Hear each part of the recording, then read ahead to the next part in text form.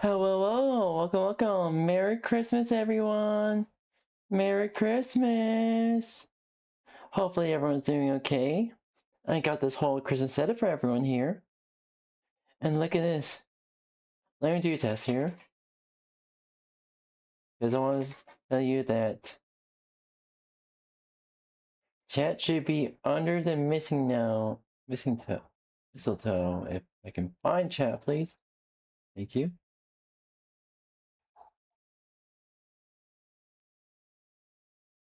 Chat's pretty much under mistletoe.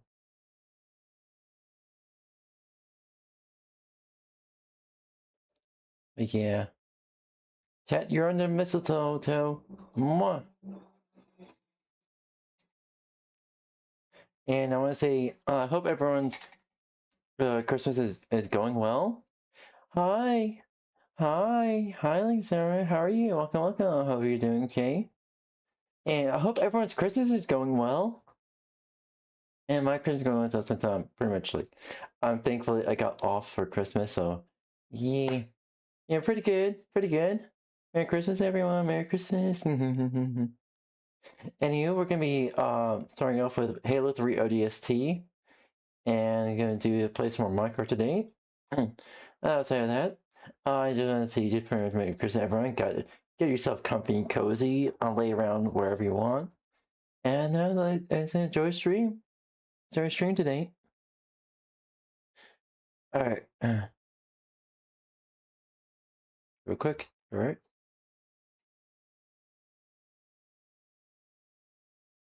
All right. Yeah, big old comfy.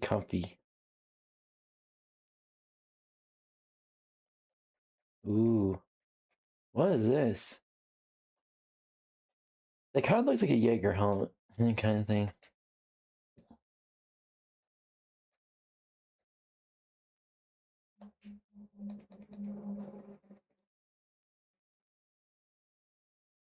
All right. You play Halo 3 ODST, and after we play Halo 2, you go to Reach, and then Halo 4. And then and then to end off, we're going to be playing cross game playoffs for pretty much every level. Halo. Alright, Halo 3 ODST. Alrighty.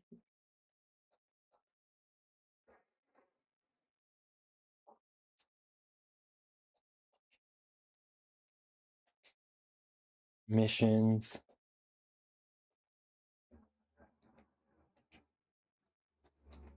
Okay, what do we have here?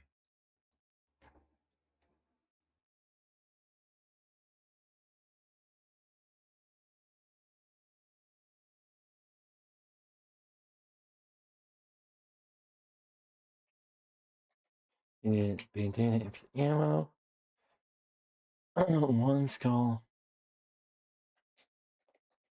2 acceleration. Increase. 5 flinches from attacks. Grunt headshots, elite glory celebration. Berkman dialogue. Punching any drop grenades.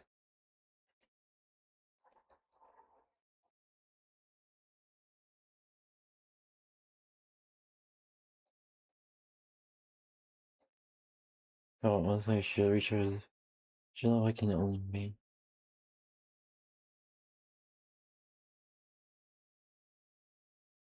Ooh, that's cool.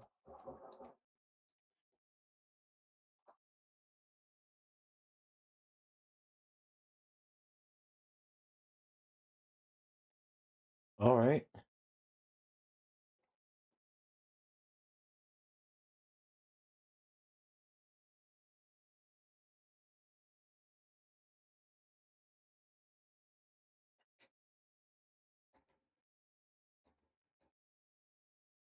Pretty much.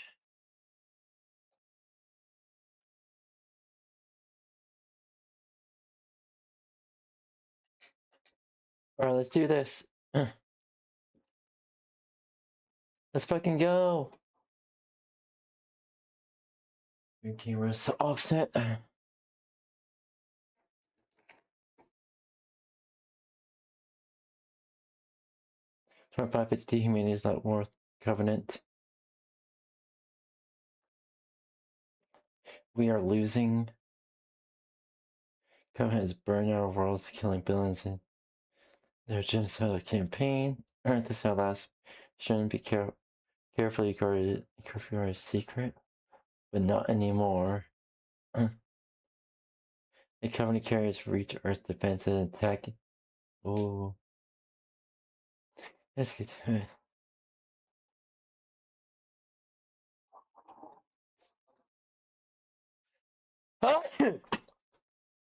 Ah, fuck.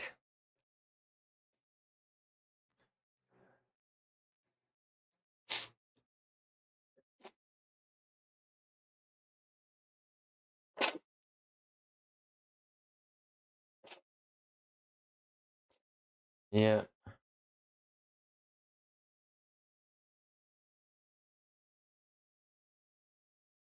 Ooh.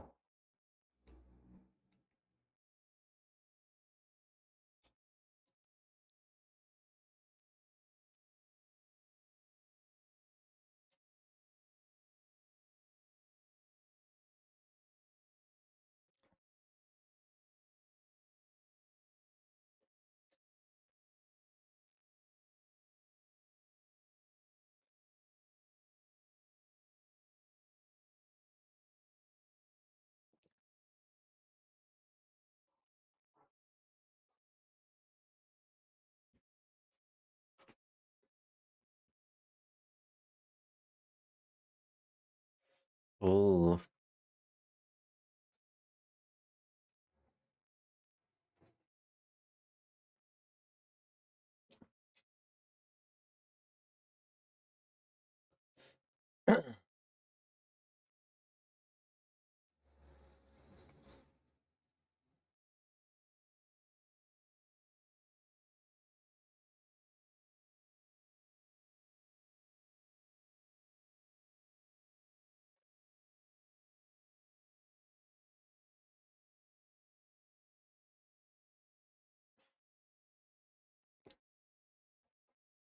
Mm.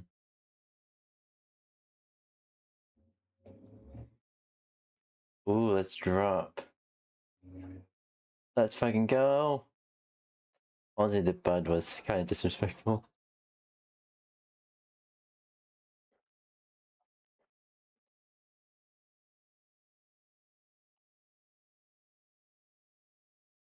Ooh.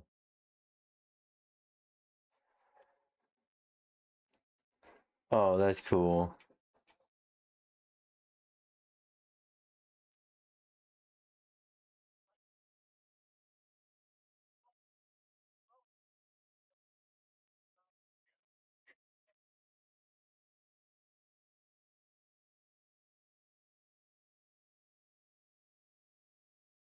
Ooh.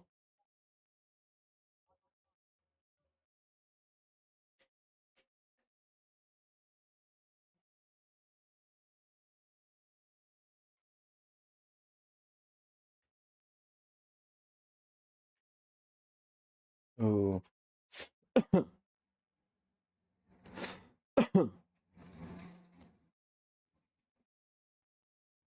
Oh shit.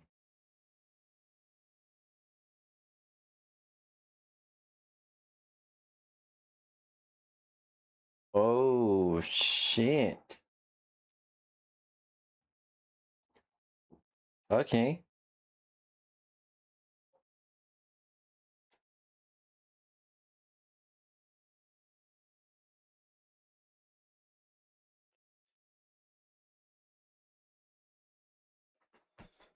Alright, why is the chat still loading on my end? Yeah.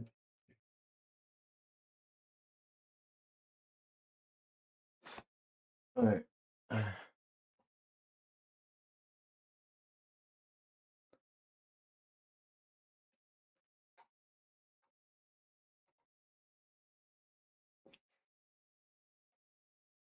There we go.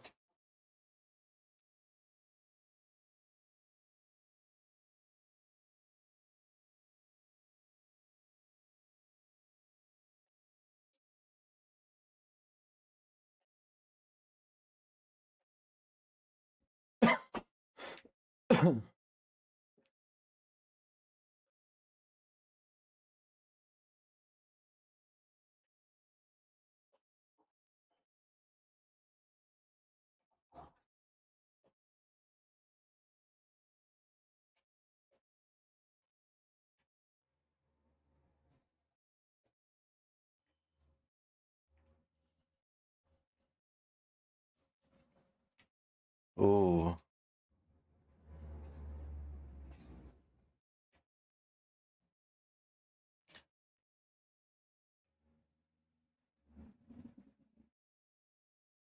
Ooh.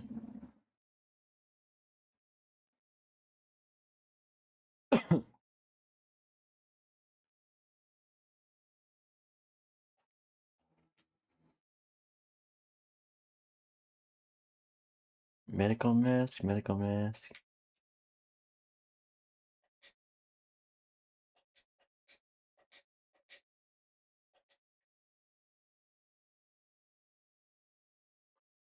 Where do I find medical mask?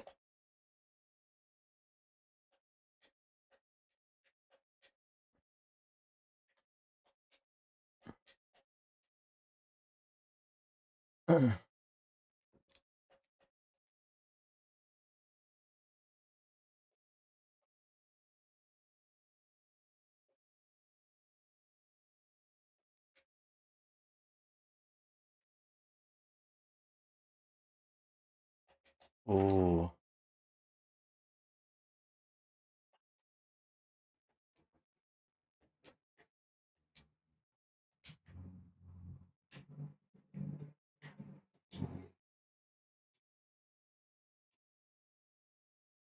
Ooh, okay, where do I go? Where do I go? I never played ODST before.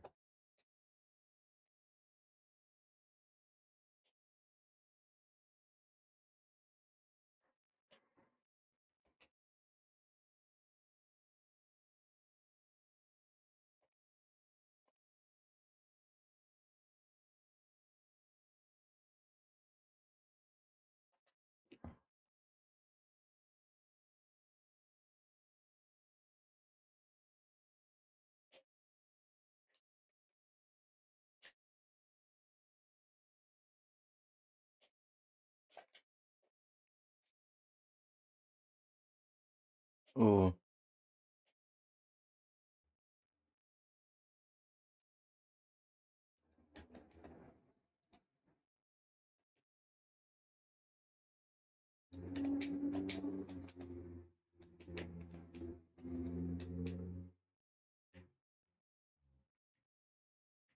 Alright, this is disorientating. Alright. Poggy's favorite Halo game on Christmas. Exactly. This is actually my first time playing Halo ODST. Halo 3 ODST, so why'd you call it Halo ODST?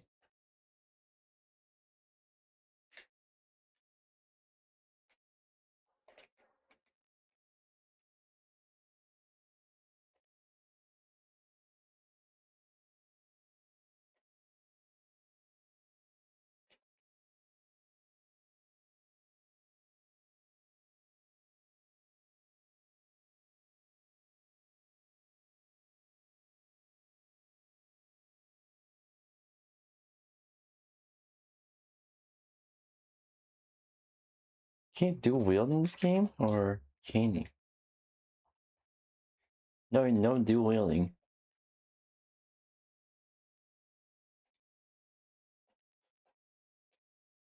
Two back to back or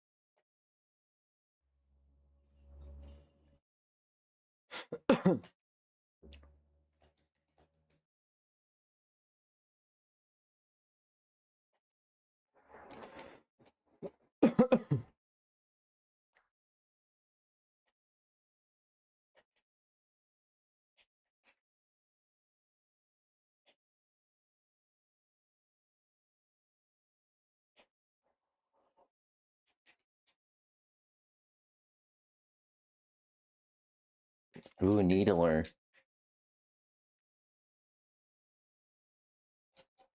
There's actually like map sensor UI is so far. There's actually like no like Jesus Christ. Alright.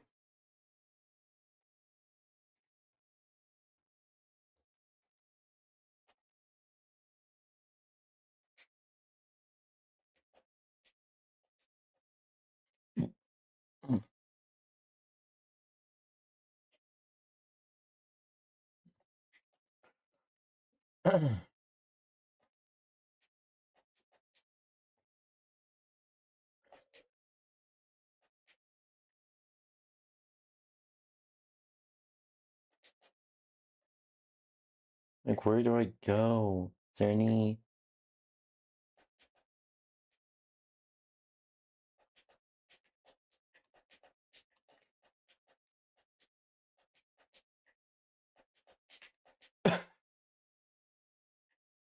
right here?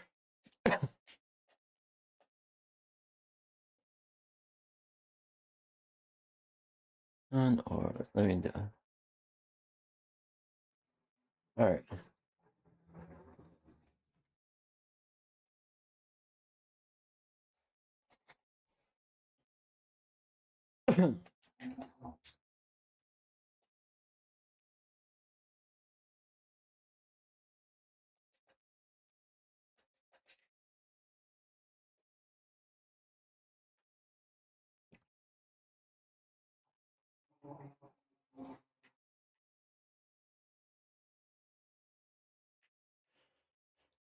Alright.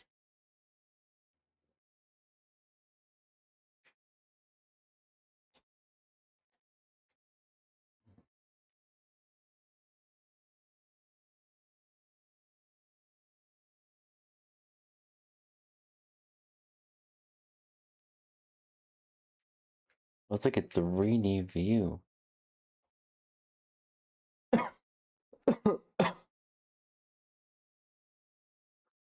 Waypoint where?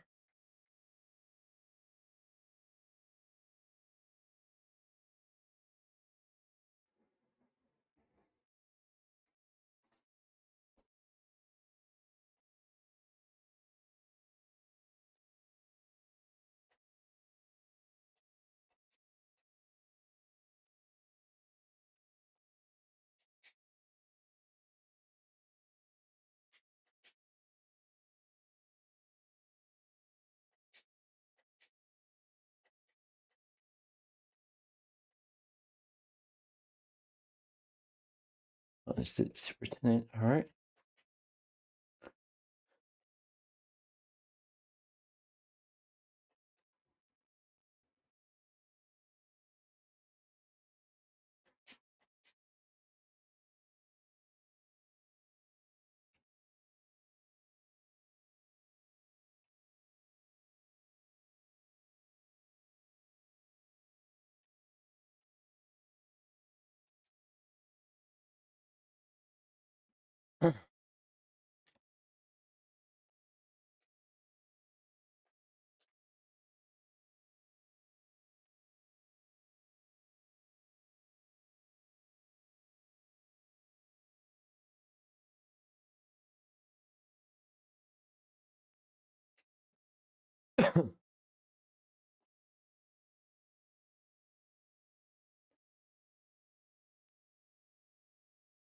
Okay, let's see here.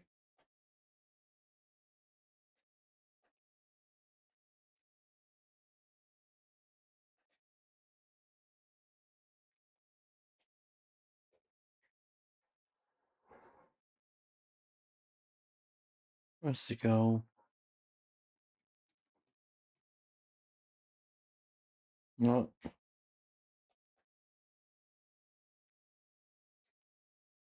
Oh.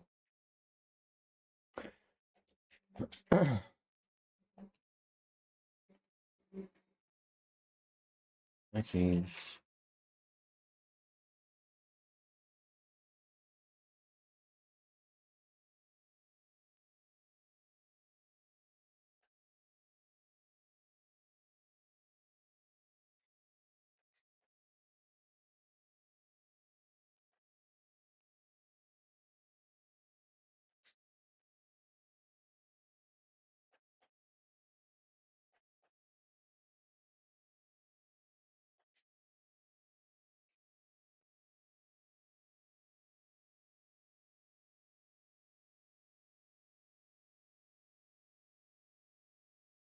Using sketch. Let's see sketch.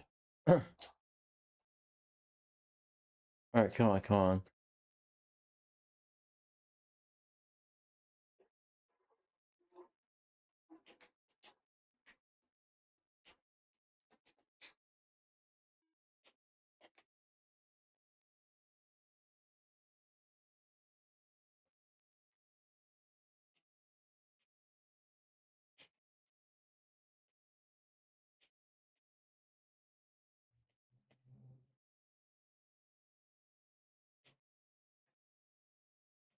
Oh, okay, okay. Ooh. Gotcha, bitch.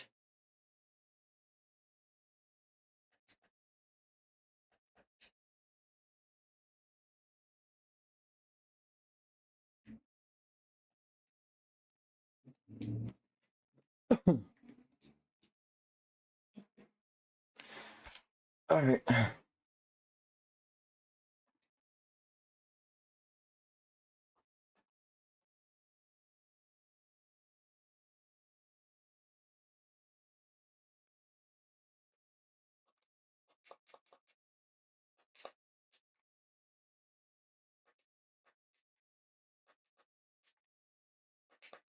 Oh, there is.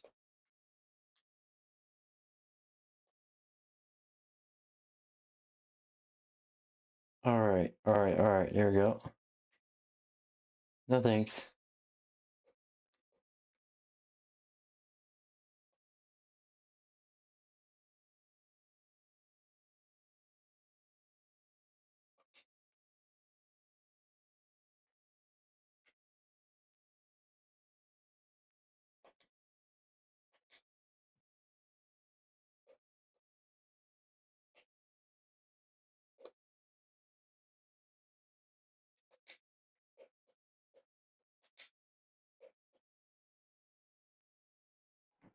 I was doing a still thing. This game.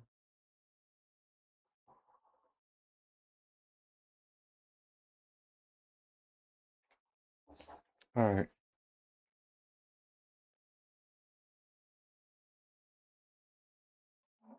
Ooh, the music.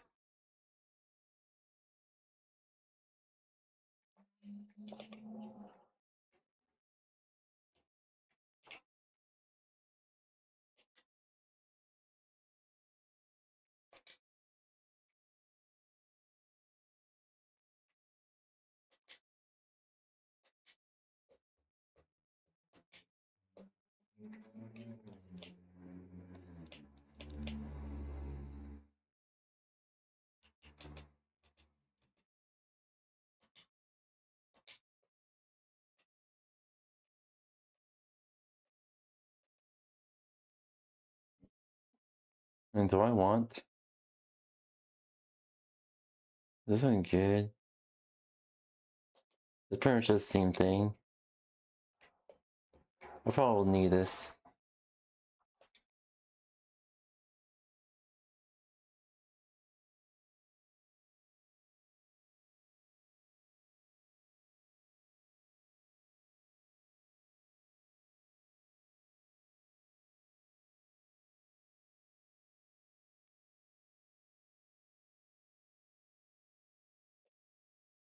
Ooh.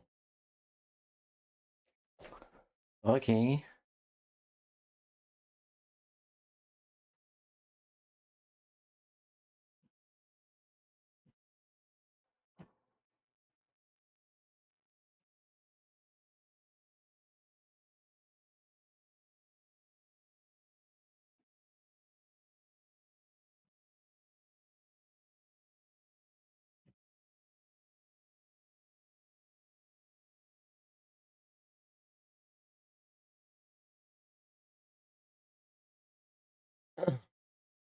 Ooh.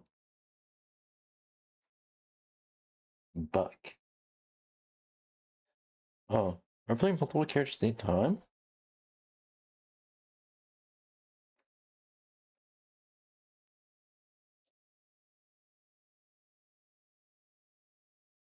Okay.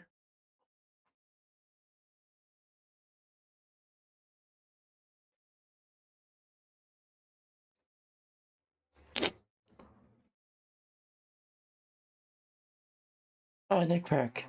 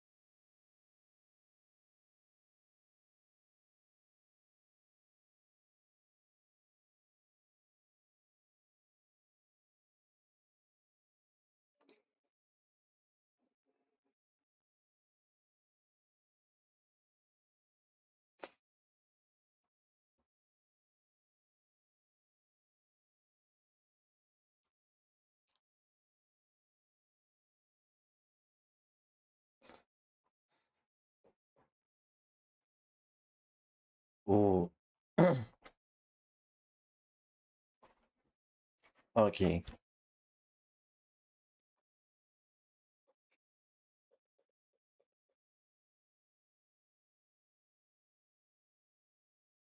Alright.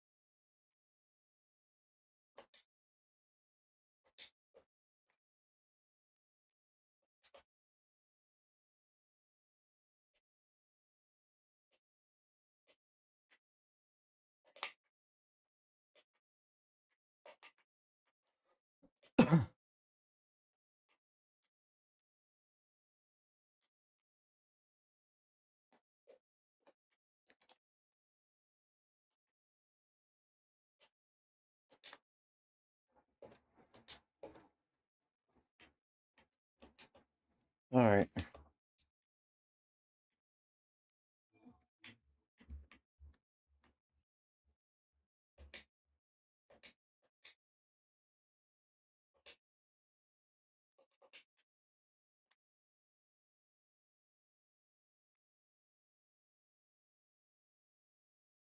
Alright.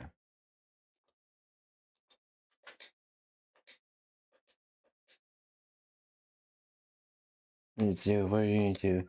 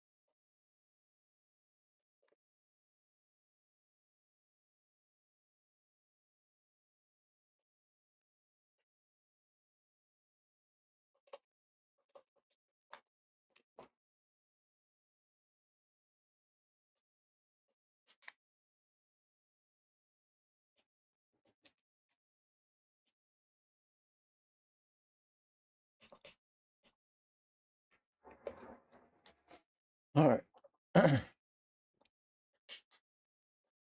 You're right. Alright.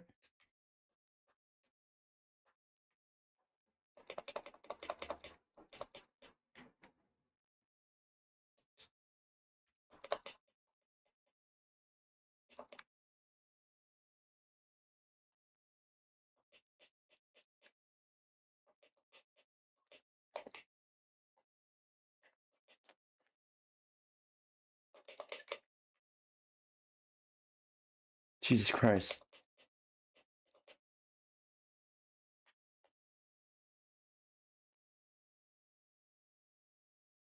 Alright.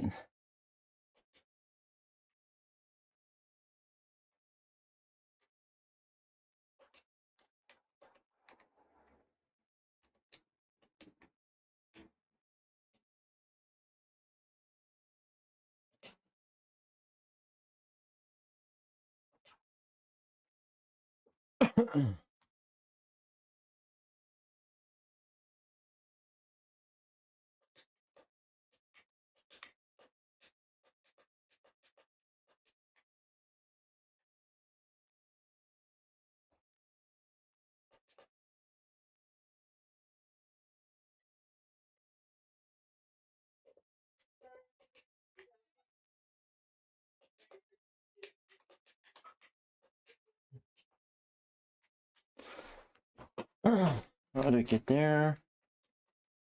Alright.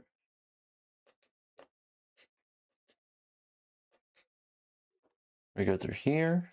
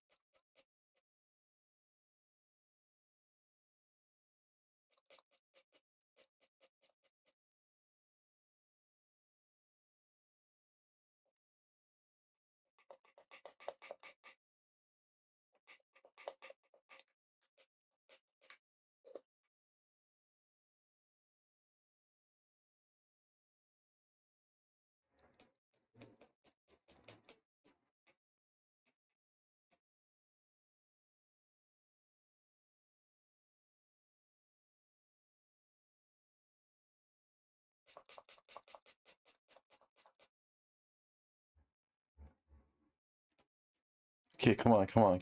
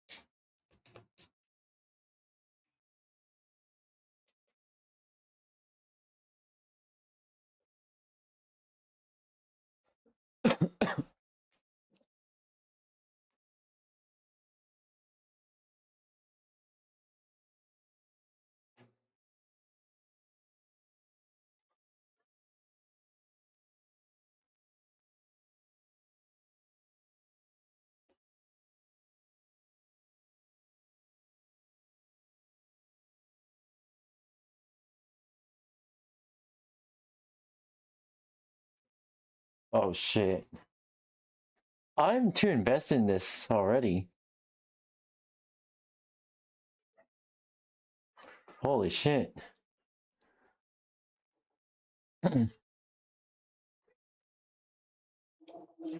Oh shit, I almost forgot.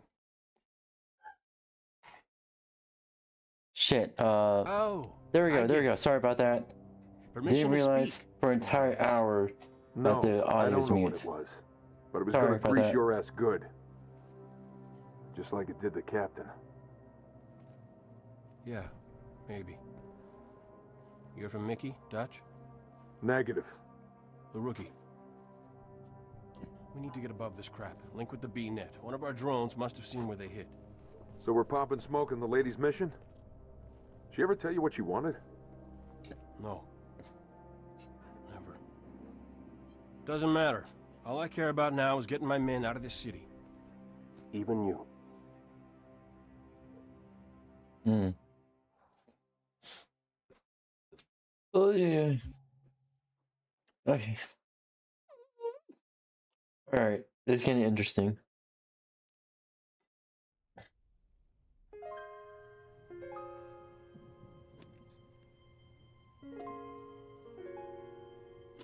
Oh shit. So, from what I'm hearing now, the rookie's only one left.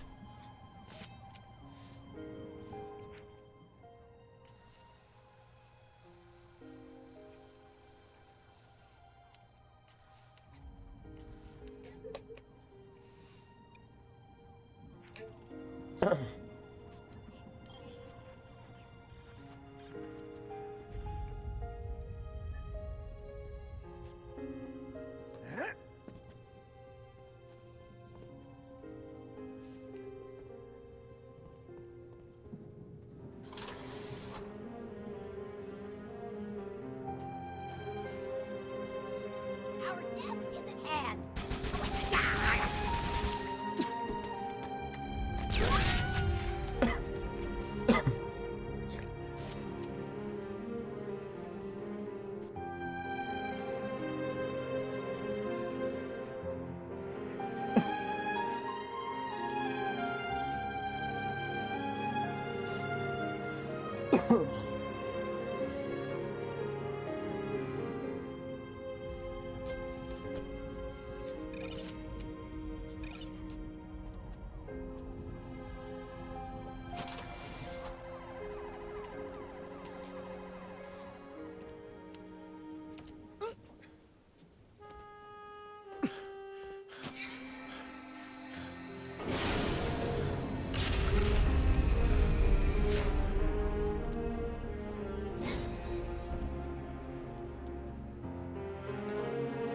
Ooh. Hold the creature still! Place the charge before I move my grip! It's on! Any human gets too close. Not dead and approved! Now do the prophet's work! No!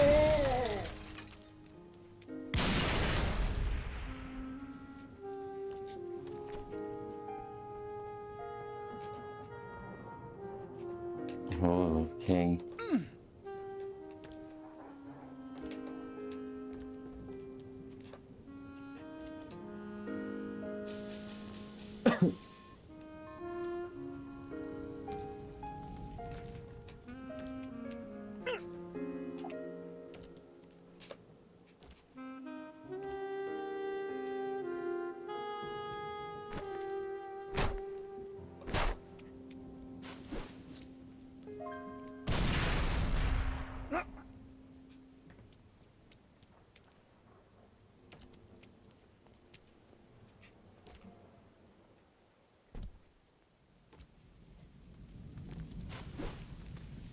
Merciful 𝙂𝙚 𝘼𝙚𝙧𝙖𝙩𝙚!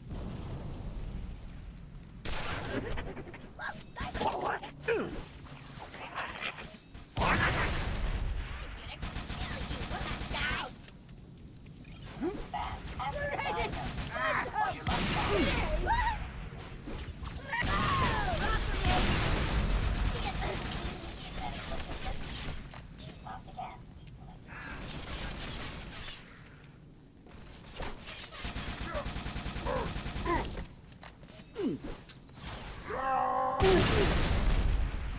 Need immediate medical assistance? Choose opt again.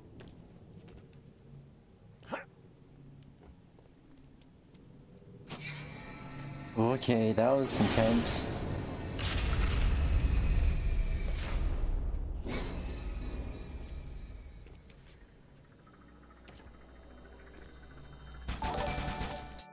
Hmm? Thank you, 𝙂𝙚𝙣𝙚. Thank you, Flagon, for following. Welcome. Hope you're doing today. Hope you're doing well. Merry Christmas. How are you doing? Hope you're doing well. Doing good? There we go. Hello, welcome. We're playing some Halo 3 ODST right now.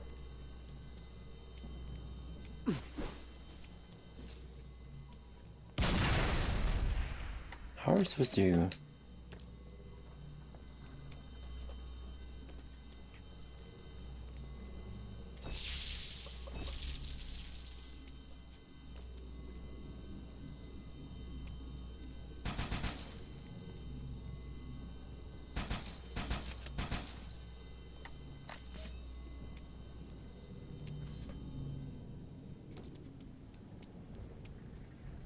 So am I at the spot already, or... Ew!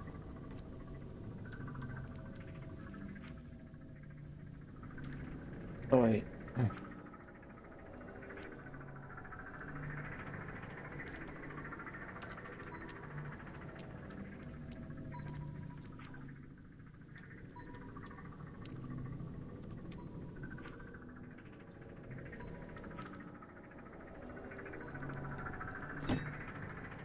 Fast, accurate diagnosis, or your money back.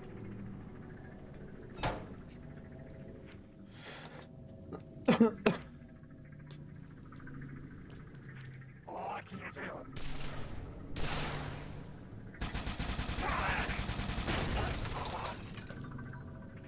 Need immediate medical assistance? Choose opt again.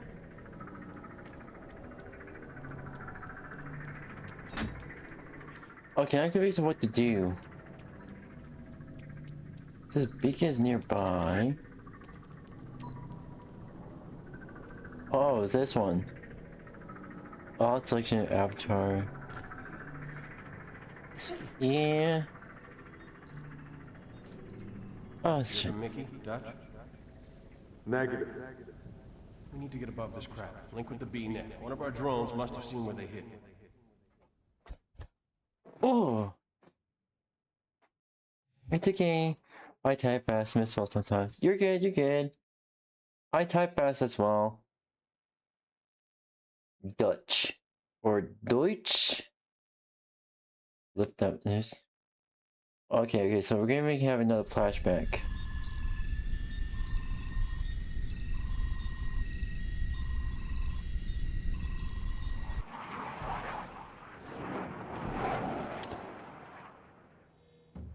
Good hunting, boys. I'm keeping my boots on the ground. Oh yes, a Spartan laser. Hope nobody crossed my stream.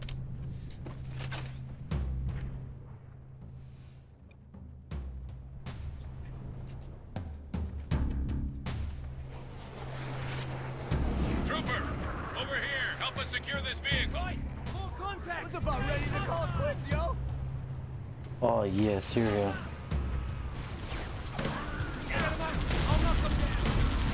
Watch that chopper. Hit it head on and it'll tear us to pieces. You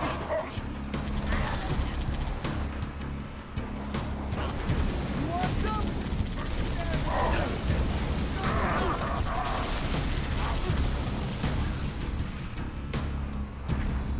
That one did. Let's do this, Trooper. You drive, I'll shoot.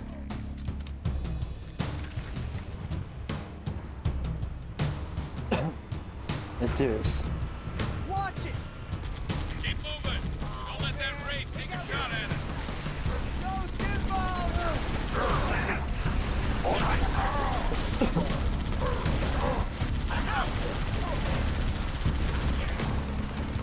He's around behind the ring. He's got less armor in back. Holy crap! This thing ripped stuff off!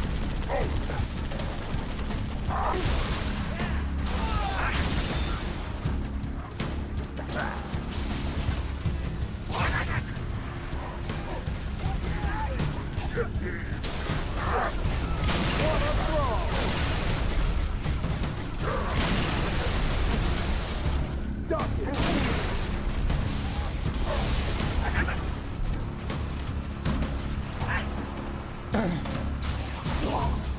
What? Sorry, didn't see you there.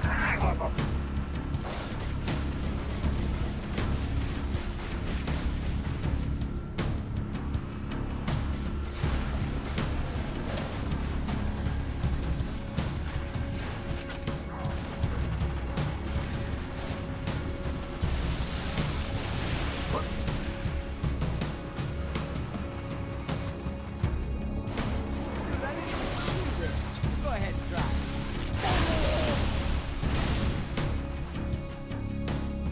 Okay. Sector's clear and we found some backup. Say again, Marine. I got drones overhead and Odie brass yelling in my ear. ODST reporting for duty, sir. I had to. What did you say? You mumbled a bit. I don't know. I saw the last message. So is this blind? Yeah. I played pretty much up to from. I played Halo CE, Halo 2, Halo 3. Only games I haven't played personally is Halo 3 ODST, Halo Reach, and Halo 4. So since I really didn't own a Xbox 360 myself, I played. Only reason why I was able to play Halo 3 is because of older siblings. That's about it. Head to the park to my second platoon's location. They're taking heavy casualties. Need immediate assistance. Roger that. I'm Oscar Mike.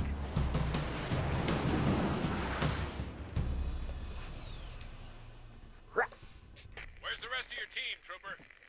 Scattered. Dead. I don't know. That's too bad. We're gonna need all the men we can get. Lol. Also, why are you trying to Halo? Yes, but it's also very tempting. As an OG Halo player, it is very tempting to fucking nuke your entire team. Even my older siblings did it, so it's tradition.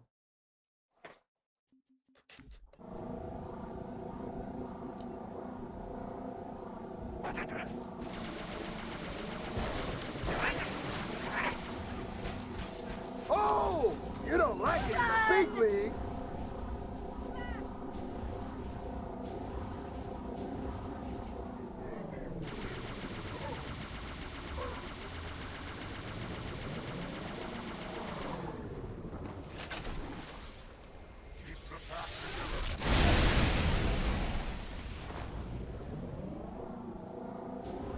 Let's go.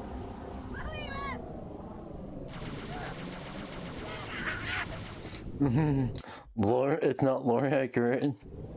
Who cares about lore accurate? I'm the Master Chief, god damn it. Hoorah! Hurrah, motherfuckers.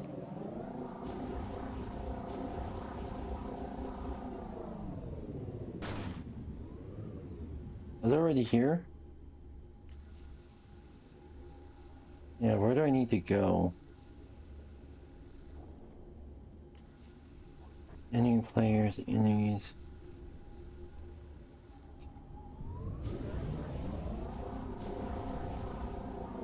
You passed the dead. You passed the dead zebra. Dead zebra.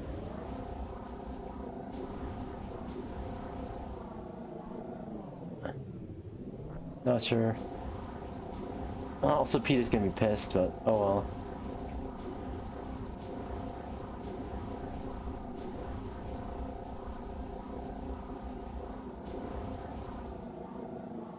So I've been here before. I'm going backwards at this point.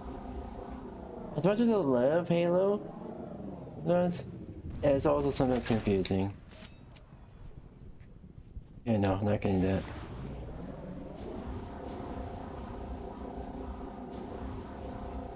Alright. Covenant killed the zebra and oh yeah. Alright. Also, I'm British. I usually know where I'm going most aliens, but it is...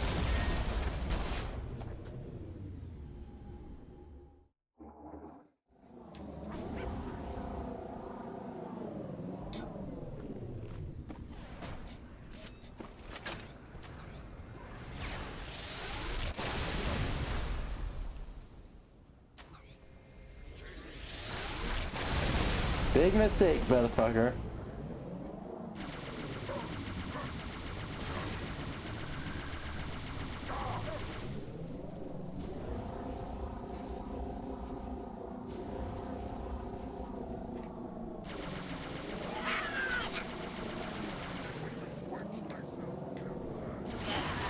Roll over, Mike Foxtrot, and get yourself foxtrotted.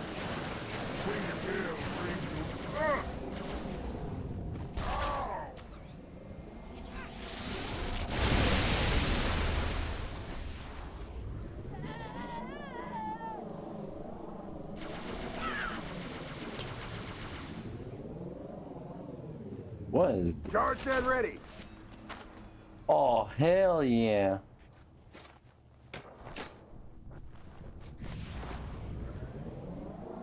Let's go. I know plot hole in Halo 2. Halo 3 ODST takes place same city as New Mos, right? Halo 3 ODST supposedly like takes place between between Halo 2 and Halo 3. That's what I got from it. Cause I'm confused about where Halo 3 actually like where like when it takes place.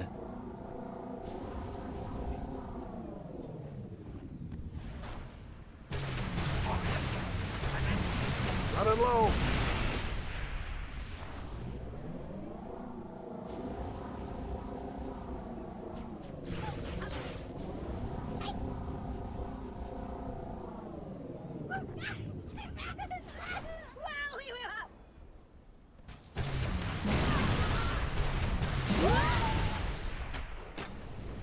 Swapping mags. Dropping mags like it's crazy.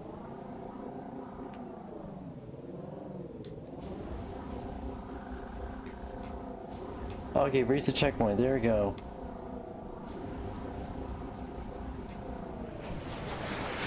Charged and ready.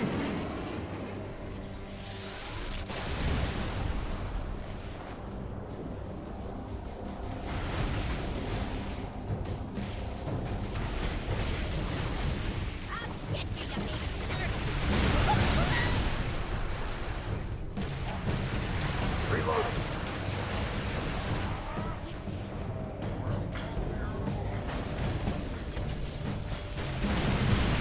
That's it.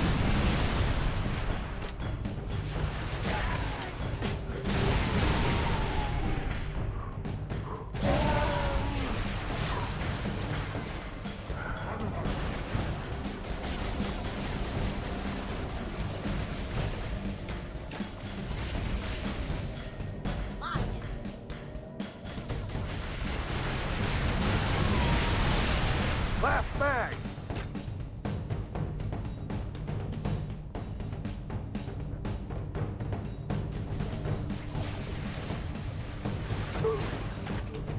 Oh shit. Oh shit.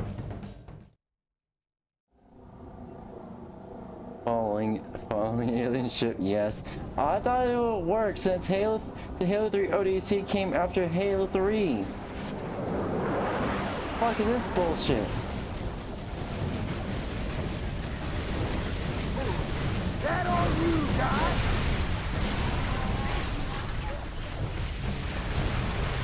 Low on ammo.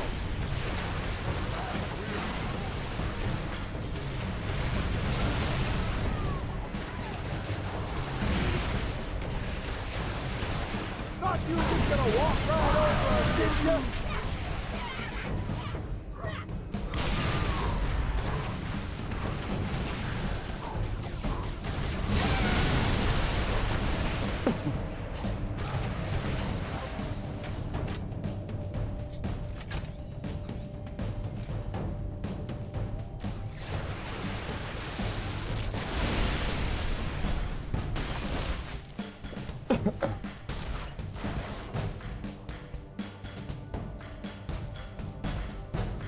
He's just running away.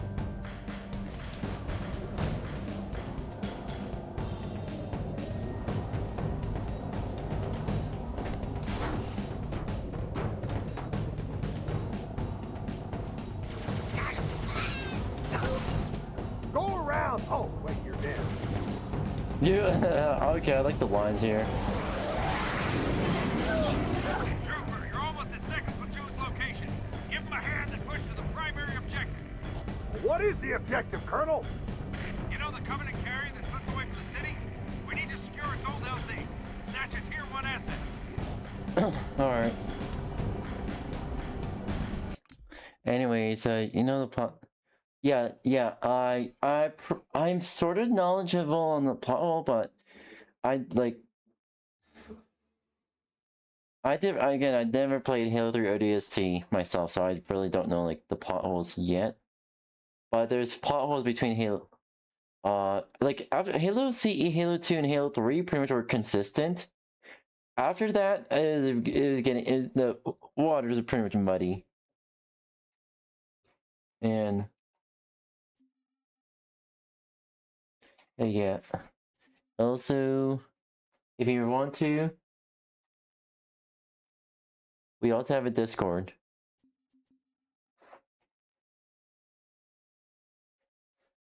Alright.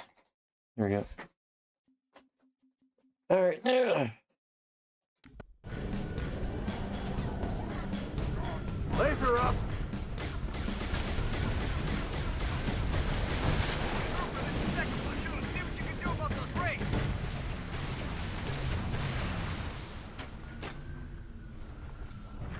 Where's the Colonel? He's down near the Covenant LZ. Once we clear this enemy armor, we can roll across the bridge to his location.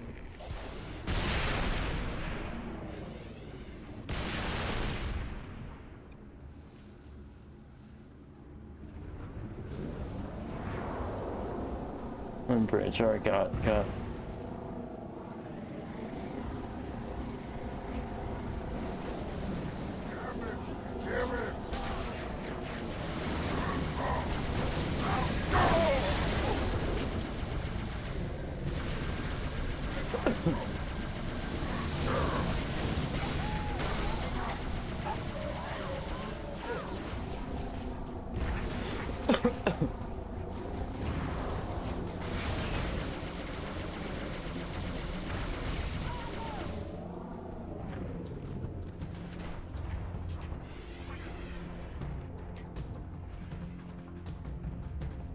Alright.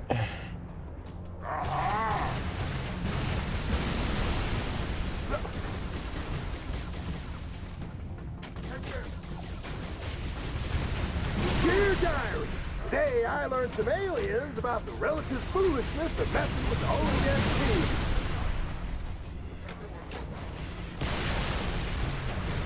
Cover, reloading. Oh, what a throw!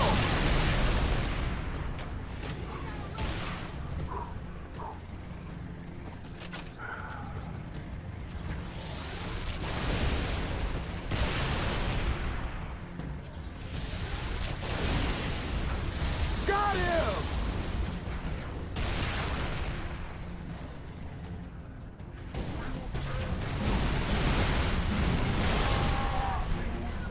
Take your bags. If you see red, move. Exactly.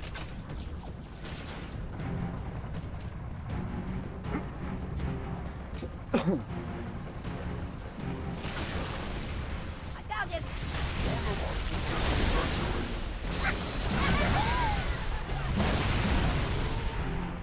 Trooper, drive towards the What, space elevator. scared? We'll lead you to the bridge.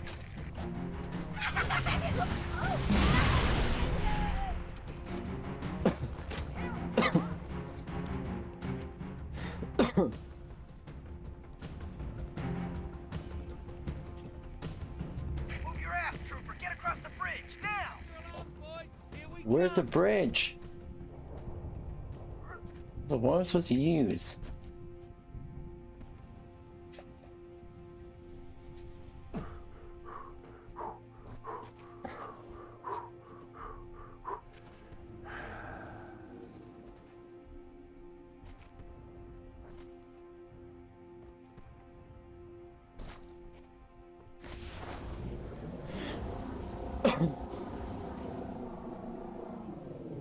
Things just got interesting around here.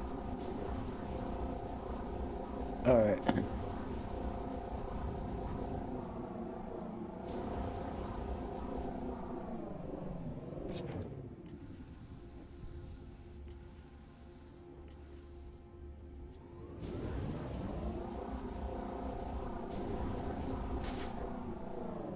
Hoorah!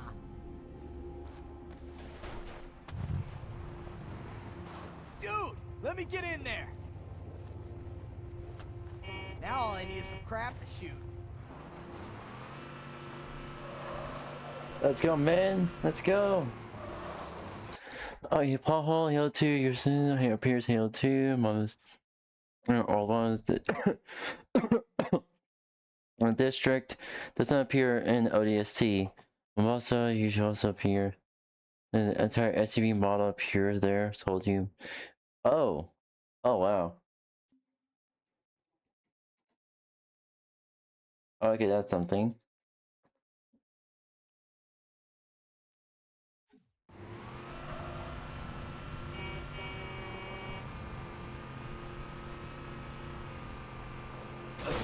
You crazy? You killed one of us! I'm using the way. I didn't see him there. Okay, I see it, but where am I, how am I supposed to get to it? Oh, there it is. There's a plot twist: Rookie is the Master Chief.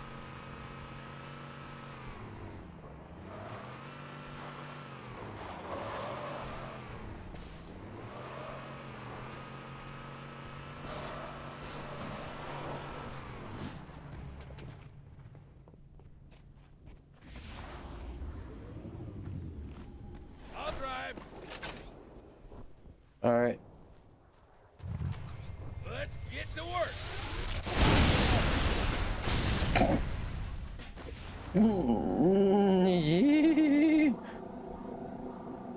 Oh yeah, things like that. As soon as I pulled the Spartan laser, y'all knew what was gonna happen.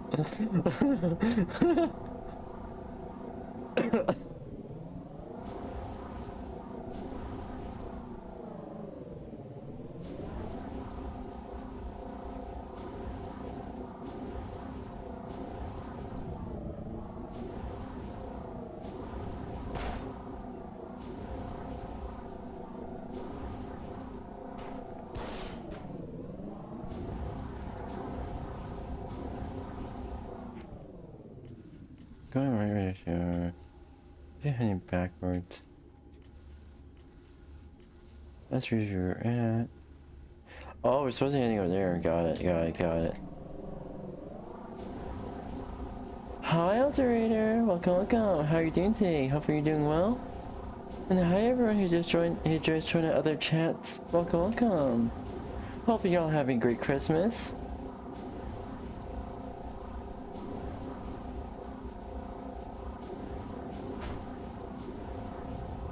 Doing great. How are you? I'm doing good. Okay, if I'm...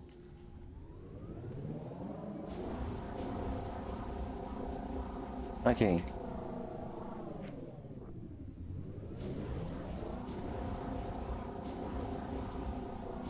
Just try to make my way over to the bridge. There we go.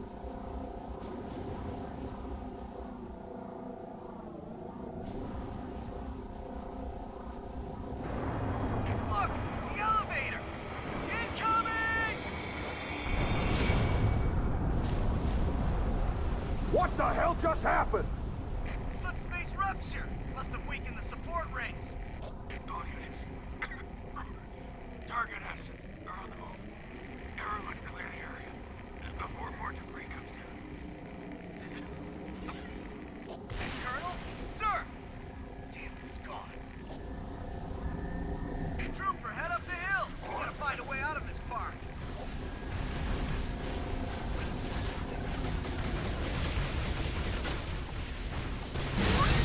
Target down!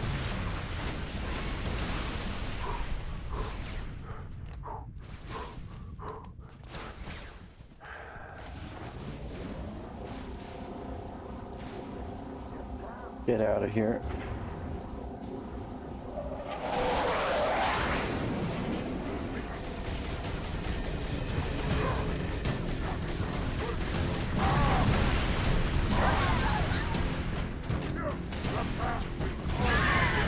Got him!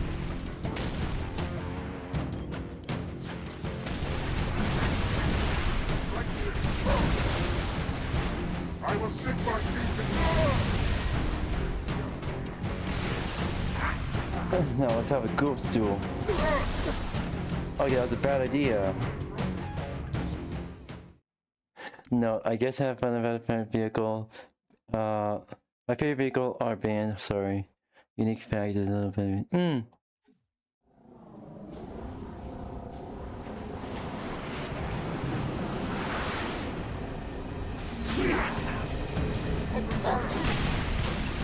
Gotcha! Oh, sorry, didn't see you there. Well, this is a pleasant surprise.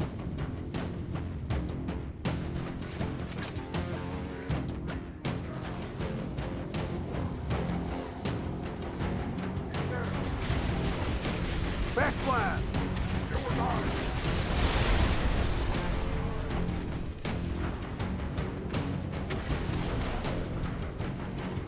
Bumping bags. Running low. I hope you fellas got return tickets, because otherwise you're going home in a cosmic ambulance.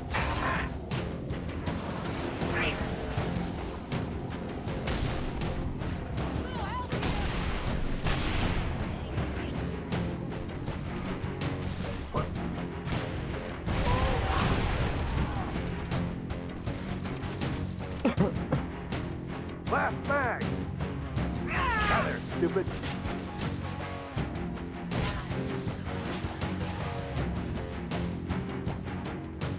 Okay, now back on my ghost.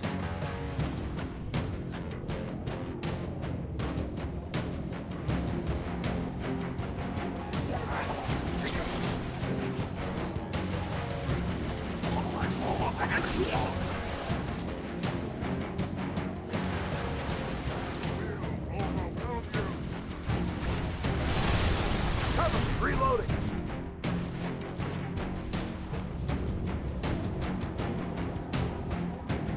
Anyone else? Hoorah!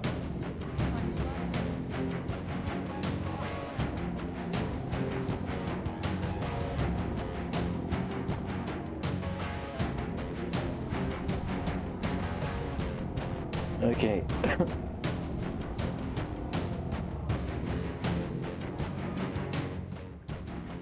Anyone else are supposed to go, or?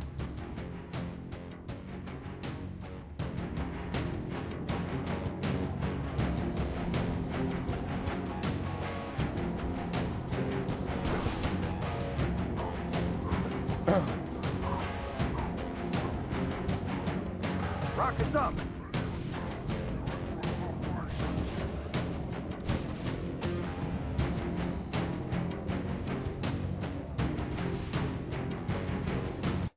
Alright, have a good stream. And happy 𝙂𝙚𝙣𝙚 Xmas. Yeah, thank you. Happy Merry Christmas. Have a good Christmas. Mwah. Love you, Blitzies. Alright. Alright.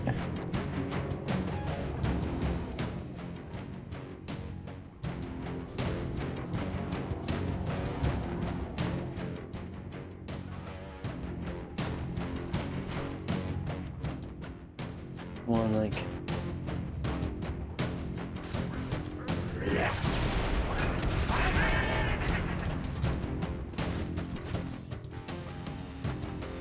That it?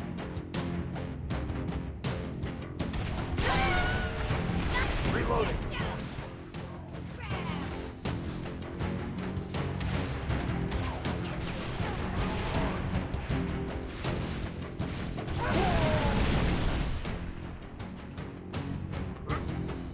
Can't blame him for being scared.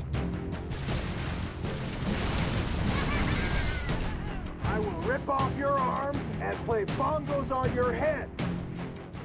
Exactly.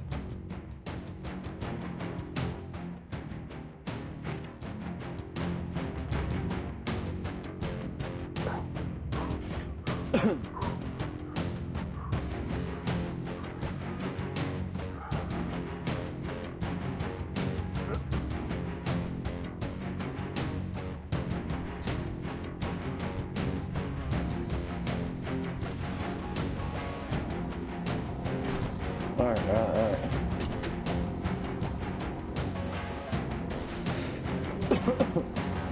Where are we supposed to go?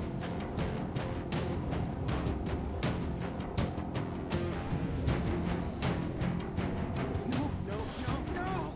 You're not listening. It's a zoo, okay? Well, technically it's a corporate-funded wildlife reserve. Semantics! This whole place is one Last bag. big cage! Listen, Marine, you...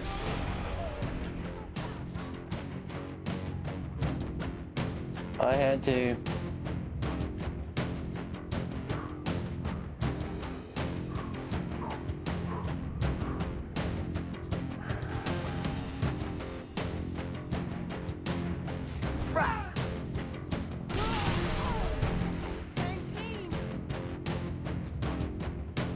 Yeah, but where am I supposed to go?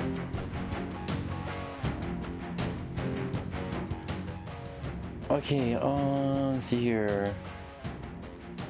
There's an enemy there.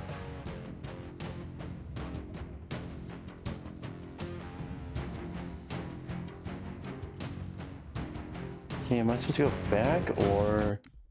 Anyway, am I supposed to go back, drive up and out of the park?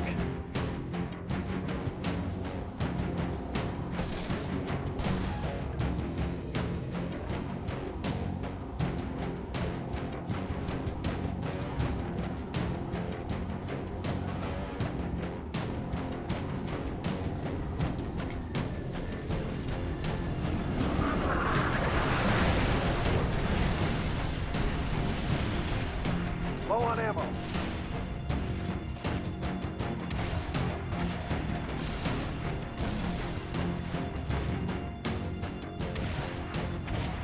Reloading.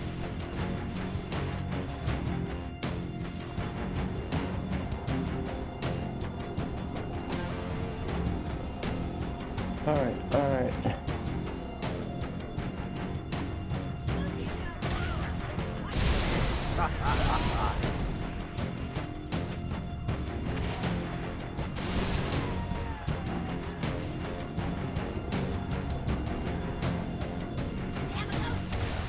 Reloading. On my last bag.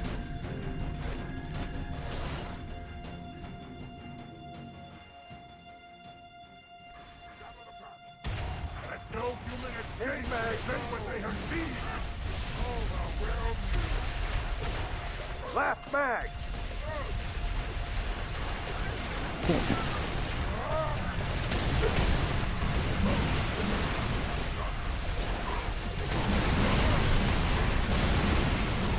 I can't get out of here.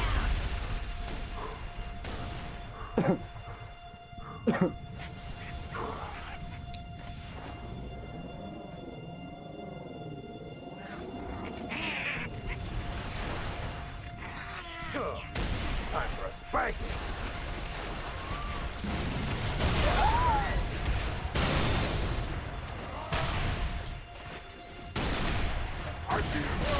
Hoorah!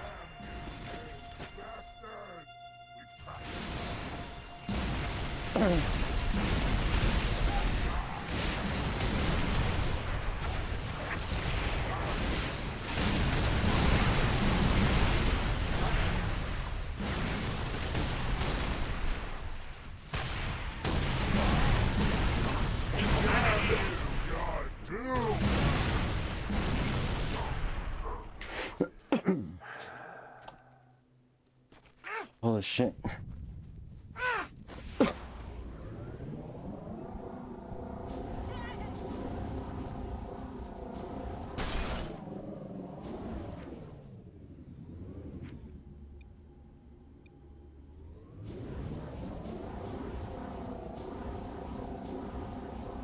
Found a hole in the wall, trooper. Drive right through it.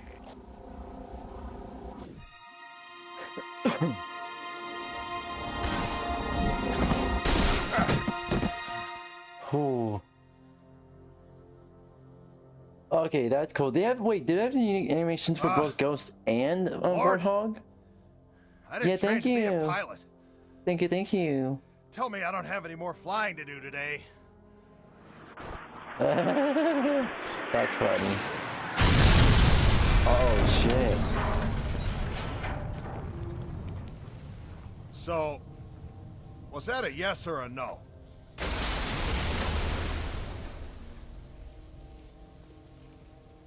Amen.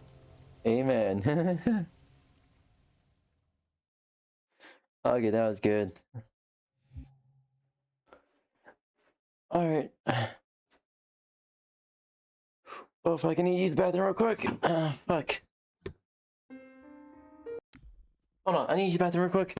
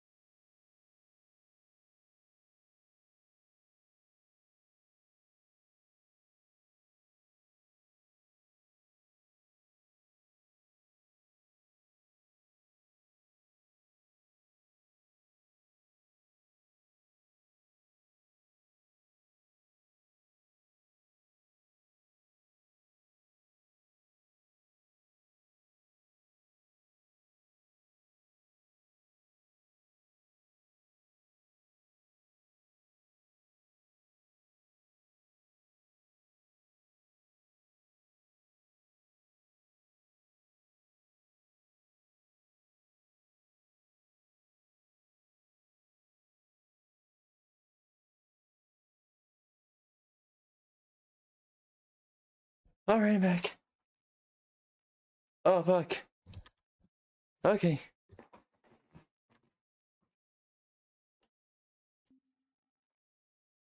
Okay. There we go. Oh, shit.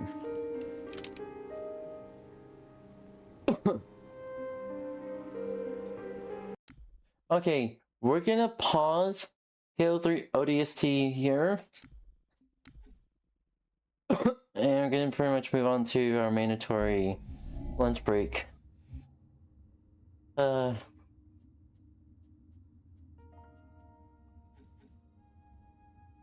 Campaigns.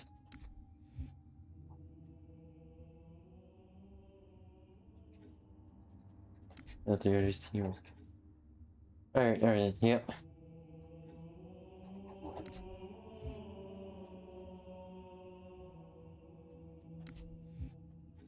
Most of these were Halo 2 stuff.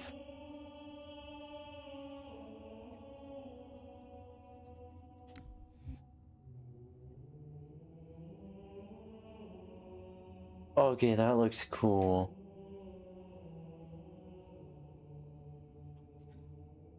That looks cool. What about this one? Yeah. Anywho. Yeah, I can confirm. Alright. Alright, and now back to our stream here. Yippers. Hey, did anyone get like anything for Christmas? Anything at all? Ta-da! Okay, let me.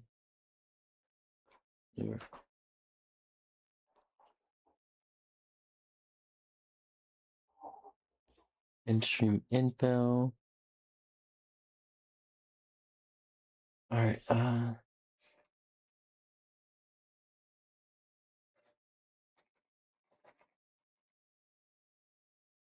love the what? Honestly, I already have the best Christmas gift ever, and it's streaming and hanging out with chat. That's the best Christmas gift ever for me.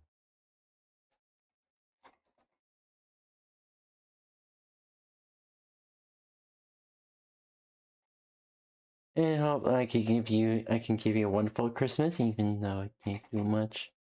I hope we can give you a wonderful Christmas anyways, chat. Ta-da! Here we go. Alright, there we go.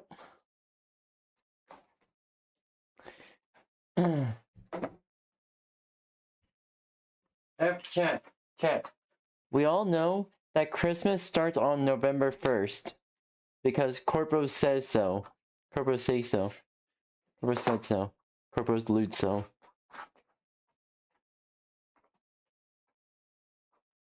Okay.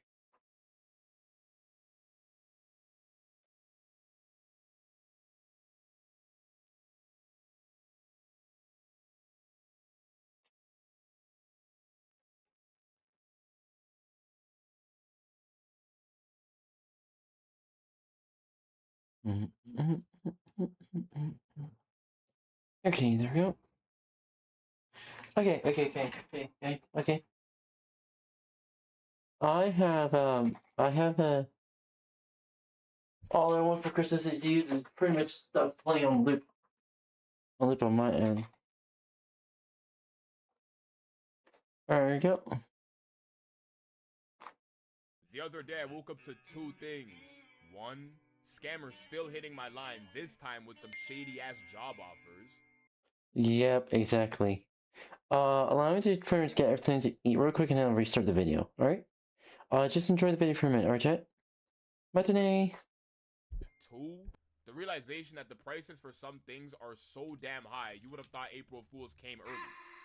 At first, I thought to myself, damn, inflation must really be messing with everyone right now, huh? When I started to realize that this may not be a matter of inflation, but rather some companies just getting straight up greedy. Back in the day, companies used to practice this thing I like to call giving a in which they would actually care about their customers, or at the very least try to pretend they do. However, we're now approaching 2026, in which I'm learning some companies clearly couldn't give a about their consumers, and at this point, they ain't even trying to hide it. Recently, it's become a trending topic that computer parts, specifically RAM and graphics cards, are costing cartoonishly large amounts. For any of y'all niggas who aren't familiar with computers, the RAM is basically the part that actually lets the CPU, aka the brain of the PC, do shit without blowing up, and the GPU, or the graphics card, helps the computer process any visuals. In other words, they're both extremely important, except that never mattered. Because barely even 1 year ago, you can get 2 sticks of RAM for roughly $100. I dare you to try and do some shit like that today. You'll be paying damn near 5 times the price. And literally a couple days ago, Nvidia came out saying they're expecting to cut their graphics card production by 40% in 2026. So if you're anything like me and your PC isn't the newest, you better hope that bitch don't give out soon. Alright, China, I'm because you may back. genuinely have to sell a limb to buy a new one in the future. And to absolutely no one's surprise, we all know who's to blame again. Since there's only a few manufacturers who are actually responsible for producing a majority of these parts, due to AI's recent boom, for some reason they all collectively thought it was a good idea to shift its production from being consumer-based to just corporate-based. Cause I mean shit, when a small percentage of people hold the majority of the wealth, you may as well cater to them cause they finna pay you more, right? Like, that means these niggas sat down at a meeting and it went something like, Yeah, bro, the AI boom right now is massive. Lots of money to be made. Yeah, I agree. We should definitely try to make a monumental pivot here and really capitalize while we can. Definitely Man, it's rather take sucks. time to leverage our position.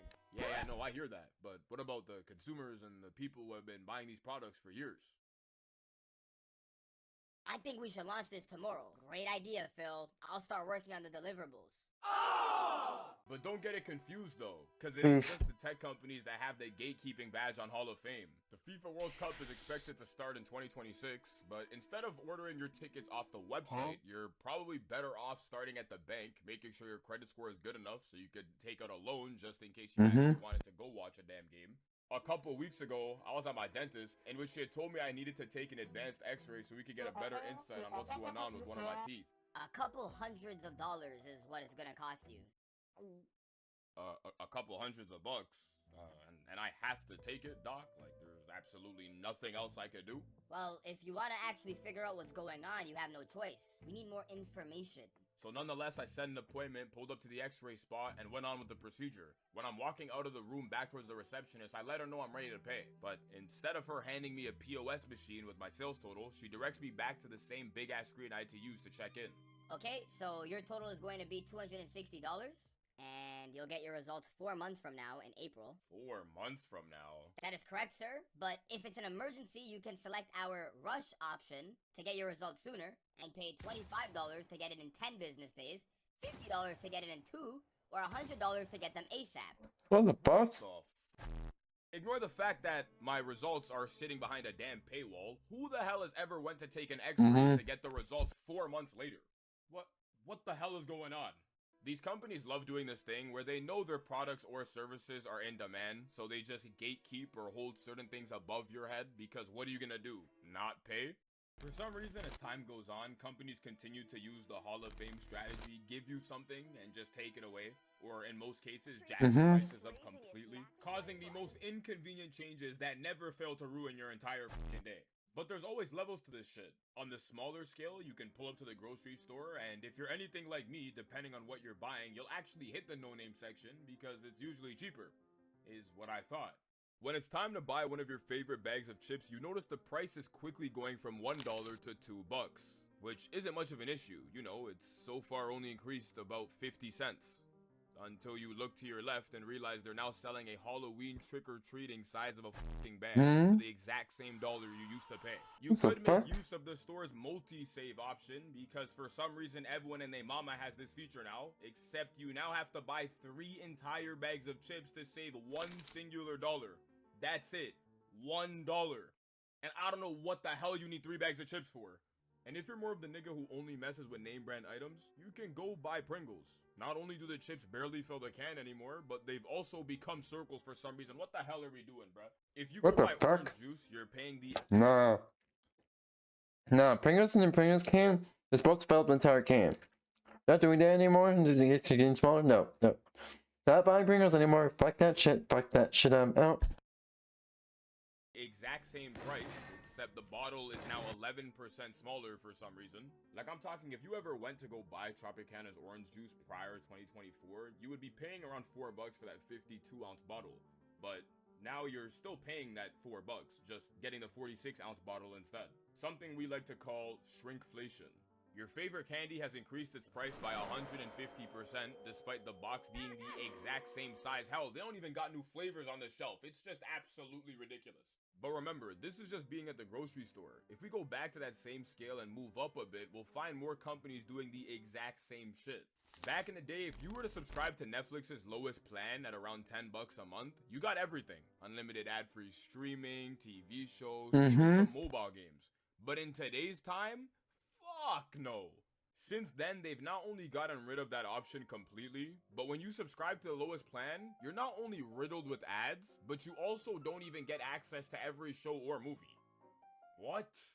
I'll never forget the time I was watching a show with one of my boys in which out of nowhere the screen just disappeared for some reason.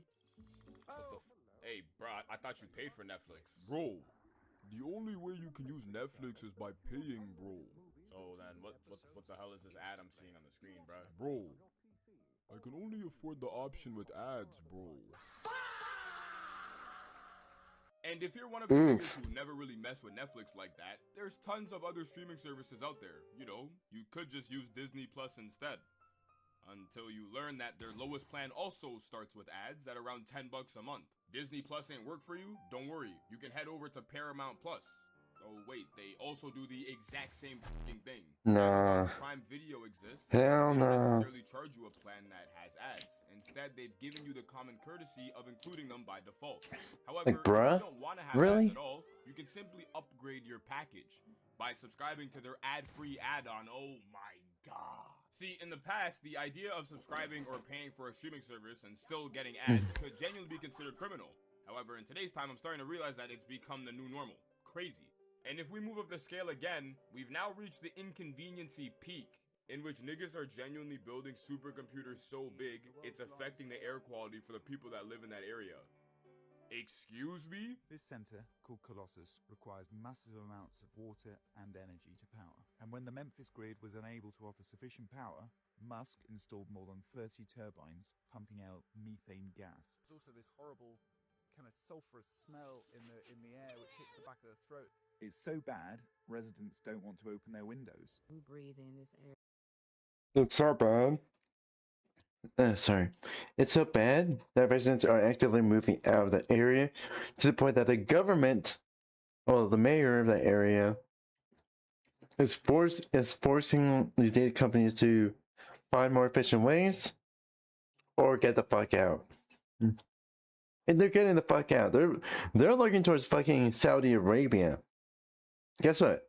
Those data centers need to be cooled down. And guess what?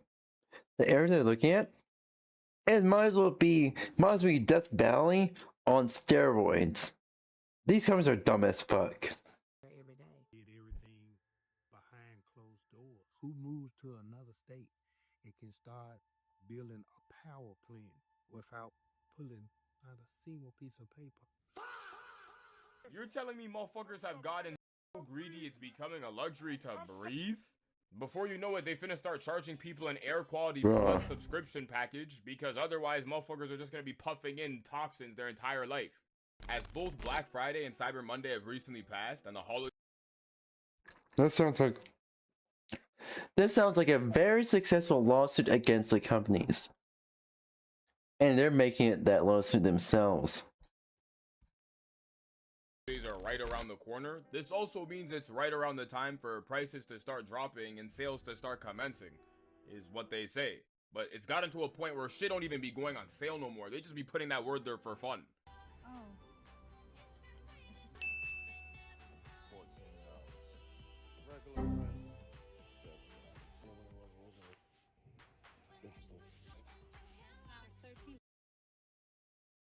Yeah.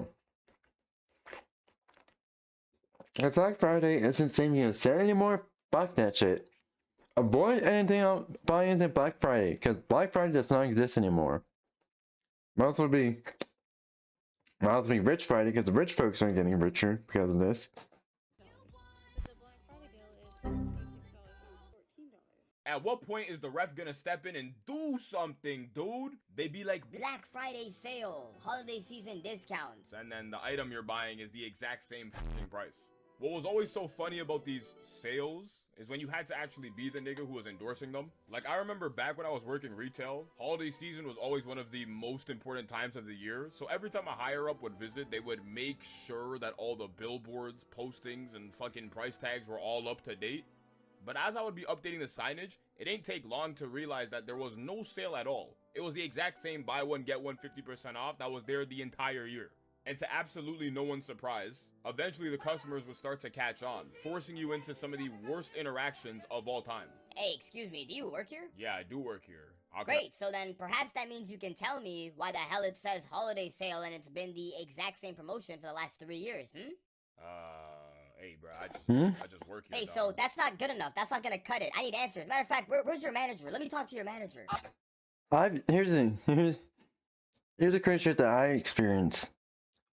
So basically, there's some, so back when I was working for a gas station convenience store, there's a motherfucker who's willing to put his hands on me just because I was trying to explain to them that one of the pumps was not working correctly, and we were about to put on a signage bag saying, "Hey, this is out of order. Use another one." This motherfucker was willing to put his hands on people and shoot up the goddamn place. So I noticed he had a fucking gun holster. Not sure whether the gun was loaded or not, so I was being careful. And pretty much, I'm not sure what this happened, but we had to call the police. Yes, obviously. What the fuck? Oh my fucking god. Access to things, more greedy. Let me talk to your manager. All in all, we gotta be living in one of the greediest of timelines. We got hella companies that are straight gatekeeping our access to things, motherfuckers making the most inconvenient of changes, sales tactics that don't actually consist of any sales at all, blah blah blah. Corporate greed is genuinely at an all-time high. I mean, you tell me, do you think the reason why corporations are so greedy nowadays is because they aren't making enough? Or is there no such thing as enough, and that's why it seems like they're always hungry? That's never enough. Mostly because of these shareholders who want to make more and more money every year. It's gotten to a point that I don't want to buy anything, and I have to buy shit. It's gonna be the most basic shit that I need. And that's about it. I'm not buying anything else. Fuck that shit. I gotta cut this shit off again, man. I'm starting to sound crazy again, bro. Kiss that. Kiss that.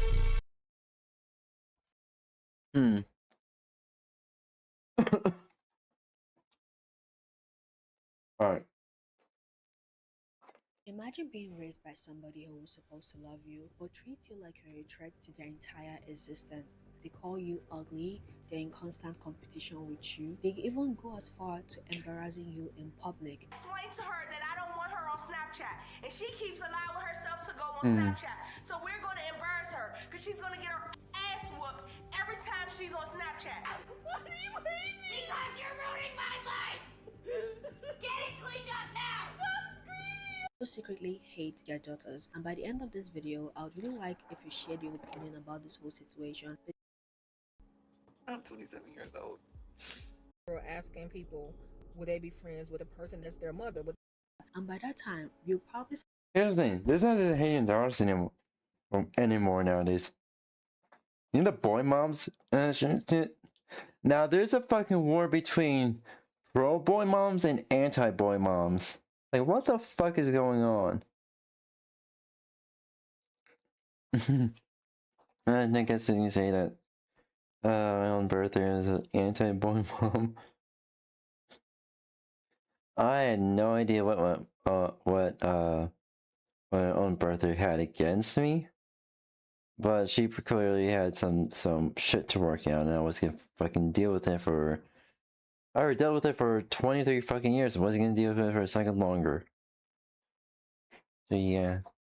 Start hating your mom. And the more you listen to those comments, the more you realize that this isn't just a one-off situation. It is a pattern. And that pattern shows up in different ways mothers project their insecurities onto their daughters. So my mom hates. Not only that, but also onto their sons as well. Like, I don't fucking understand what Bertha had against me. He said, "Oh, why did you mean with this and that?" And it's like, I was like, I didn't understand. I didn't understand what she wanted, what she would do, or whatnot. I was just a kid back then. I didn't understand why my mom supposedly, uh, uh, supposedly hated me. Some guys like resent me and stuff like that. And I guess some from like not living up to her expectations and whatnot. This is all kinds of bullshit. And like, here's the thing. Occasionally, like I think it was the first year, I was bombarded with phone calls and emails to she pleading me into come. I was like, nope. I was like, nope, I'm not dealing with this. I didn't contact her for like until like recently, only because my I didn't tell you, my health insurance is being a fucking dick to me, and I had to call up my birther's employee insurance, say, hey, what the fuck? I had to call my insurance, get that letter over to employee insurance, and get the employee insurance letter of termination back to my insurance, and then they reinstate my insurance. Fucking yeah, insurance is fucking hell. At the same time, I'm willing to sue the birther's employer insurance for pretty much forcing me into a potentially dangerous situation. It's like, oh, we didn't know, blah, blah, blah, blah, blah.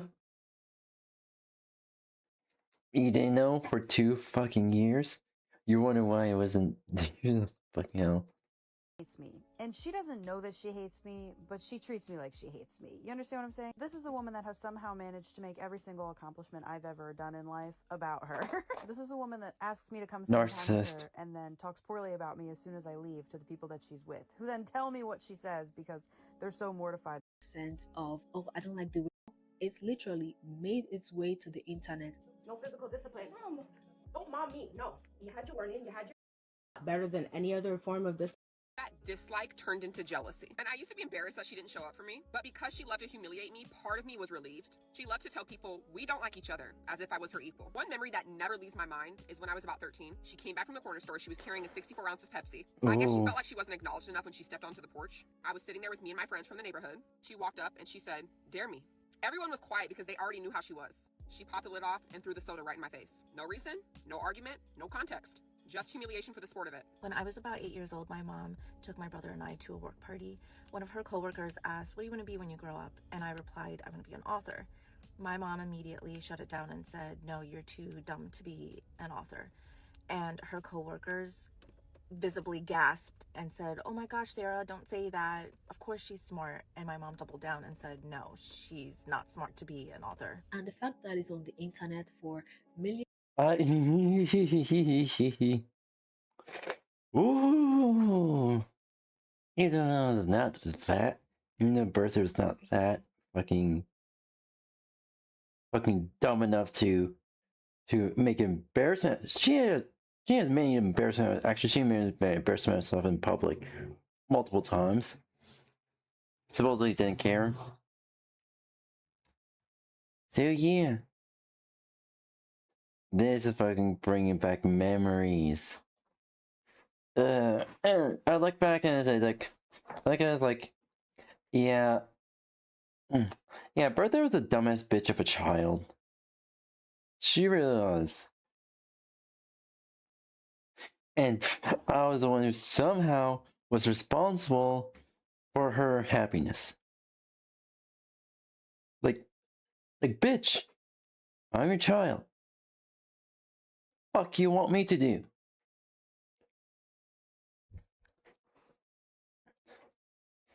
And types of parents who claim that just because they raised you, you owe them everything now. Like, what the? Like, what the fuck?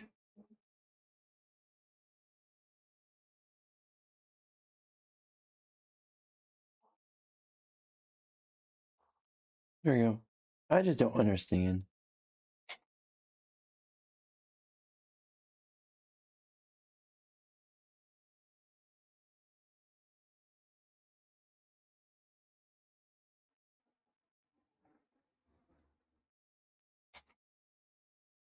I just don't understand. Millions of people to And I'm see never gonna possibly understand. is what even makes the whole situation worse. Which leads me to my next point about humiliation. Because humiliation doesn't just happen at home anymore. Sometimes mothers bring it on the internet for some reason. I have no idea. Like in this video, this mother had the Mother brought on the internet. CPS got called on her. She got fucking charged. And she said, "Oh, I'm the victim. Police are abusing me. Blah blah blah blah." Yeah, she's a bitch.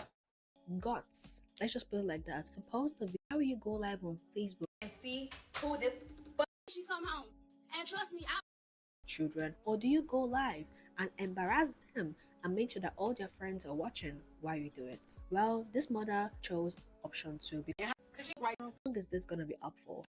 And you heard at the background that somebody said 24 hours. Because everybody will see this tomorrow, won't they? Once she ended the live was uploaded to her story, and that's why everybody could see it. So basically, she wanted her daughter to be humiliated for 24 hours. However, this knowing fully backfired. well that thing is going to be uploaded, and that gives you peace. And sometimes the bullying doesn't just stop when the camera is off. Here's the thing. You know what's fucked up when your parents are your own parents are your biggest ops.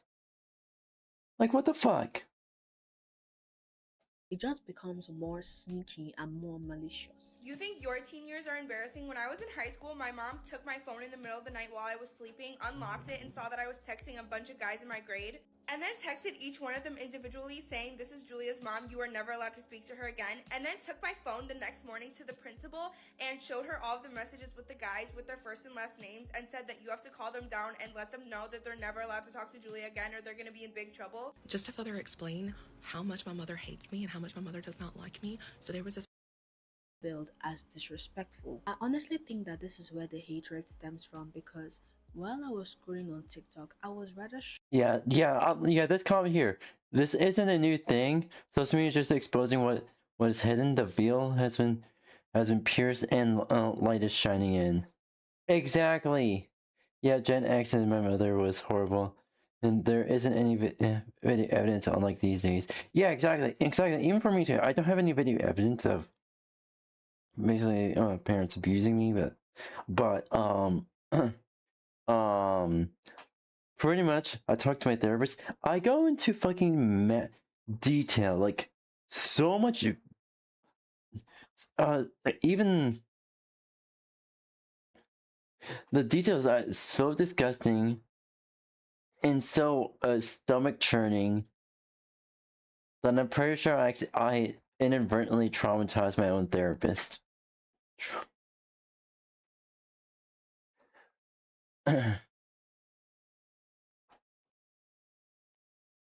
And she admitted then that my case was one of the worst cases that she has encountered.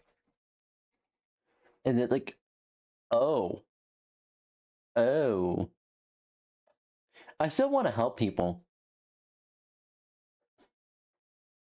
And you see, I saw tears going down my therapist's eyes.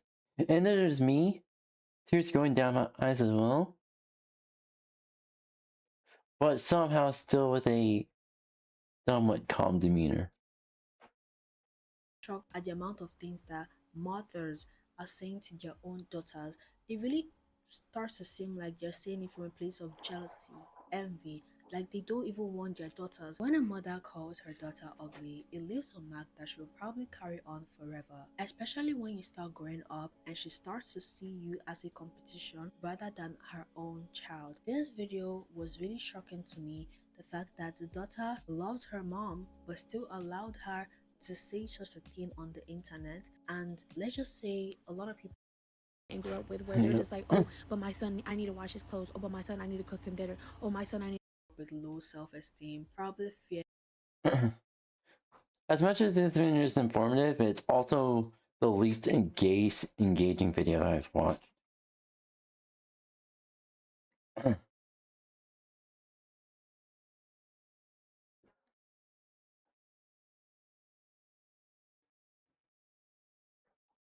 New one is old. Marriage and the aging crisis. Ooh. Alright. Last time on Sonic the Hedgehog. I am the esteemed Dr. Robotnik. I'll have you know, little. I'm Sonic! Sonic the Hedgehog! Okay, I thought it was gonna be animation. Hello. Our story begins with a switch, an action, that changed everything. Captain Rex, by accident on Teth, ended up inside the Twilight and joined Ahsoka, Anakin, and Jabba's son on their journey to Tatooine. It was an unlikely trio that led to a complete shift. Being 30 in the 80s, 25, and I just gotta say, as a fellow Gen Zer who looks much younger than my actual age, I just gotta say, as a fellow versus being 30 in 2025, and I just gotta say, as a fellow Gen Zer who looks much younger than my actual age, I gotta concur that this is a thing for certain guys and girls. In fact, I've literally met women in their 30s, guys in their 30s who could pass as 21, 22, 23 without a second thought or any. Here's the thing I got from multiple managers, friends, roommates, pretty much everyone I'm close to. Or somewhat close to. So, fucking hell. This still, the fact that my own manager said this, is what, my manager was like, okay, now I'm hurt. How could you? Anyways, that's my manager. So my manager knows I'm 25. I asked my manager, what age do I look like if just from a glance? He said, you could look like 16, 17. Like, what? Huh? What? Okay, now I'm hurt. Yeah, and his parents like, nah, now I'm hurt now. Aww.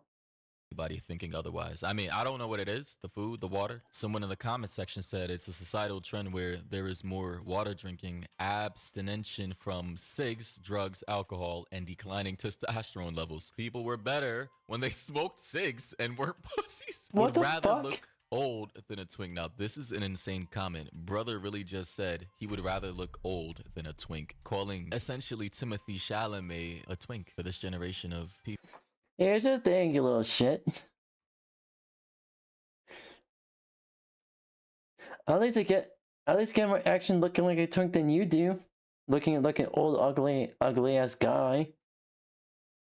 Yeah, no, man, this guy's got to be being paid by Big Pharma and Big Cigarette to have made this such an abomination of a comment. And apparently, based off of the data I'm seeing in this comment section, you know, the data lines up. The less cigarettes you smoke and alcohol you drink, the more young you look over time in comparison to previous generations. I mean, it makes sense. You're taking more care of your body, less poisons in your body. Yes. Although a lot more people in Gen Z and millennials as well, they vape, which is literally destroying their lungs. However, on the flip side, although you'll have guys like Timothée Chalamet, he's 29 right now, who literally look like they could be a 20-year-old college student. You'll have guys like this who are, I think he was like 22, 23, 24 here, which is crazy thinking about it, who genuinely look like they could be a mid-30s oil rig worker in the middle of Texas. Like, genuinely, yes, a lot of people in this generation look extremely young for their age, but then you'll have individuals like this who look extremely, respectfully old like this. And considering the fact in the image that we see right here on the screen that all these people are literally Gen Zers, they're all in their early to mid-20s, it's just scary, actually. And this was a video that I uploaded about a month ago, as you can see, titled Gen Z is Aging Like Milk, if you guys want to go check that out. But I just want to show you a clip from this section as to show you guys what I was talking about. I'm not entirely sure what's going on, if there's something in the air, in the water, in the food, or all three of the above. But this chemical is warfare in our bodies. Just for fun?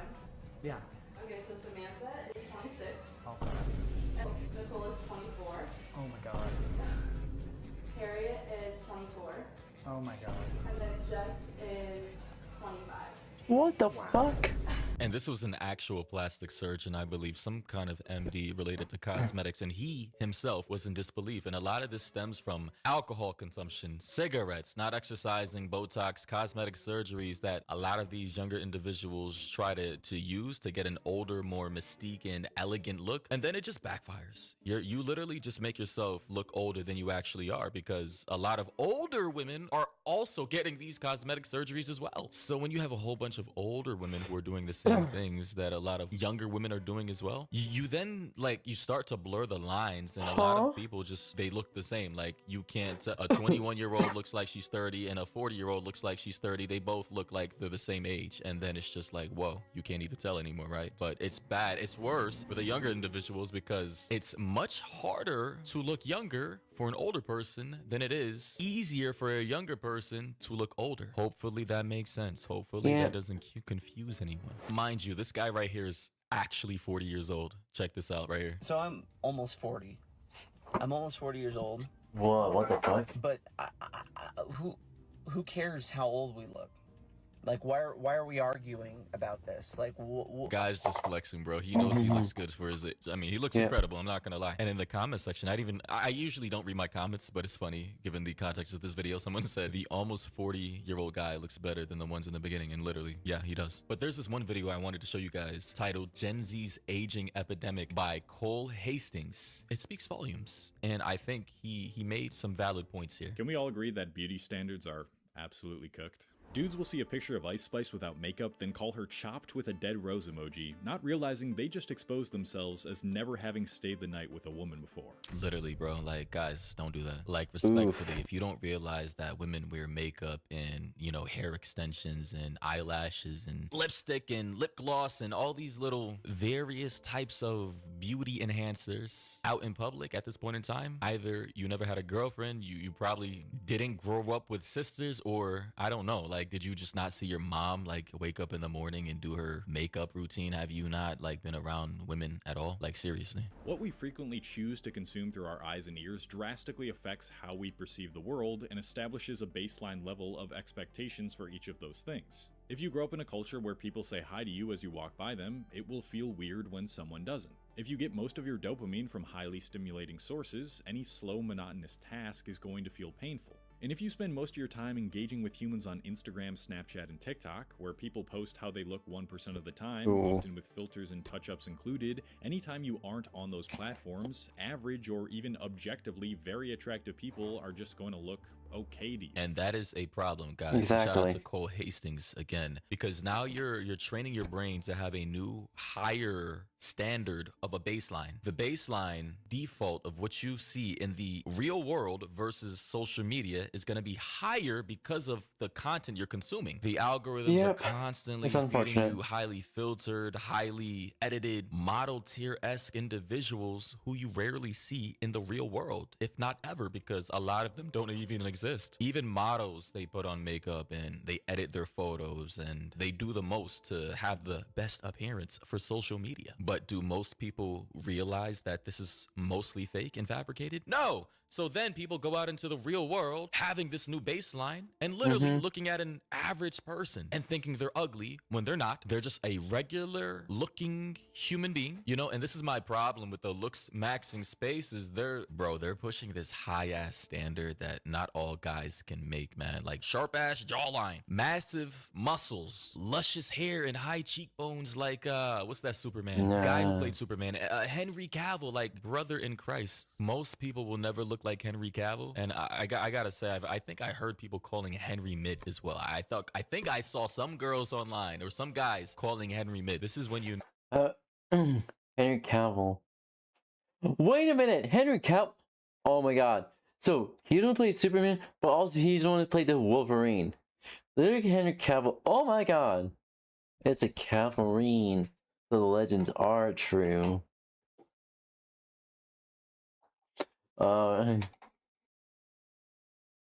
No, a society is mentally ill. Like, truly. Calling a 1 out of 1 million face mid is just diabolical. No other generation has dealt with this at the scale at which it is present today. The pillars of beauty, influencers and celebrities spamming Botox and other injections, are quietly deciding that this is what young people should aspire to look like. And as a result, these treatments have become socially acceptable for people who aren't even old enough to get a tattoo. Yo, whoa. This says, getting my nose done at 14 was the best decision of my life. Now, I don't think she's actually 14 in this video. I hope not, because she looks old as hell. Well, for 14, she would look very old relative to how in real life 14-year-olds look. But then again, I wouldn't be surprised. There are many 14-year-olds out here nowadays doing the most, and then they're getting surgeries out here in Botox who look like they could be in their 20s. And why? It's because of the culture we live in. This is a big reason we are seeing the sentiment shared that Gen Z is not aging well, especially in regards to women. There are countless examples of women in their late teens and early 20s getting Botox and lip filler to enhance their appearance, either too young to understand the consequences or too young to care. That is crazy. Let's go back. She said, how I feel since I've been getting Botox every 4 months since 17. And what does she look like? I don't know her age right now, but I'm going to assume she's somewhere between 18 to possibly 21. And ladies and gentlemen, how old does she look? I'm going to be honest. She looks like, I'm going to assume 25, 26, but she could be 4 years younger than that, you know? And I'm being very nice here. I'm being very nice. I just gotta say, she's Gen Z. She's obviously Gen Z, but what she's doing to her face is not going to let her age gracefully. And I think Gen Z is gonna have problems with aging gracefully. They already call you, by the time you're 26, you're unk. Bruh, back in the day, unk was reserved for the balding guy who's like 40, 45 years old with 2 10-year-old nieces and shit, who comes over occasionally to bring them out for ice cream. Now we're calling people in their 20s unk. It's incredible. Botox comes with a host of side effects, including, you know what? We should call people in their 16s unk. Make fun of them. Vision problems, muscle weakness, and even drooping eyelids for weeks after injection. Is that worth it, guys? Because I know really both men and women get Botox. I have a lazy eye myself, and I had surgery to correct it. Jesus Christ. Could never convince me to get, like, surgery for unnecessary amounts of surgery for that. Unless it becomes necessary for some medical reason, then to relax the muscles in their faces, to reduce wrinkles and fine lines, and to accentuate the sharpness of specific features. Like, I get it, and I don't care if you do. It has its use cases, but I'm just saying, at a certain age, when you're this young, do you really need Botox at all? Especially if it's gonna risk you getting what is called ptosis. She can't even open up her left eye, bro. At least not fully. Again, we live in a very looks-centered, focused society, and this is not gonna end well. And again, it's only making the society has always been looks focused. It's just out of control nowadays. These people look way older than they actually are. Prime example is Clavicular here. He's only 19, by the way. Guy looks like he's 24, by the way, though. No 19-year-old should be looking. It looks like he's damn near 30. Damn near hot 30-year-old. Still. Like this, respectfully. That's crazy. Honestly, in comparison to 𝙂𝙚 𝙤𝙚𝙧𝙖, who's 29 right now, Clavicular looks older. Yeah, crazy. And the thing about these treatments is they don't even necessarily give you the beauty you were striving for. They just make you look older than you actually are. The pressure to look both youthful but mature enough to have a sophisticated look instead of a childish look is certainly something young people feel now more than ever, and it's even spread to guys too in the form of looks maxing. We got this Clavicular guy I brought up a couple of videos ago promoting Botox, injecting testosterone. Here's the thing. I'd rather look younger than I look older. I look younger than it is. Like, holy shit. How the fuck did my manager tell me that I look 16? Well, I'm fucking 25. And bone smashing to improve your jawline. I'm so glad he brought up Clavicular. I mean, the guy's going viral for doing just crazy, absurd shit. Literally taking a metal object and smashing his cheekbones in order to try and achieve more prominent cheekbones. It's ridiculous. Not familiar with bone smashing? He is so stupid. This is a pseudoscientific protocol in which one repeatedly hits their cheekbones with a hard object to create microfractures that are supposed to help them grow back bigger. And that's another thing indicative of youth that the youth clearly wants to get rid of. Chubby cheeks. I mean, if you want to get rid of chubby cheeks. I want chubby cheeks, not like fat cheeks, but like chubby cheeks.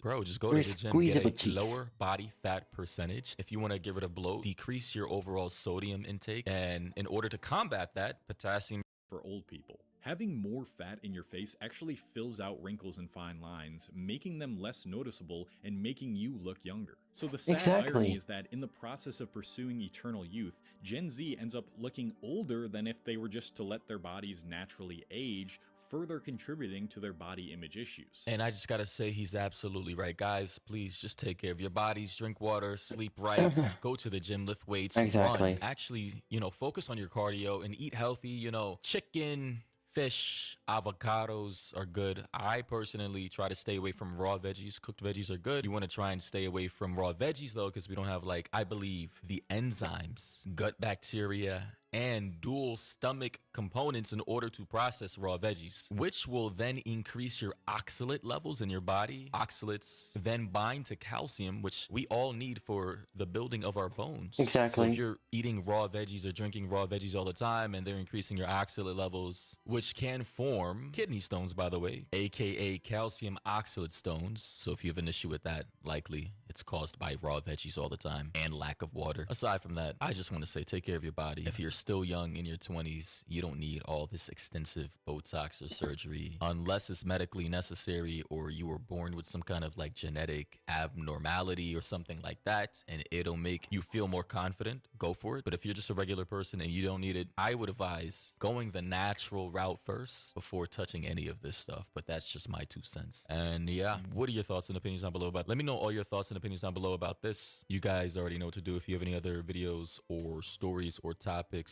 you want me to cover, hit the Instagram DMs. And yeah, catch you guys in the next one. Alright, that's cool. That's cool.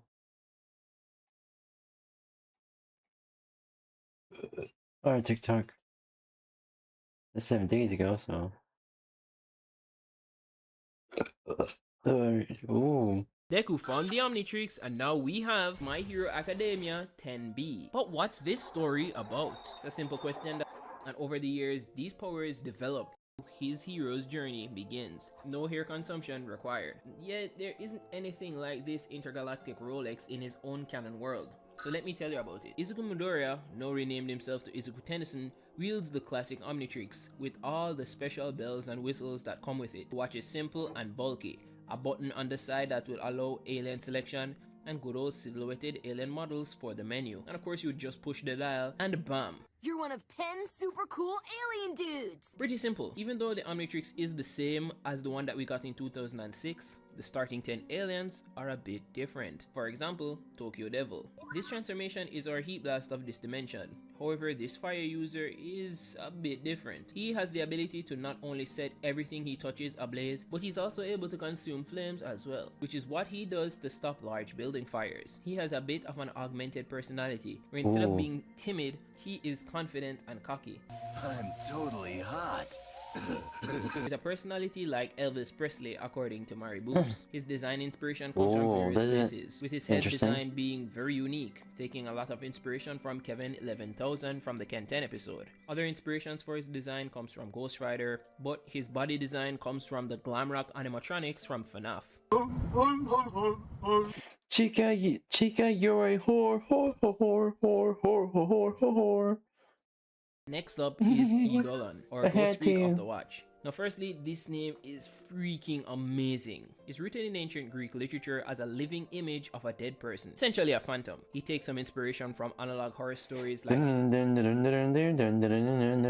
Visible Ribs, and the armless design makes it a perfect classical ghost silhouette. I really like it. He possesses the classic ghost powers from what I've seen so far. I assume that he can phase and possess people. The major thing that I do see as a specialty from him is being frightening. Poseidon. No real power differences in comparison to Ripjaws. However, the fit is killing it, as he sort of has an ancient Greek sailor god or demigod kind of aesthetic, which in hindsight is pretty fitting with the name being considered. He's also bioluminescent and draped in a sort of fisherman clothing. He sounds like he's from the whole King James era, you know, ye old and thither and all that jazz. Anyways, his coloring scheme is based on the Warden from Minecraft, which is an almost unbeatable Minecraft boss that lives below sea level. Screwloose is our mechamorph of the watch, and he is a lot more blobby than our typical upgrade. Instead of being an anthropomorphized bowl of shape-shifting nanites, he leans more into the formless side of what he actually is. He has a very confusing Old English accent, and he's a lot more jolly and perky than the other aliens present. That part of him takes inspiration from various British comedies, so I guess he's a chip off the old block.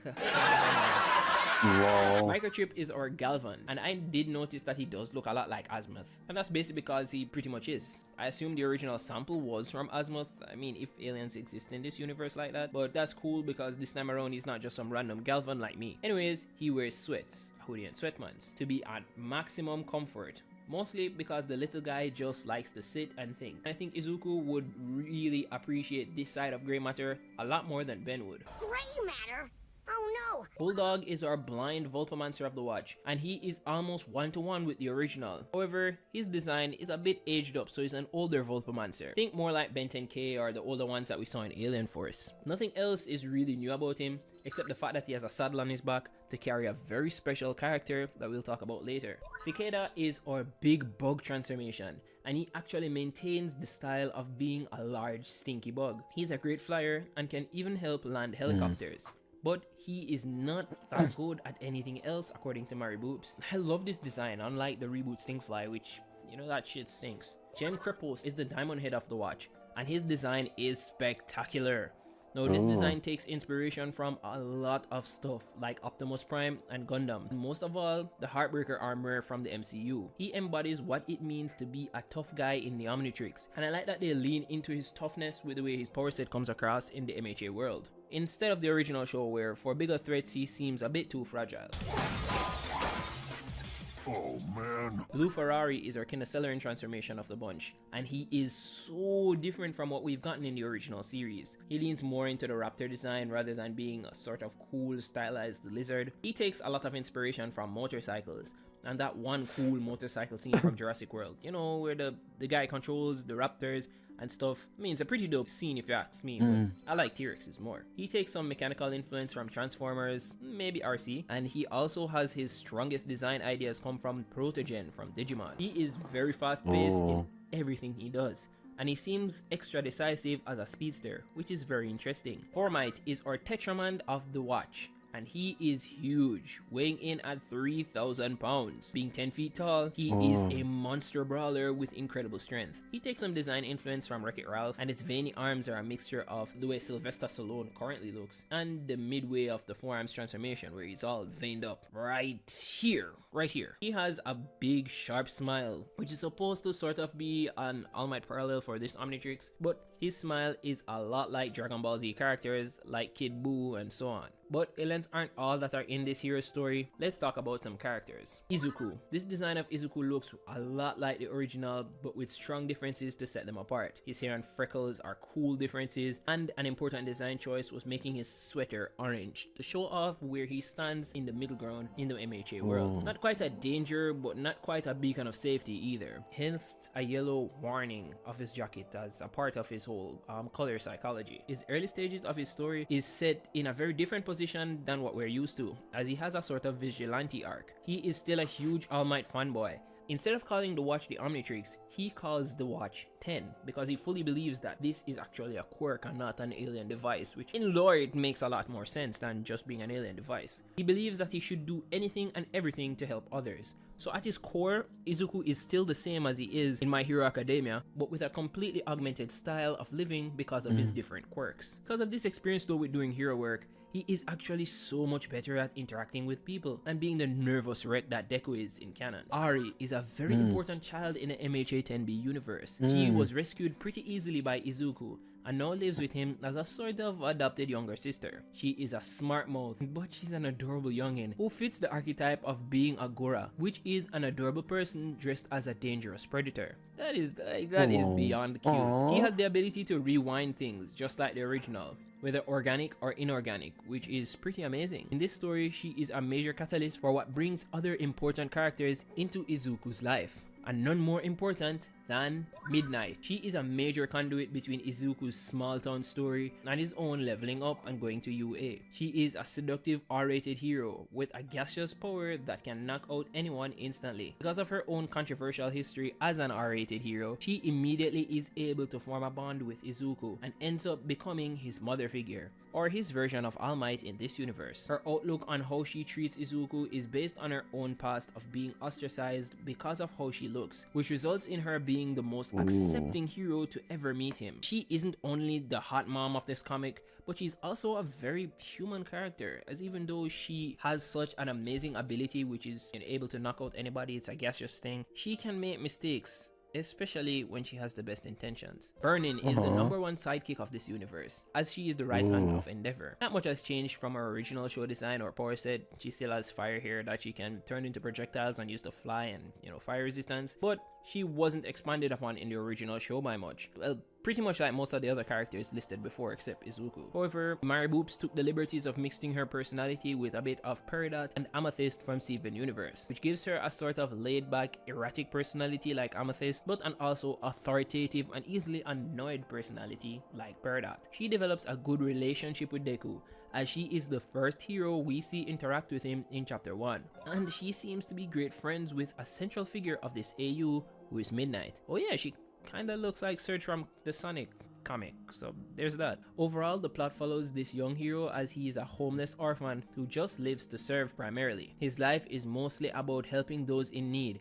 and taking care of his younger sister, even though he is in need as well. Midnight's introduction is what has his friendly neighborhood heroism become a lot more, as he faces the trials of being prejudiced for his superpowers by strong superheroes and even undergoing training to make himself ready for his application to UA. There are all the regular moving parts of the My Hero story that revolves around this as well, as All Might continues to look for a successor of his quirk just the same. All for One is still in the depths of the underworld, recovering and planning, and all the students are applying to UA, not to even mention the League of Villains. I'm pretty sure Shigaraki is there somewhere. This iteration of Izuku will be a student in 1B instead of 1A, and that is quite a difference. It's been quite the experience reading My Hero 10B, and if you want to see the worst experience of the Demon Omnitrix, check this video out here.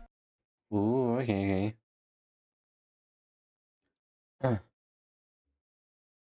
Researchers and doctors investigated it. Oh, okay. This is interesting.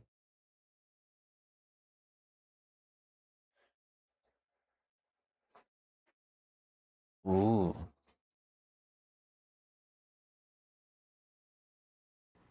Well, they come as if from outer space in a variety of weird guises. Defender, Pac-Man, asteroids. For the first time ever, because these years saw the rise of commercial gaming, named Jeff Daly, Edward Clark. When the panic around Berserk started back in the 1980s, it was relatively easy to dismiss the supernatural claims that some people spread about what many people fail. Okay, interesting. Ooh. What many people fail to grasp about the Berserk incidents is that they became infamous precisely because they occurred during an era when arcade games themselves were perceived as a cultural threat in every sense. I'm not just talking about concerns over teenagers playing too much or video games being bad for health, but I actually mean that many people, officials, and even governments saw the games as a psychological disease that's destroying the brains of the youth. In shops in Portland, Oregon, during the early 1980s. Oh, Polybus. According to witnesses, the game was different than anything they had seen before, and the people who played it became obsessed very fast, and were lining up to play again and again and again. They said it wasn't just fun or exciting, it was also mesmerizing and soothing, and seemed like it made your brain lose control, because of how organized the movements on the screen were. The problem, however, is that the existence of this game was never confirmed. Sounds like a hypnosis kaleidoscope kind of thing. Probably potential a psychologist team works for this game. Even though some people mentioned that they have a clear... I heard the story before, and There's still not much information around it, besides, oh, this made you go crazy, or oh, this may kill you, or whatnot. It's like, okay, any evidence? And most people say,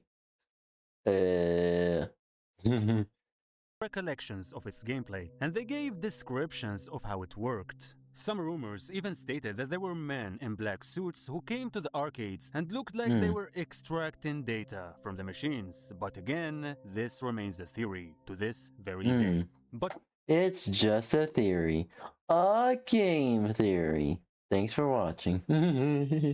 to be clear, I had to. This is not a theory that only some random Reddit users It's game theory are discussing online. It's actually a big deal that the huge news organizations were also interested in investigating it and verifying whether the legend is more real than we think. Anyway, I don't have anything else to say for now, but if there's something we can learn from this whole mess, it has to be that you should really advise your loved ones to avoid certain video games if they have health issues. Despite the exaggeration of people's paranoia in the 1980s, it's actually a fact that intense games with high motion and fast reactions can be dangerous for both adults and teenagers if they are already suffering from a vulnerable heart. And by the way, I like racing. I like Halo. I'm at and all the streamers, I think it was one of the videos I watched was streamers that's called live, and like those, and then the people who were caught like just passed away from like a long game session, or even not even long game session. There's one short intended game session was enough to take them out. Honestly, if I'm gonna die, if anything, it's probably through gaming. Believe it or not, one of the things that helped in normalizing video games over the last few decades was none other than home consoles. The rise of video games over the last few decades was none other than home. You see this Xbox controller right here? I used to have a green version of this. Having like third-party see-through Xbox controllers is fucking gold. And I wonder, Hyperkin, if you ever interested, I would like to have like a see-through both Xenon and Dutch S controller. It would be pretty dope. Consoles. The rise of PlayStation and the astonishing innovation of domestic machines like Nintendo made it easier for people to abandon the arcade machine and enjoy their hobby at home. If you found this video informative, make sure to like it, and you can also... It's not really informative, as I already know most of these. Alright, turn on.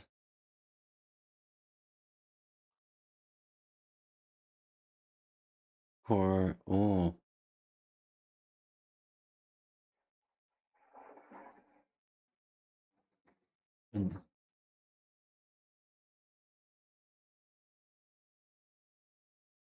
Alright.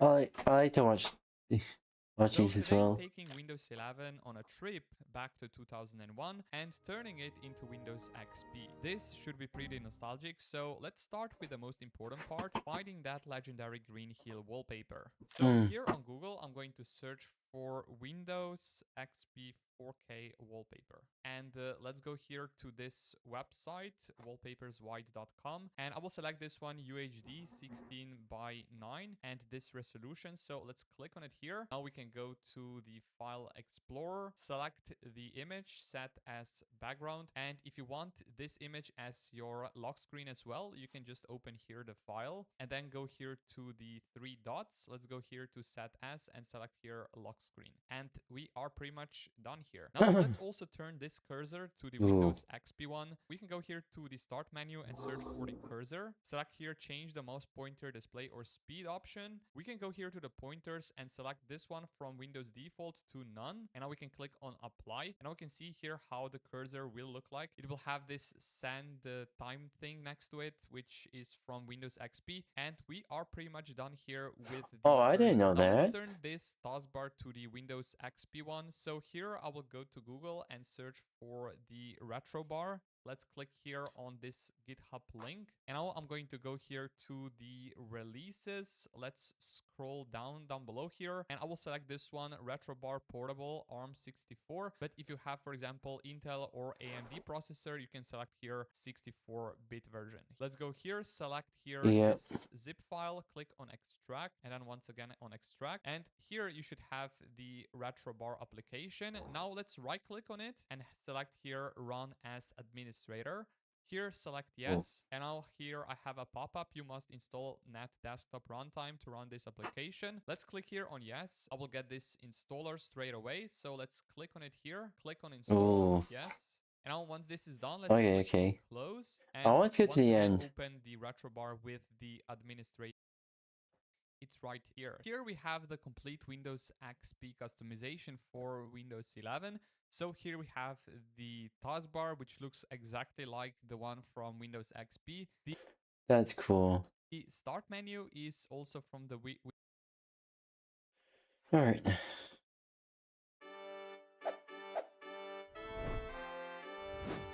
Ooh. The soldiers came on a Tuesday. You remember that detail. Tuesday, market day. You were walking home with your mother, carrying vegetables. Normal day. Boring day. Then the truck stopped. Japanese soldiers, 3 of them. They grabbed you, just grabbed you, off the street, in broad daylight. Your mother screamed, fought them, they hit her. She fell. You're watching her on the ground, bleeding, crying, reaching for you. The truck drives away, you're in the back, with 5 other girls all around your age. 14, 15, 16. I think I heard this story. Nobody's talking, everyone's crying. You don't know where you're going. Nobody tells you. The soldiers don't speak Korean. Or they do, and they're ignoring you. The truck drives for hours, then days, you lose track. They give you water, a little food, not much, just enough to keep you alive. You arrive at a building, looks like a warehouse or a prison, hard to tell. Barbed wire, guards, walls. They pull you out of the truck, line you up. An officer walks past, inspecting, like your livestock, cattle. He points at you and 2 other girls. These 3, station 14. Station 14. You don't know what that means yet. You will. They take you to a room, small, maybe 10 feet by 10 feet. There's a mat on the floor, a bucket in the corner. That's it, that's everything. A woman comes in, older, Korean. She looks tired, dead inside. Listen carefully, she says. I'm only explaining this once. This is a comfort station. You're a comfort woman now. That's what they call it. Comfort, nice word for a nightmare. Soldiers come here, you service them. That's your job. That's your life now. How many, you ask? Your voice is shaking. Depends on the day, 20, 30, sometimes 50? 50. 50 men. In one day. I can't, you say. I can't do that. You don't have a choice. She's right. You don't. The first soldier comes in an hour later. You're crying, begging. He doesn't care, doesn't speak Korean anyway. It's over in 5 minutes. He leaves. Another one comes in immediately after, then another, then another, then another. No breaks, no rest. They just keep coming, one after another, endless. You stop counting after 12. What's the point? They're not stopping. This is your life now. By the end of the day, you can't walk, can't stand. Everything hurts. Everything's bleeding. You're lying on the mat, staring at the ceiling. Tomorrow will be the same, and the day after, and the day after that. This is your life now. This is all your life will be. You're not alone. There are hundreds of girls, thousands. Suddenly 2 nukes and isn't evil anymore. True, but the nuke has kind of killed innocent people.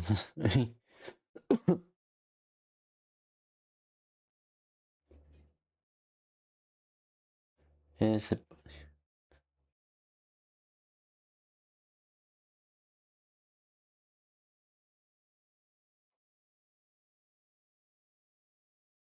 Bruh.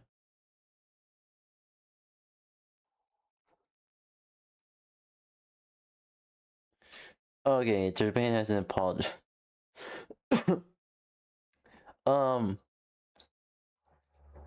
Hey Gen Z, let's get into power.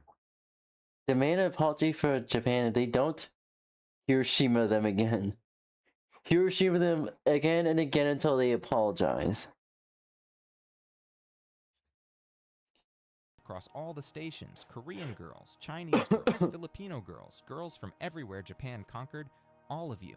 Same nightmare, same hell. You learn the routine fast. You have to. Soldiers come from morning until night, sometimes later. Sometimes they wake you up at 3 a.m., drunk, violent, angry about the war. You take it. You have to. Okay, If you fight, they beat you. I get this is audio tracks and language. There's no descriptions.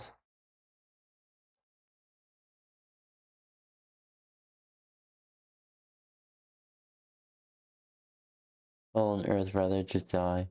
If Exactly. you cry too much, they beat you. If you're not enthusiastic enough, they beat you. So you learn.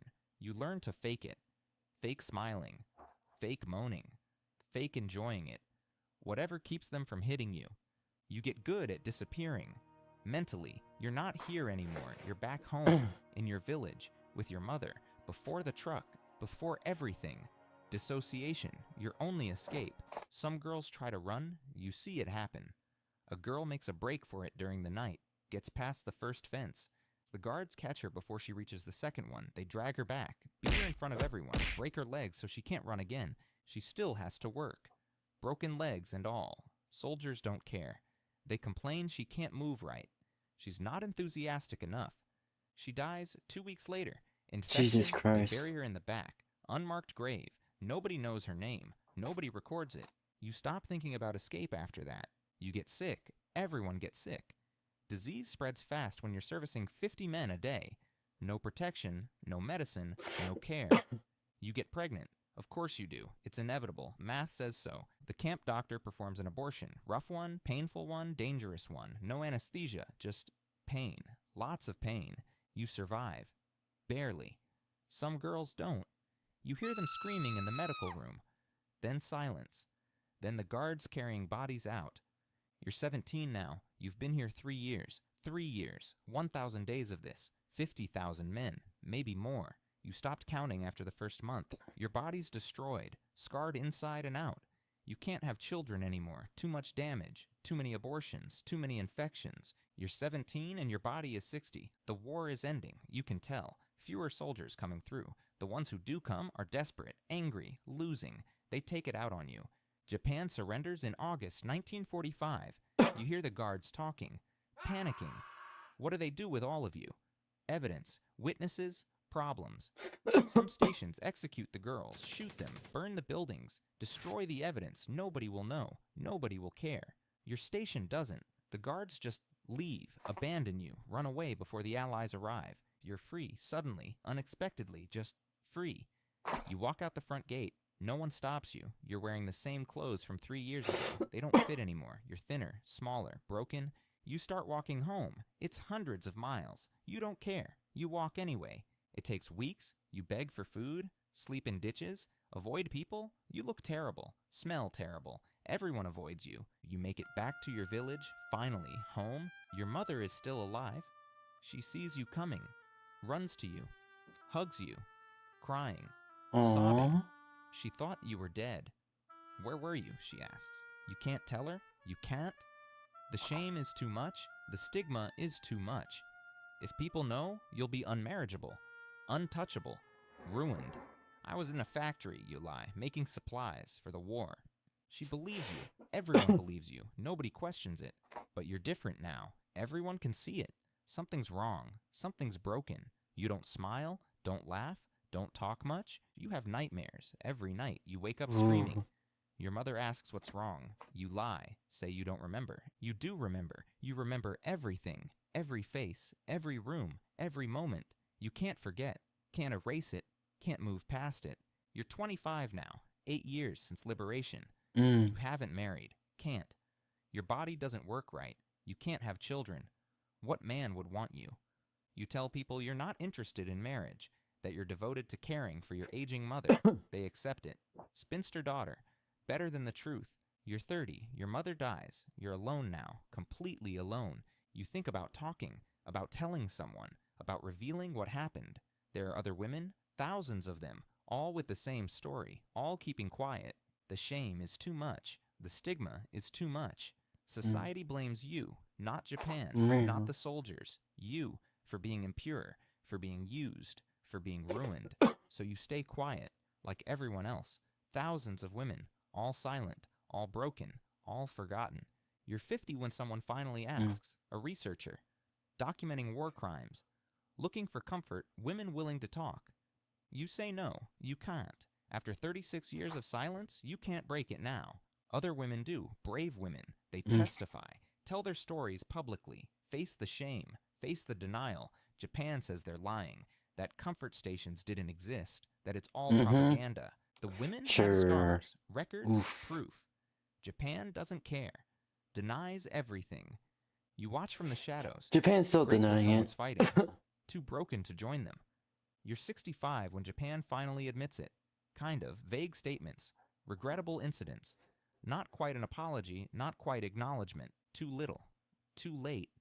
They were threatened with another nuke if they didn't admit, so they had to admit. Thousands of comfort women are already dead, died in silence, died in shame, died without justice. You're 70 when you finally tell someone. Your niece, young woman, asks why you never married, why you're always so sad. You tell her everything, the truck, the station, the soldiers, the 3 years, everything. She cries, holds you, believes you. It's the first time in 56 years that someone knows, someone understands. You die at 73, quietly, alone, in a small apartment. Nobody knows your story except your niece. No compensation from Japan, no apology, no recognition, no justice, just silence and pain, and memories that never fade. 14 years old, taken off the street, 3 years of hell, 56 years of silence. You survived, but you never really lived again. Yeah. Right, Barry. Right. Just... Oof. North Korea. You know that moment of dread you get when you're writing a text about how much you hate your boss? But instead of sending it to your friend, you accidentally send it to him instead? Yeah.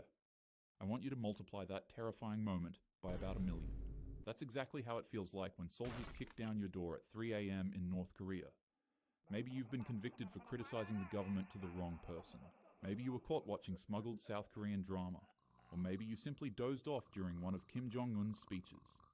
It doesn't really matter what you did, because your fate was sealed the moment someone reported you. You're simply going to be executed, but not in the way you might imagine.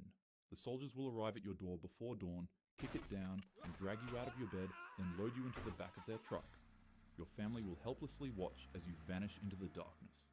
A few hours later, you'll find yourself standing in an open field in Pyongyang, a military training ground, far from any city. You are tied to a pole, your hands are bound behind you, and you can't move. The pole is planted somewhere about 100 feet away from an anti-aircraft cannon. This thing wasn't originally built for people. It was designed to literally blow up aircraft thousands of feet in the sky. But now, it's aimed at you. The soldiers force you to your knees and bind your hands behind your back. A thick rope is wrapped around your torso, securing you to a wooden pole, with no room to breathe freely. The crowds are already gathered, because this isn't going to be a private affair.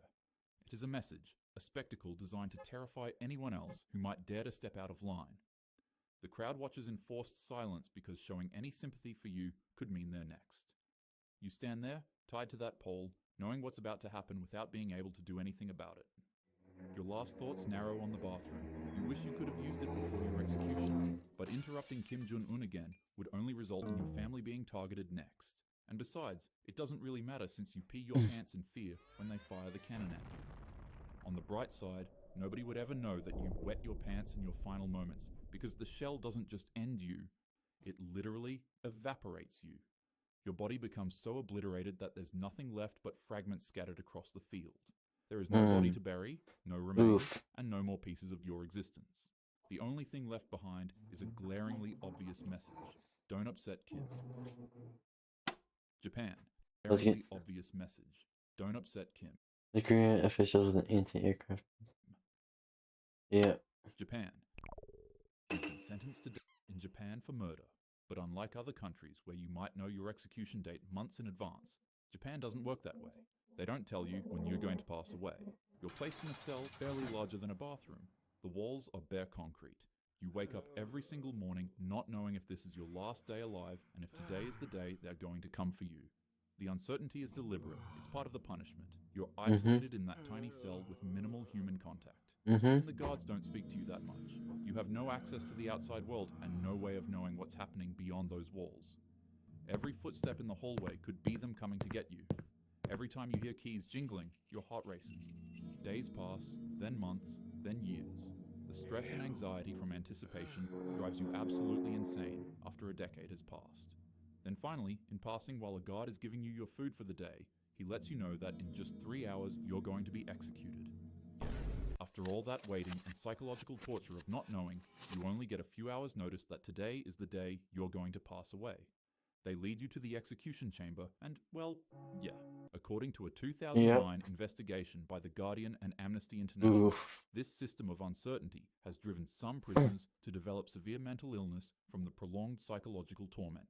They pace their cells obsessively, talking to themselves, completely detached from reality. By the time they're finally executed, some of them don't even fully understand what's happening anymore. Oh no. Now imagine you're in a country that's living under Taliban rule.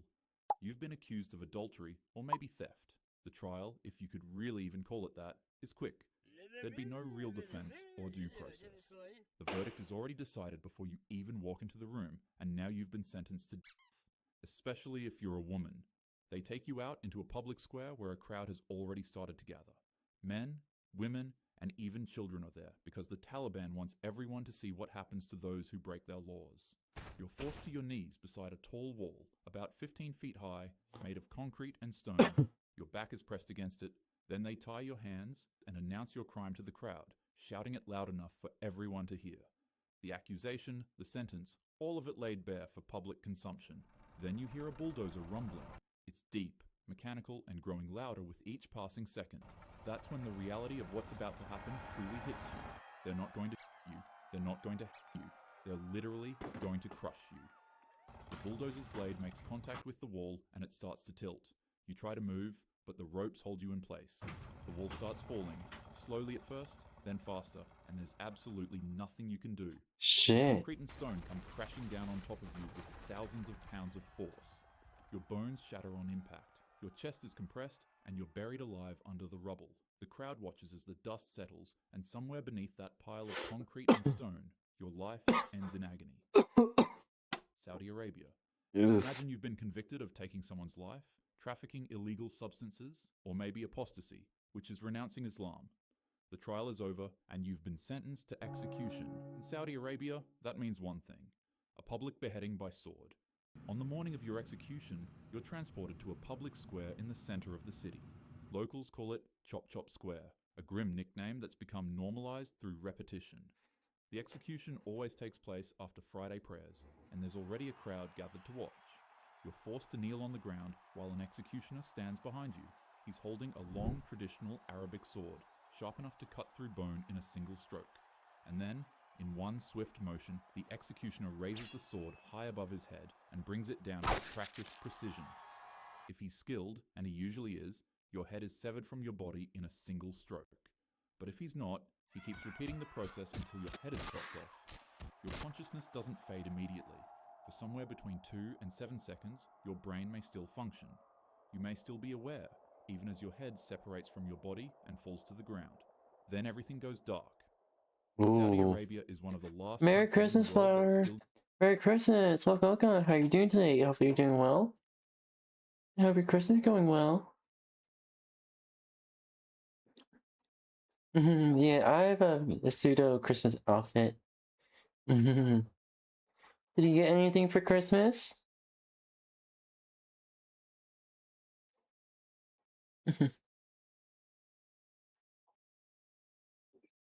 My Christmas gift is basically just streaming and hanging out with chat. Not really getting into the Christmas. I guess the only Christmas gift I'm getting is just my monthly grocery shopping endeavor. That's about it.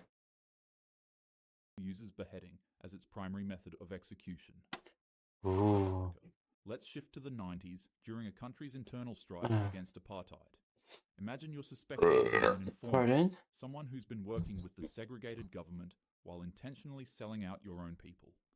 Maybe it's true, maybe it's not, but in the chaos of resistance, I got a bag of snacks. Yay! Accusations alone are often enough. There's no trial, no judge, no jury.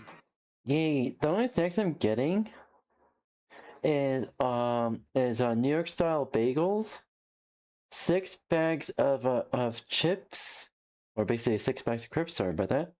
6 bags of crisps, and I guess they say also ship or the ravioli cans, and that's about it.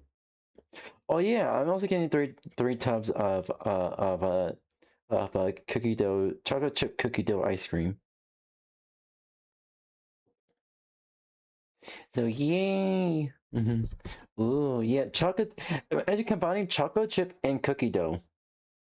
As soon as I saw that was for sale, I was like, oh yeah, this is on Walmart. I ordered online at Walmart store since occasionally, I'm not sure how often is it, like every few months, guessing thing. Every couple of months, our HR sends a prepaid digital prepaid gift card to help me get food. So yeah, there's that. So, yay. Yay. Just mob justice. They grab you in the street or drag you from your home, force ties over your head and arms, one after another, until you're wearing multiple ties that trap your arms against your torso like a straitjacket made of rubber. You can't move them. You can't fight back. You can't even escape. Then someone brings gasoline. You smell it before you feel it. Ooh. Yeah. Ooh. The Cheerios say, ooh. And the sharp chemical odor makes your eyes water. They pour it over the tires. I'm also eating 2 boxes of Cheerios, so there's that. Over you, and it soaks into your clothes, into your hair, into everything. There you are. That's not my entire shopping list, but trying to explain that's like a small portion of it. The crowd isn't listening. The only thing people want to see is a lighter setting you ablaze. And set ablaze, you are. When the fire starts, the heat is immediate and excruciating. The rubber tires begin to melt, fusing with your skin as the flames consume you. This isn't a quick passing. The fire burns slowly, and every second feels like an eternity. You're conscious for most of it, feeling your body being destroyed by the flames. The crowd watches, some in approval, some in horror, but no one stops it. This was necklacing, a brutal form of execution used during the anti-apartheid struggle. While it wasn't an official government method, it became a horrifying symbol of the violence that consumed South Africa during that era. Ooh. If you've ever wondered what death Lol. They just uncensored it just in case. looks like in a territory controlled by ISIS, you're about to get a glimpse of it.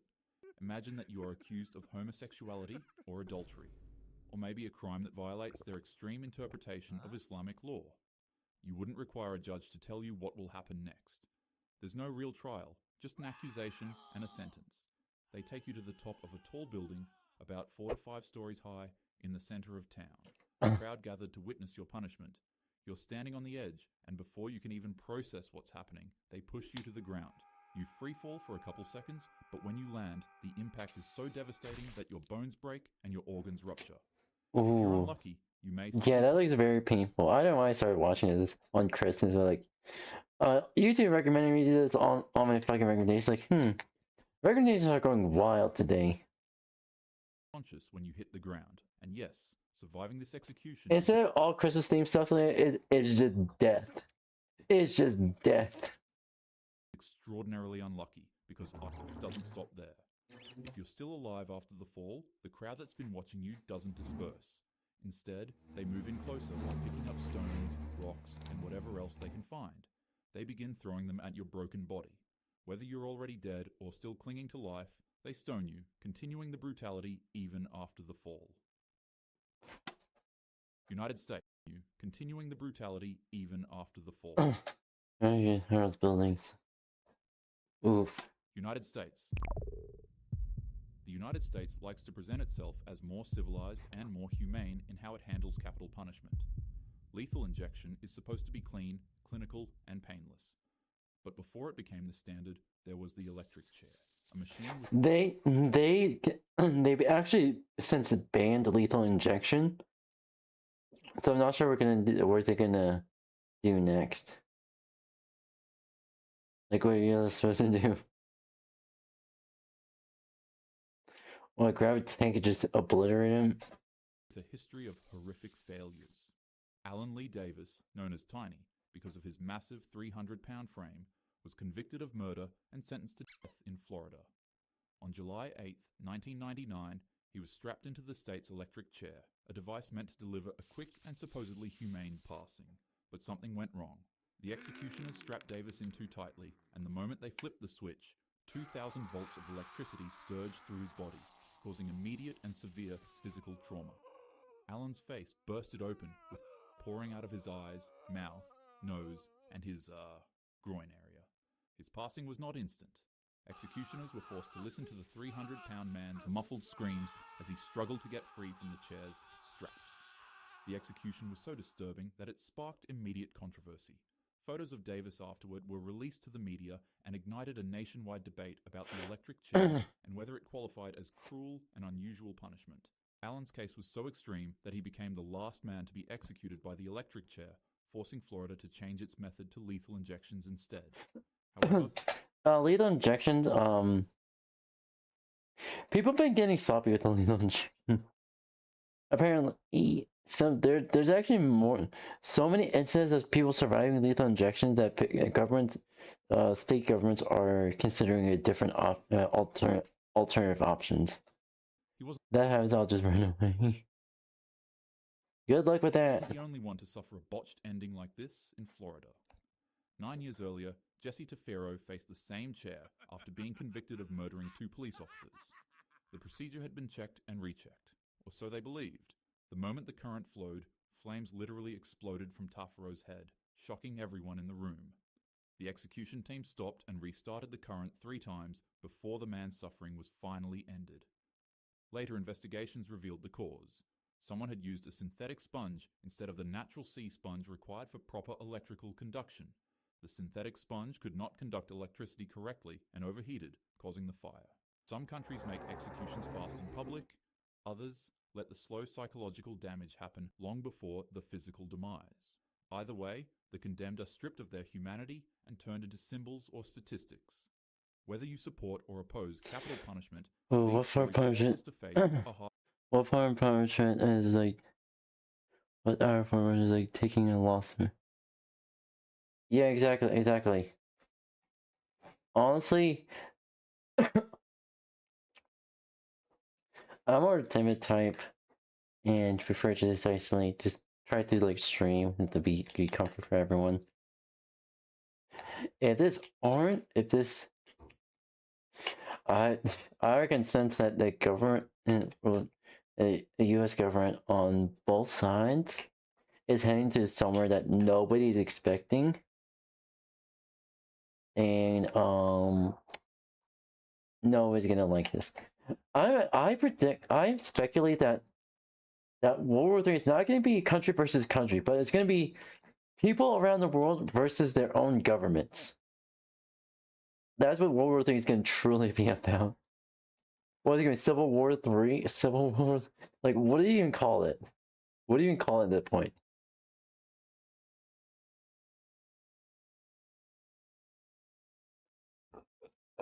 Okay.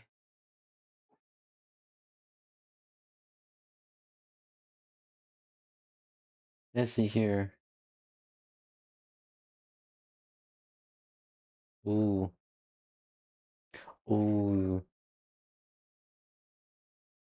The price are interesting. Oh, let's watch this. Why are you always so quiet? That's a question you've probably heard too many times before. People always come up to you, asking why you never speak. Some poking at your boundaries for the sake of their own entertainment, taking your silence as consent to everything. Others take your lack of response as a personal insult, as if your quietness is an offense against their very being. But no matter how others act towards your silence, the undeniable truth is that people treat you differently from those who are more outgoing, more expressive, more normal, as they like to say. We grew up and were made to feel that our lack of expression was a flaw to be tolerated. Past experiences taught us that being quiet is a problem. And in the rare moments that we do decide to speak, our words are sometimes here's our Discord if you want. Ignored entirely. Because of that, we grow quieter, more afraid to speak up, We go through life missing out on opportunities and connections simply because of the judgment of others. And perhaps the most painful part is how quickly quiet people are labeled as flawed or bad individuals, simply for not meeting someone else's expectations of how a person should behave.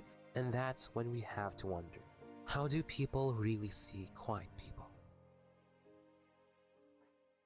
You might have some faint memories of simply minding your own business, when someone comes up to you so suddenly and tells you to stop acting so arrogant. To you, it might have come out of nowhere, but to them, they perceive your indifference as a display of disrespect.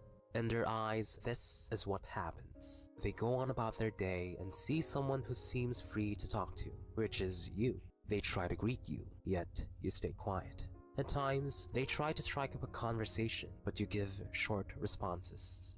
That frustrates people because now they start to believe you're too high up on your horse to waste your breath on someone beneath you. They see you as arrogant simply for ignoring them.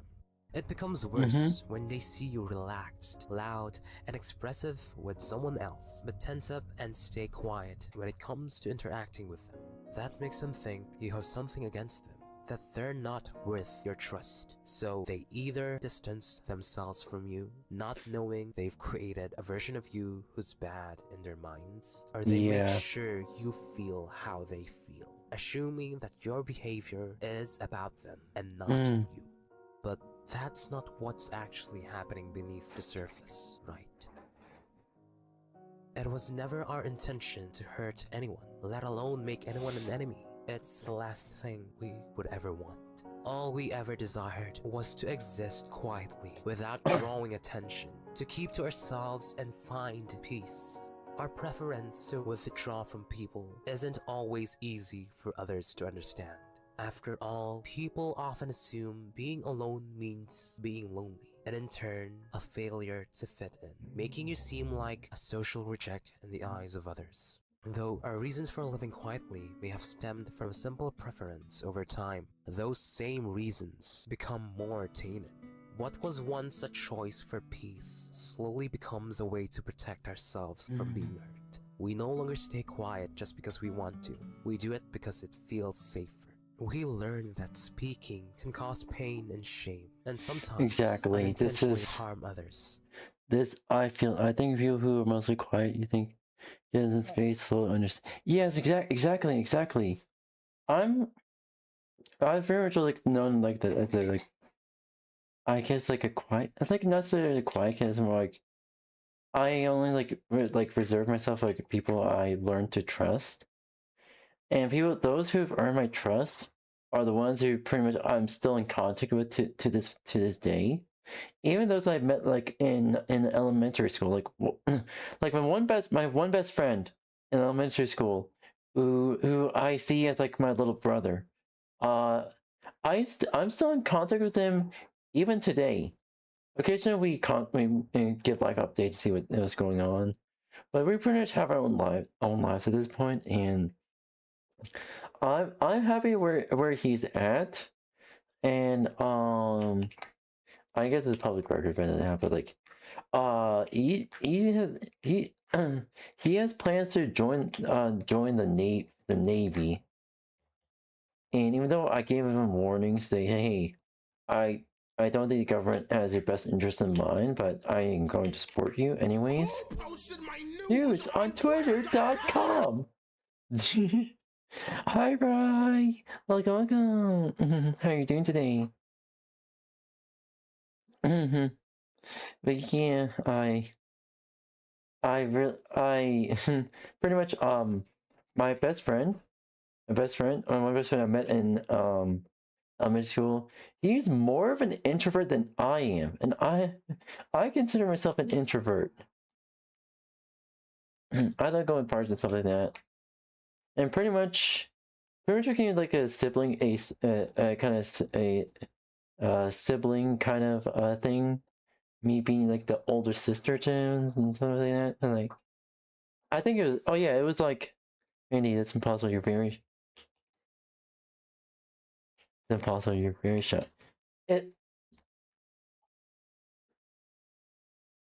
Yeah, I seem like okay. So don't mistake this. I'm more comfortable like yapping about here than like in person and whatnot. And that's what like my best friend.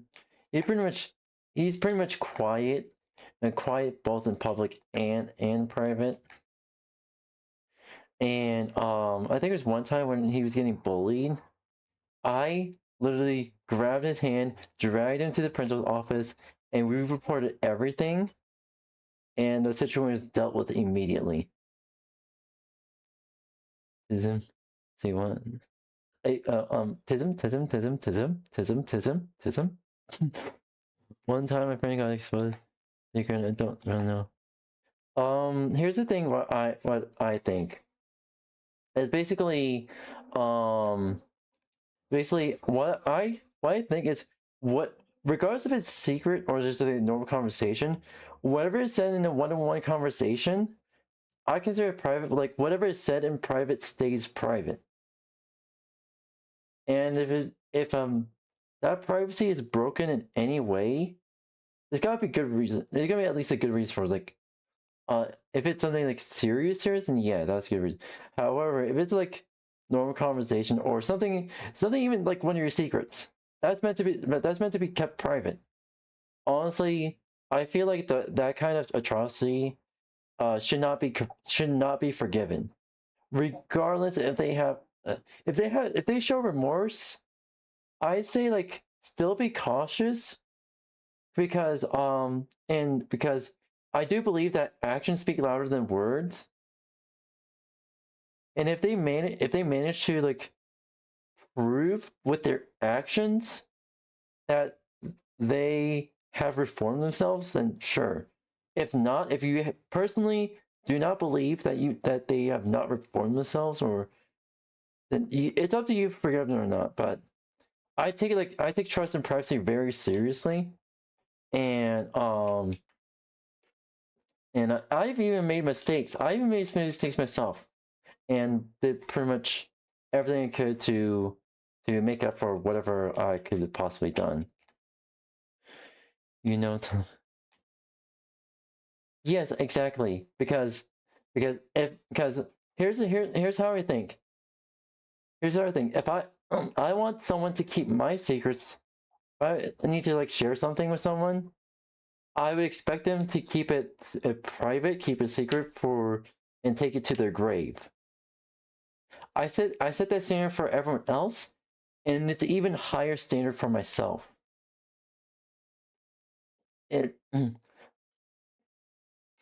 In my case, you could tell me something and I probably forget. If it's serious, then I'll remember it. If it's like, oh, it's like, if I say, oh, I've seen this before, and I forget about it in 5 minutes. I literally force myself to forget things in order to truly keep it secret. That's how, for me, I believe that's how to keep a secret. You're pretty. I know. Thank you. I love the Santa hat. I got it off of Twitter. I actually got it off of like in just a Google search and something like that. But yeah, I'm happy with it. Boy. Yeah. I do believe that whatever.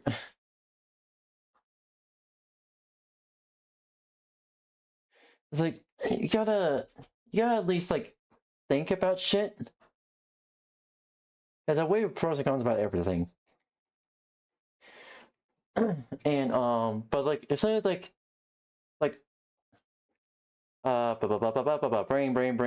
brain start braining for once, please. Anywho, like right here, you're pretty chill, but like when it comes to like anything that's private and stuff like that, just I know just to like key is like patience. You gotta have patience. You gotta at least try to understand where they're coming from, see what you would have done in their shoes, and if there's realistically would have been able to do anything about a situation or not. I've been through rough situations my entire life, pretty much, nearly my entire life at this point, and at least in my case, I'm starting to get it together. Like, I want to help as much as I can. So, like, if Flower, you can feel free to join the Discord, and I'll be there. I'll be there sometimes, and whenever you catch me, we can VC and VC chat and whatnot, and there.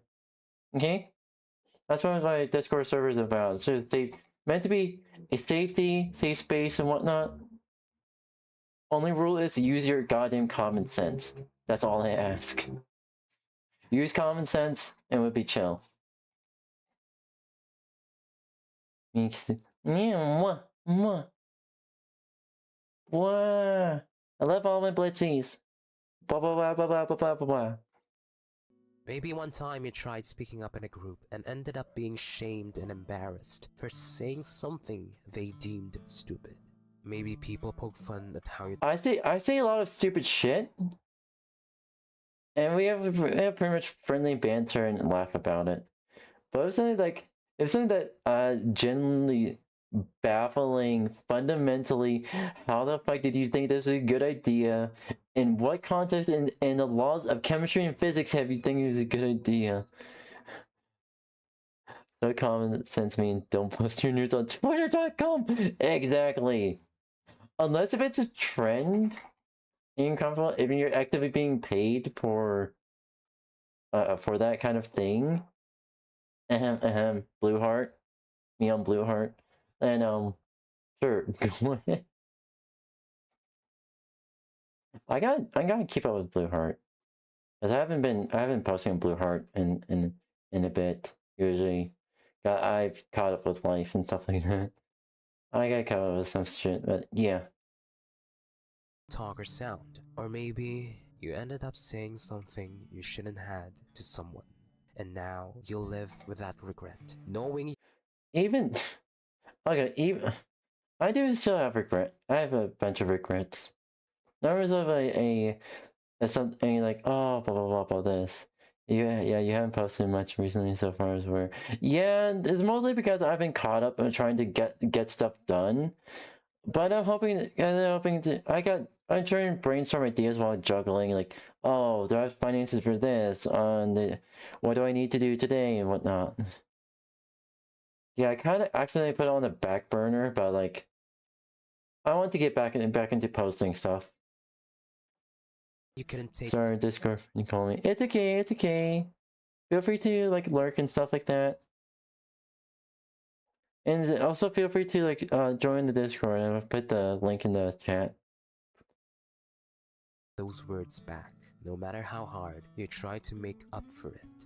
Whatever the reason may be, we let our... Even if I am fully forgiven for whatever stupidity I managed to conjure up that day, I'll still feel bad about it, even as like week, 2 years later. I know I shouldn't be rough on myself, harsh on myself, but I feel like I gotta keep myself held at a high standard, just in a way that is like keeping myself in check. I mean, my Discord friend is screaming in my ear. What did you do? Or is your friend a gremlin? Then that makes a lot more sense. That'll make a lot more sense. Be our self-inflicted curse, so that we may never hurt or be hurt again. But it's hard. It's hard when pain still manages to find its way toward you, even when you try to avoid conflict by keeping to yourself. Cause what was supposed to be our shield, our protection, becomes an entirely new cause of mockery and pain. They see the silence and everything it entails for them, and they see it as bad. Yet, they don't see how much effort it takes to keep yourself restrained. How much you wish you could engage with people without it feeling like you're bleeding your throat dry. How it feels tiptoeing around what you say, fearing you would say the wrong thing. How it feels like people really never see you as a person. And what goes behind that expressionless face. To you, Your waterfall by silence that. says more than words ever could. And you're tired of people not being able to see through it. And now, that's when you have to wonder, is our silence even a choice at this point? Or do we shrink ourselves because— Ow, I accidentally flicked my nipple. Fuck. Ow, ow, ow, ow, ow, ow.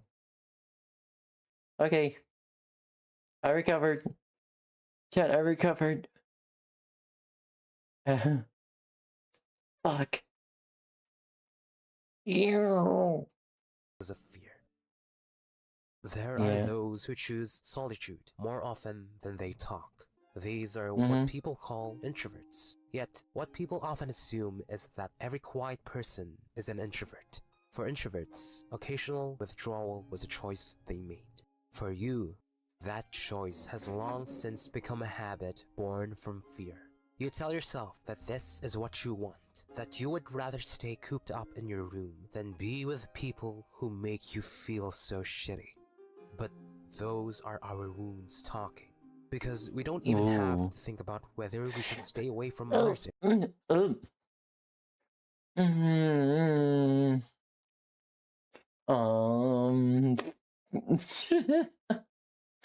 mean, yeah, I am sensitive there. I don't think that's gonna stop you from what you're thinking. If like you're like strict, if when you're like your strict parents, like your parents said to tell you the truth, but when you say, yeah, exactly, I understand that. Especially, I've had I grew up with such goddamn strict parents. It is unbearable. It was fucking unbearable. And and there's times where I had to question my parents' motives, and and like, what's the fucking point of this? Why the and there's this things. If I even move or look at them the wrong if I like walk around them or look at them the wrong way, I suddenly find myself punted across the goddamn room. I don't fucking understand. And my parents said I had anger issues. Here's the thing. Yes, I was frustrated, but almost 99% of the time, I never said shit.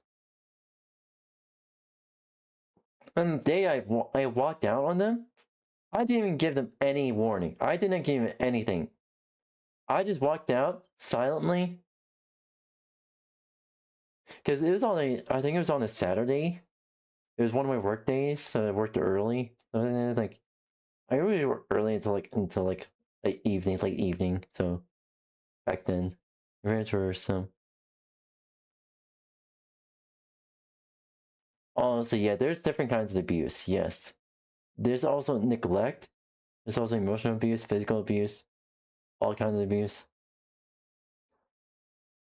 And I want to make sure that people in my chat and in my streams feel safe to pretty much talk about anything. I like to be real, but like I don't want to like be a downer or stuff like that.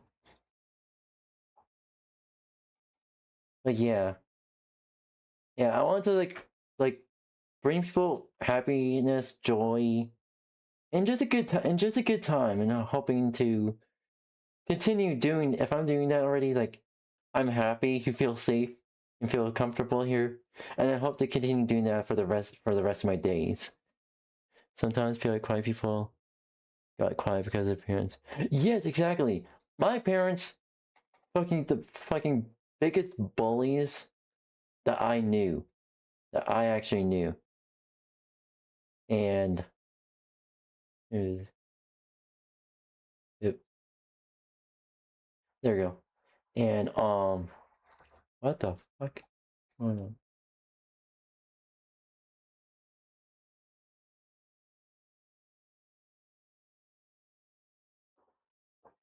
What the fuck is going on with my outfit?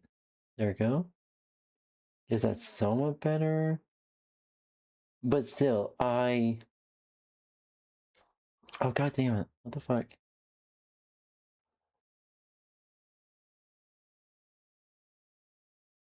I just got this working. No, fuck it. This'll do. Anywho,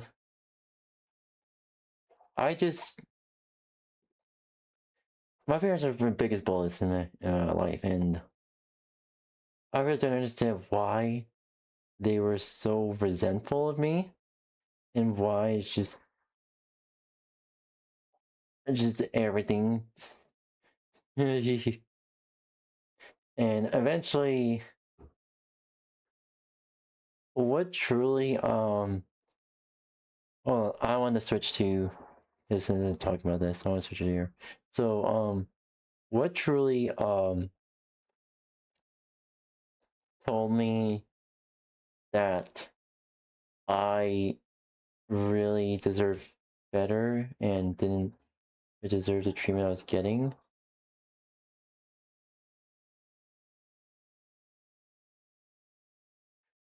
Is that, yeah, but my parents looked children better.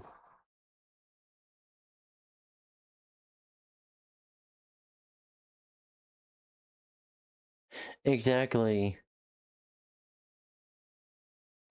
Honestly, I just came to accept the fact that my mom birther is not gonna accept me ever. Even in days where there's been multiple instances where she has compared me to my dad. And honestly, I see my dad. I know I've observed my dad. I've seen my dad. And if I could tell if things went differently, he would have had custody of me and make sure that to basically move me and my siblings over to a different country to make sure we're away from our parents. And I don't understand why the government didn't really see my mom's abusive. Yeah. And I've seen my dad. He is a good man. He's an actual good and honest man. And I realized that she's all the time that she compared to my dad, like she compares it as a picture as like a bad thing. I'm like, here's the thing. I don't like my mom. My siblings don't like my mom. My stepdad doesn't like my mom. Even like my uncle's aunt and my grandma on my dad's side didn't like my mom. So it was clear. It was fucking clear that she was the fucking problem. And the day I walked out, my mom and my parents, both of them, is the day I realized why, the very reasons why my dad divorced her. And I understood why. But he had every right to divorce her and every right to take custody of me and my siblings. But no, the government didn't see it that way, so I kind of just fucked. Yeah, thank you. Honestly, it was for one friend who offered a place to stay, as he knew, basically they, like multiple friends, like in an apartment, like they knew my situation and wanted to get me out of there. I even let the police, my police department know, like, hey, I'm escaping my parents' house. It's too dangerous for me to live in here. If you ever investigate them, they're probably gonna be armed and dangerous, so please be careful. So yeah. Yeah, yeah, I was pretty much, even though I was a trouble kid back then, I had every right to be troubled because of them. And it's a good thing that I'm pretty much like getting, at least trying to get therapy. Their therapy is going very slowly. I prefer like an in-person therapist. It's better. It's actually psychologically it's better for you. It's better to have like in-person therapist. And I just want to say that I really do hope that everyone here can, like, even if you can't afford a therapist, or like you feasibly cannot get a therapist because of the situation, I just hope I can like at least give you all a safe space here. And also on that note,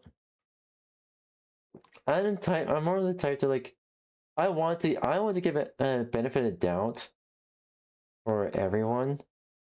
Everyone that I'm close to, I give it the benefit of a doubt. However, in the case where I don't give a benefit of a doubt, it's more likely I've been observing for months until the catalyst event tells me, yep, nope, we're done. Do you ever feel forced to do something? Let's see here. There's been times where I was pretty much forced to do things I don't like. Let's see here.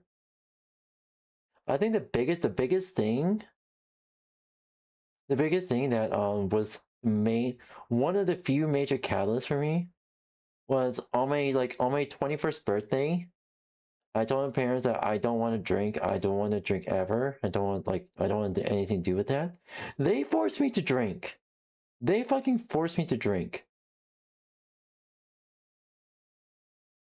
And yeah.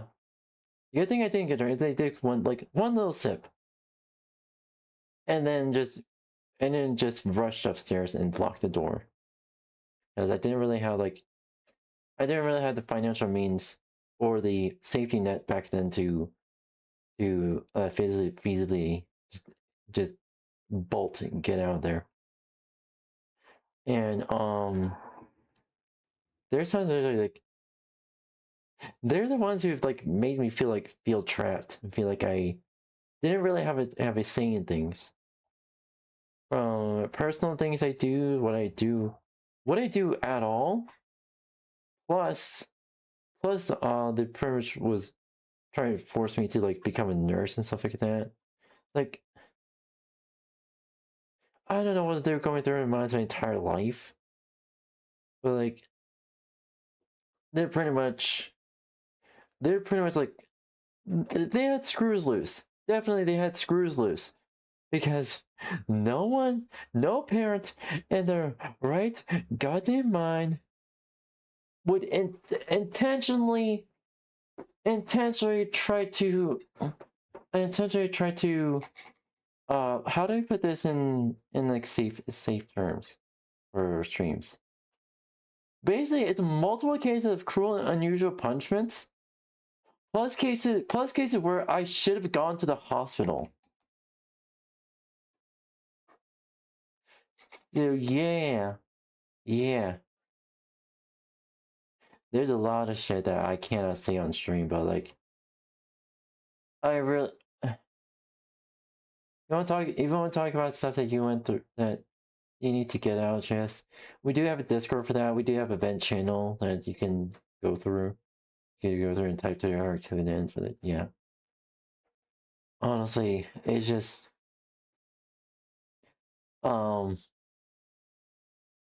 there's multiple times where I should have called the cops and I didn't, because I didn't really have a safety net in the first place and didn't really. If you like choose your dreams, what would you be a way to choose the right path? If you like to, here's the thing. There's many things your dreams can viable, and I have dreams of being a VTuber, being a commissioned artist, still working on that. But like as right now, I don't really have any it's not really feasible right now because like I still need a job like to pay bills and stuff like that. And I just really hope to at least become like a full-time VTuber, have these conversations, chill, have fun, and I just want to give everyone a safe space to just be themselves and feel safe to not worry about walking on eggshells all the time. I really like want to give people like the child that I never gotten. Plus, my biggest role models are like DanTDM, Jacksepticeye, Markiplier, Captain Sparkles, PewDiePie. You know, the OGs, the good creators.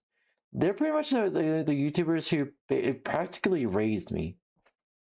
Even Markiplier is one of Markiplier's like personal like vlogs. He says that like, and then you could be like father, brother, friend, stuff like that. Like it teared me up because Markiplier was like a father figure to me. And honestly, I really hope to like, because I'm choosing the path of breaking the cycle, breaking the generational cycle, and hoping to inspire others to break the generational cycle too, and just be, and hope to inspire others to pretty much be there for those who are in need or who may need someone to talk to. And if you need someone to talk to, chat. If you need someone to talk to, feel free to chat with me, chat on stream or like in my Discord. I have the Discord linked in my YouTube on my YouTube channel and on my Twitch as well as all the other streaming sites that I stream on. I have my socials connected to there too. I just hope to like pretty much do everything I can to help everyone here. And if one of my conversations like this happens to like save someone, then I'll be really happy about that and just be proud of the person for continuing to live on. I just want to like just try to do the best for those who may be in need. So yeah, there's that. Oh boy. Oh boy, that was a long chat. That was a long chat. So yeah, hope everything just goes well. All right. On that note, we're gonna be moving on to Minecraft real quick and see what we can do there. Holy shit. Holy shit. Yeah. Everyone here is cute. I just want to let everyone know that. Okay, let me quickly too. If your mom said that you didn't even know, watch this and said how do you take child? Oh, that's a nice comeback. That's a nice comeback. Exactly. I've had times where my own mom basically made fun of me for seemingly being incompetent, and instead of like properly teaching me stuff, if I did it seemingly wrong in her eyes, she would fucking beat the crap out of me. Also, I can't really say anything. If I had something to say to... Okay, so, if my mom ever sees like these kind of streams, sees this portion of stream, I just want to tell her that I still love her, but I cannot forgive her for everything that she's done to me growing up.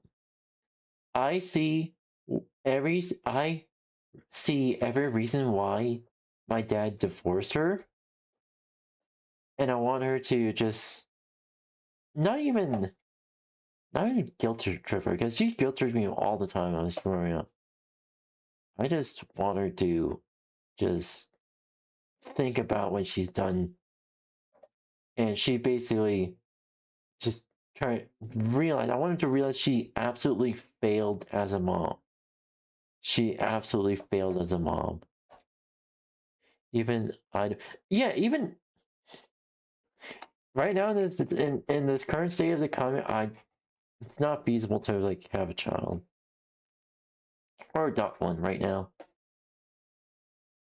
Like, I'm not sure what the future self is gonna do, but that's her story. And hopefully whatever comes in the future, I really do hope that I can at least try to save up money to like move out of the country. Honestly, at this point, and like in the near future, I'm not sure when. Hopefully before 2030, that I end up moving to Canada with a few friends for a bit, just to get my citizenship there and get nationalized, denounce my U.S. citizenship, because I don't want to be paying U.S. taxes, and because Canada is not the type to like, oh, you move country, yeah, still have to pay taxes. Yeah, Canada does not do that, thankfully. When you said like you don't like, wait, so you say you don't like gay or lesbian. So the term gay usually is nowadays it's is used interchangeably between boys and girls. However, it used to be usually primarily used for guys, and it's still primarily used for guys. But now it's more accepting of like just being like more gender neutral, and I say that the term lesbian sounds a lot cooler than gay. Sure, gay has its own perks, yes, but lesbian sounds a lot cooler. And there's been memes where femboys, I think it was I forget which creator was it. But he literally said, "I'm lesbian for my guy best friend." Like, okay, we're doing this now. Got it. That was funny. And also fucking face. And yeah. Honestly, I think it's more or less entertaining. I don't like girls and boys' name. Oh, so like error ace kind of thing. It's nice to meet a fellow error ace here. I'm pretty generally error ace myself. I'm more on a neutral side. I don't mind, but there's anything that I'm pro about. I can't directly say on stream, but chat knowing me and how the streams go, they pretty much quickly know what I'm talking about. And honestly, I'm down for it anytime, as long as I'm chill with you. As long as I actually know you, then I'm down for it. Anyway, yeah. But yeah, I like having these chats. Pretty chill with chat. Honestly. Oh, one of the fucking the hardest thing that could. Okay, where's my water bottle at? Where the fuck is my water bottle at?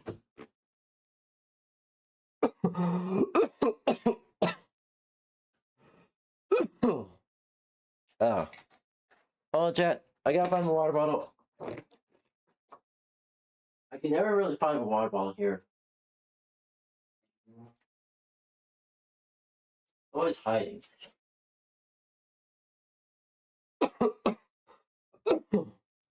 What if I can water bottle? Not here. That's probably.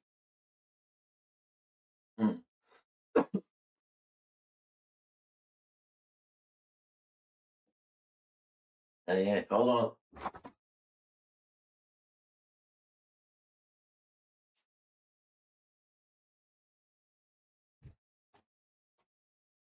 Yeah, I a new water bottle. I think I left my old one in my car. But yeah. I don't like. Yep. I'll take that fair. It's also. Oh yeah. Don't worry, chat. I'm not dying. I can't die just yet. Oh, thank you. Oh fuck. Whew. Anywho. Yeah. It's actually very nice to like meet a fellow air ace. Do you ever not put your glasses? Do you ever not put glasses on your character? I could like make it or you should just have glasses on my character since I wear glasses. It'll just make sense. But like I could make I could have like a model where glasses are off. But I genuinely I tried making a character without glasses, like pretty much similar to this one, but it just felt like I just needed the glasses. The glasses just felt needed. I could, if there's an option to take off the glasses, like actually, yeah, I would do that. I would actively do that. like if you like kind of squint and see, yeah. Oh fuck. But yeah, I could make a glasses off version of my models, because my PNG model has no glasses on. That's the only model that has no glasses on. I could make that, but like, how many resources are actively being used? 17. Ooh, okay.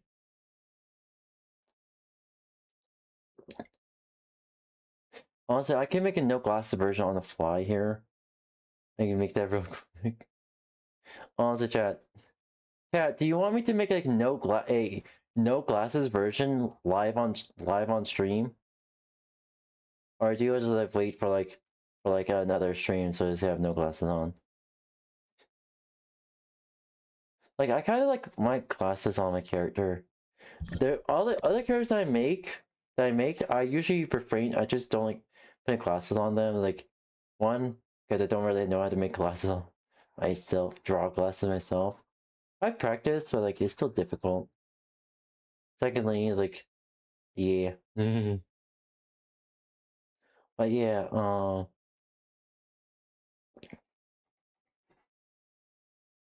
honestly, I can make a no glasses version right now.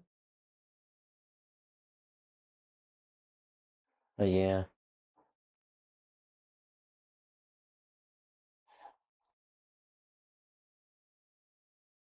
I wonder how many resources can be used here. Allow me to. But yeah, chat. Pretty sure that.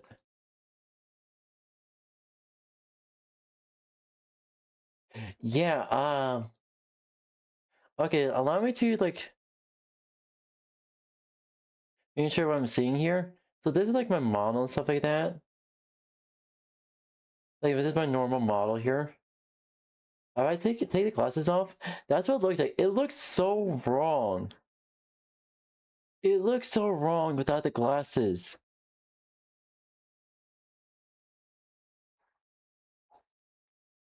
It just looks so wrong without the glasses here. So yeah, glasses are staying on. But yeah.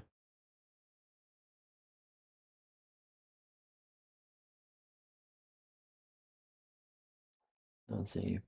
There you go. Yeah, I just prefer my model here to have glasses. And if I could, I would have a more advanced. I would I want to like learn how to make models and stuff like that. Like anything else like advanced like toggles and stuff like that, I'll probably commission someone to make the toggles. Or at the very least add toggles to my character and models here. So yeah. Yeppers. I wonder. Settings.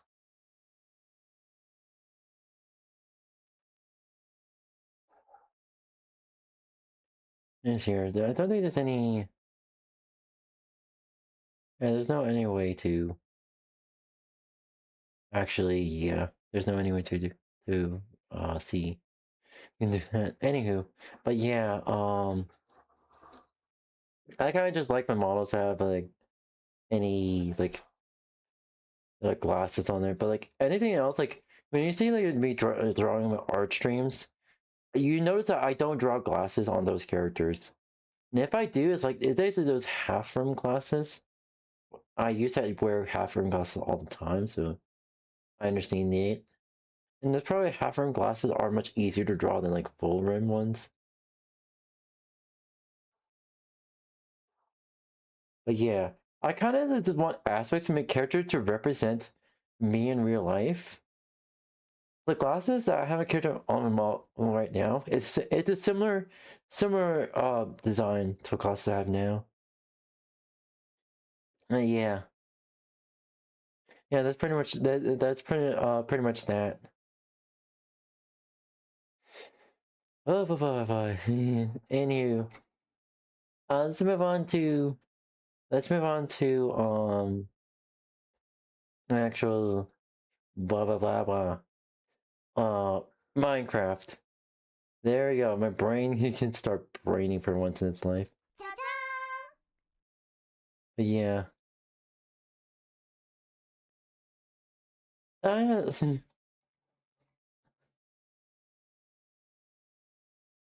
understand. You'd like just me being real and me just being honest. Cause I like being real and honest. It just feels right for me.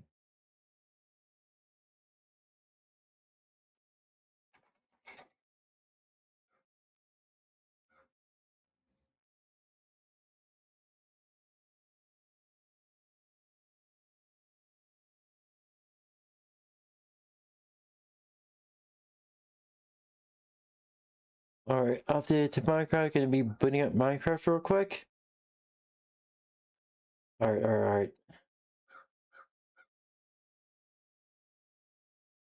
Where's the launcher? There we go. Alright.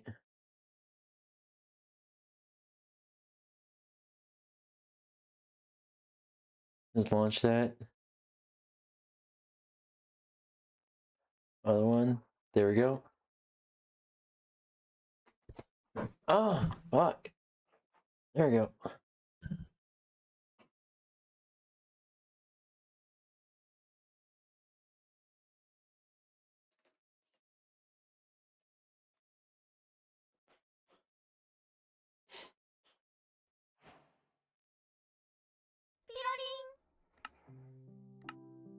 Alright, there we go.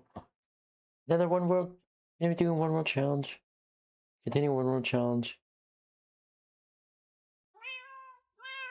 Hi.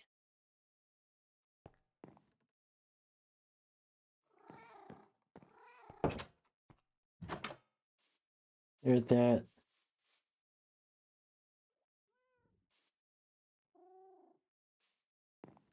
Dragon egg. Cows here. What was I gonna do again? Oh, yeah, probably like get some sheep.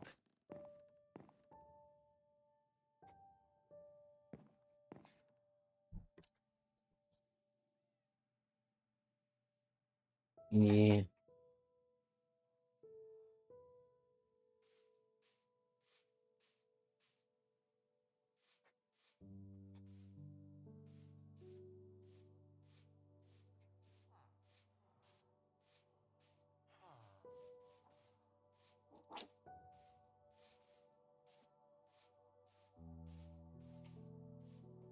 Any sheep around here?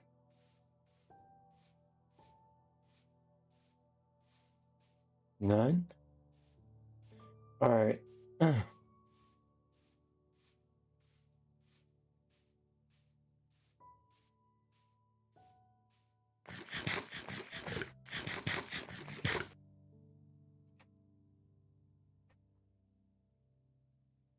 Alright.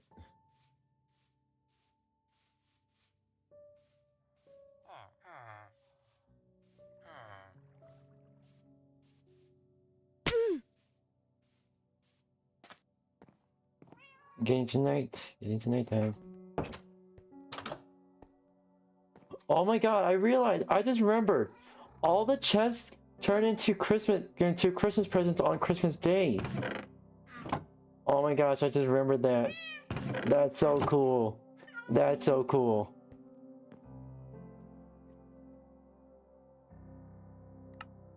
Does that mean? Oh my god. Yep.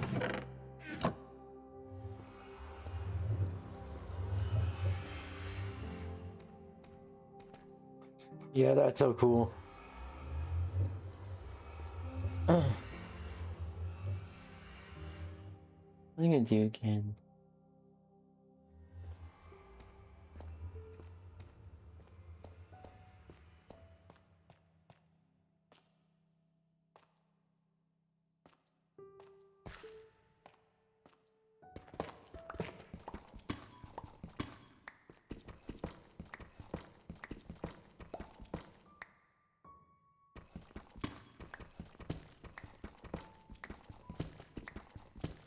Nope.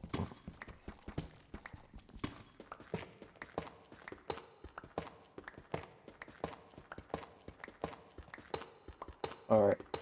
Hope we can get some ores here.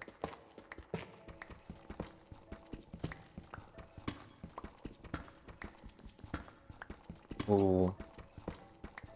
You know what I want to do? I kind of want to create a watchtower.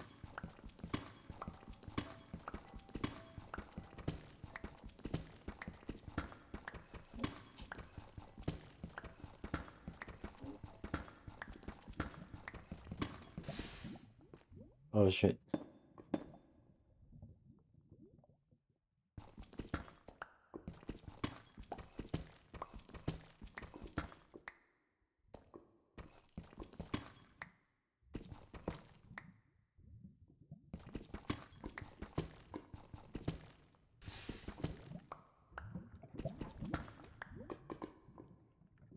Oh shit.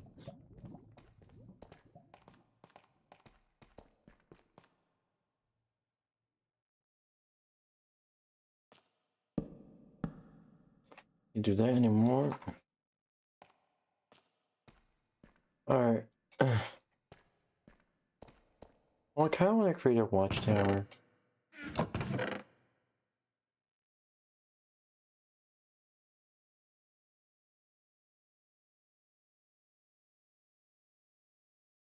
Cobbled deep slate.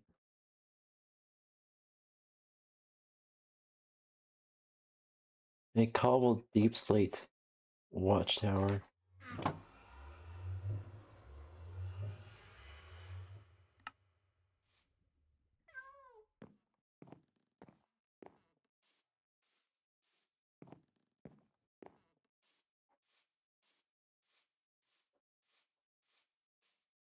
Where would I make it at?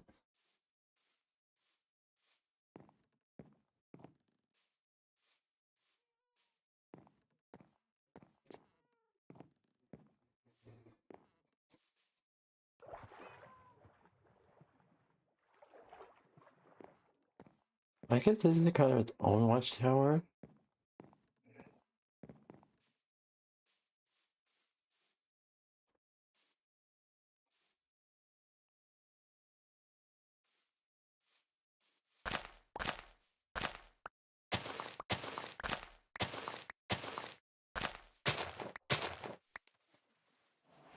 Guess you can make it watch over here.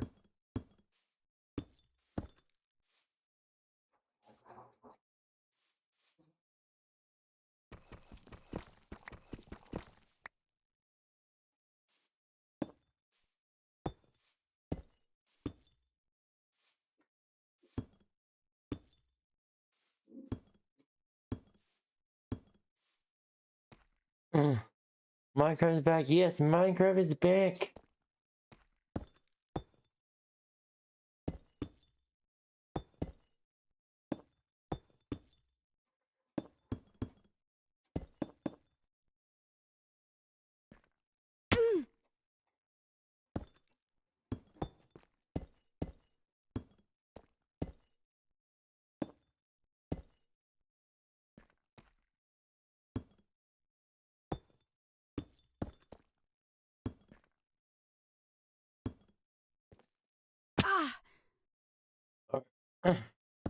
How I created a watchtower right now.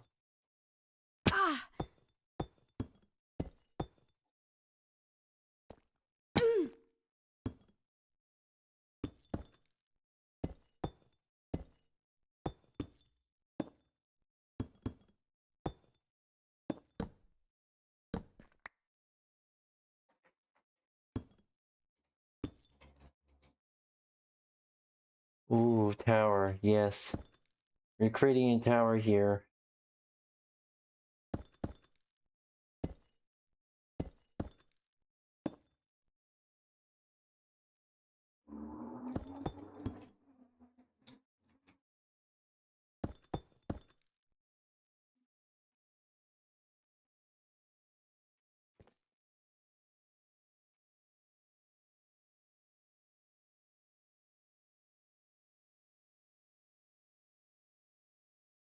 Hillside, hillside.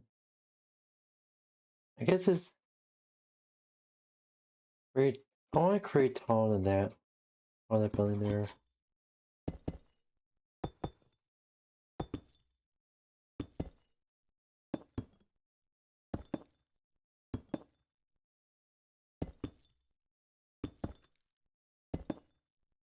Ooh, okay. Have you tried other games? I've been looking through other games. I've been getting a bunch of games in Steam lately. Mostly free ones. Probably for like... I was getting...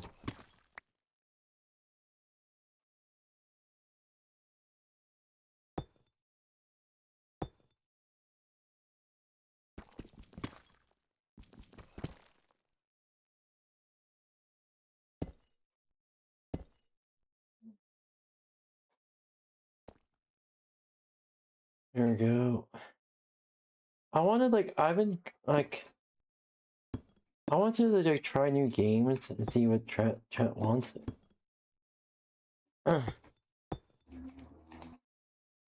If chat's interested in me trying new games.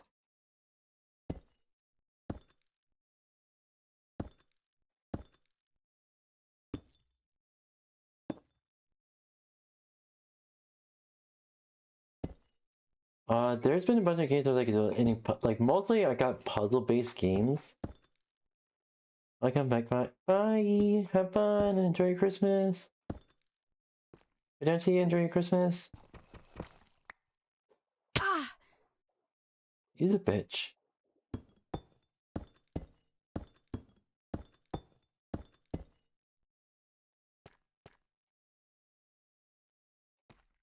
Alright, watchtower, this watchtower. Alright, what you only need is...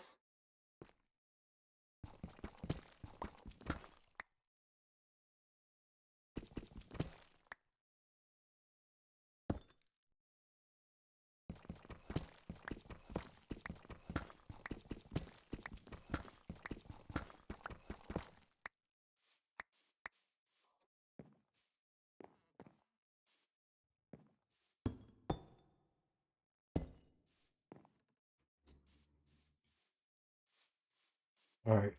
Let's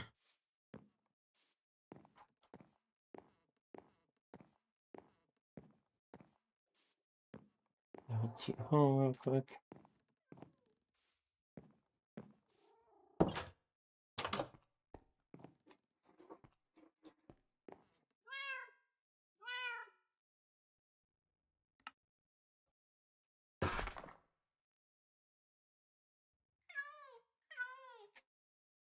Hi. Hi, kitties.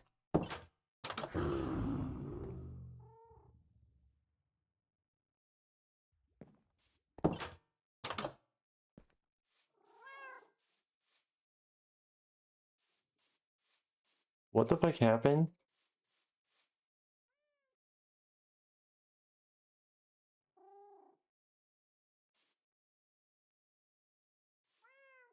What the fuck just happened?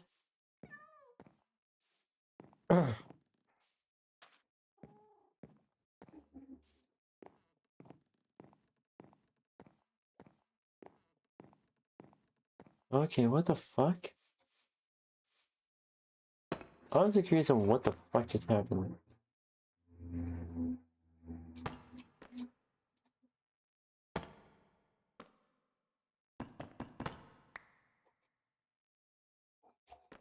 Oh, real quick, I need to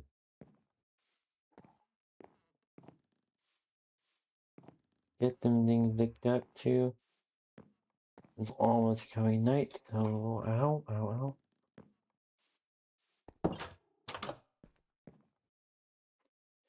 Alright, alright. Hi.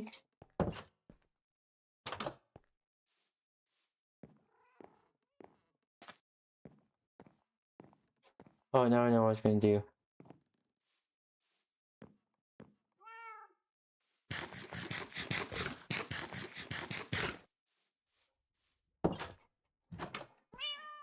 Where?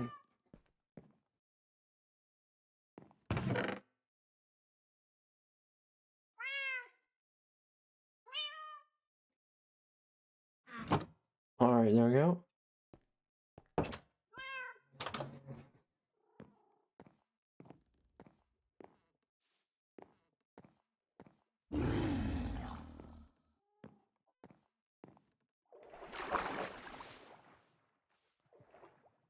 Dragon grew up, but where the fuck is it?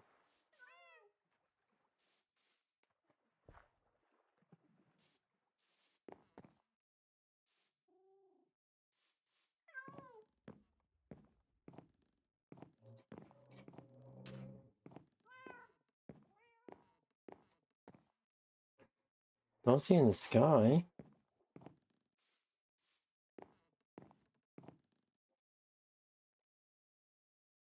I keep forgetting.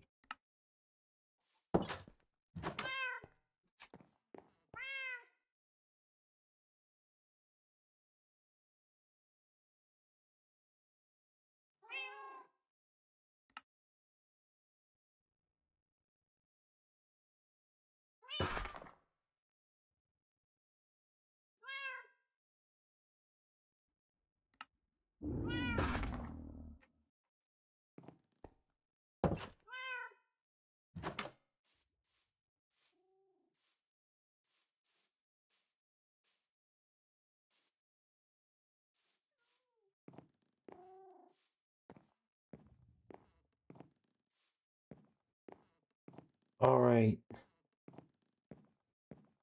See here.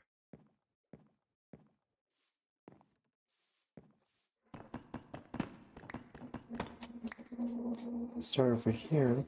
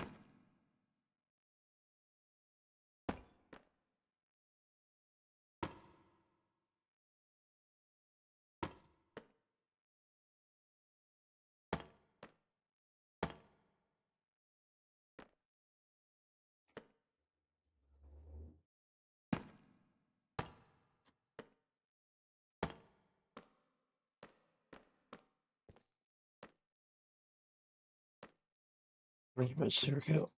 Oh no, wrong one.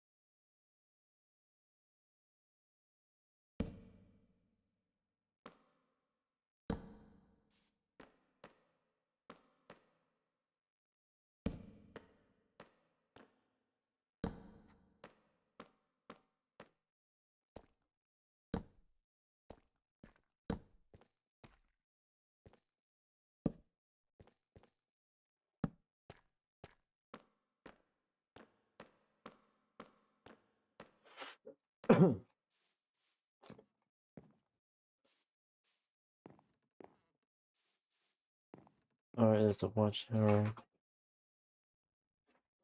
Alright.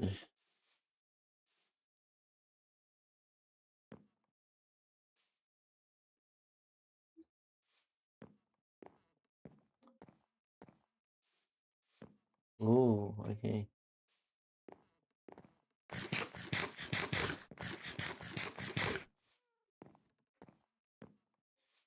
Alright, there we go.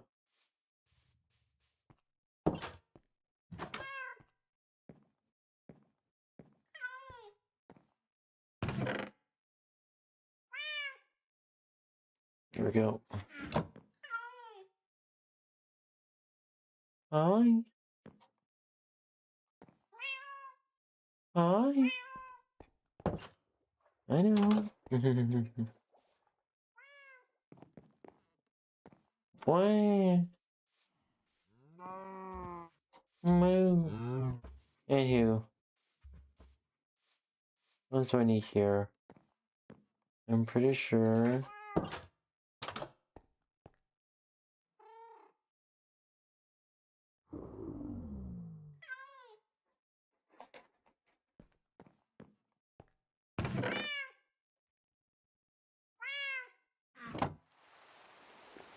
Ooh, rain.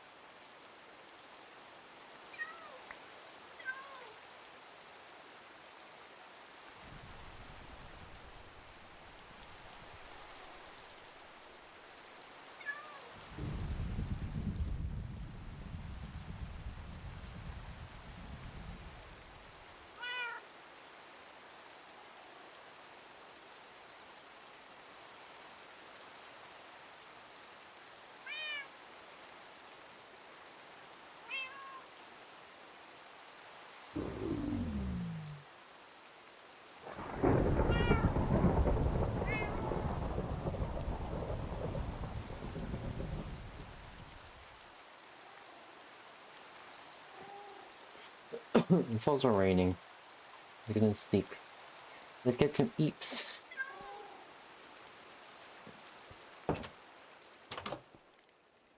Alright, let's see here. Let's listen out.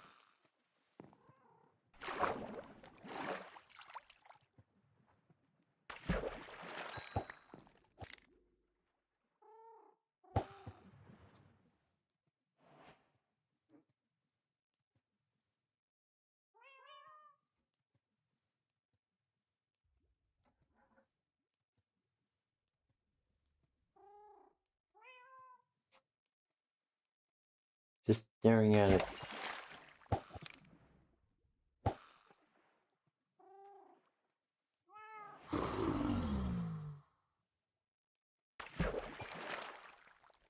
Staring at it intently.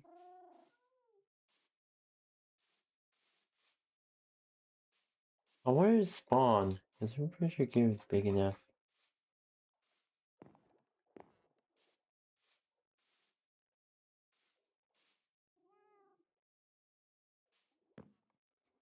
Okay.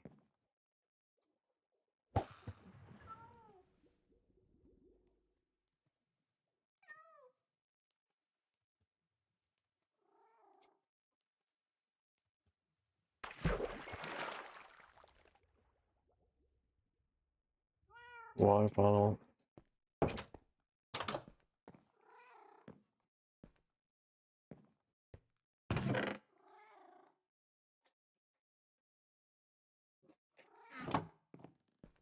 And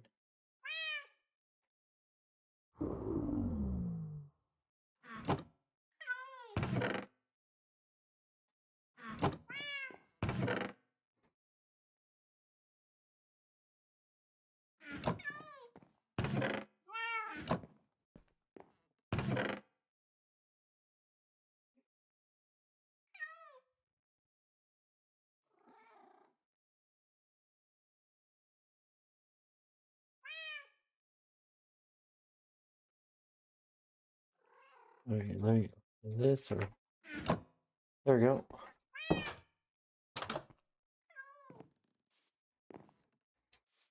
Not sure where the dragon went. Oh. Anywho. Same. Ow! Ow! Okay. What I'm gonna do is try to strip mine a bit. Turn this side.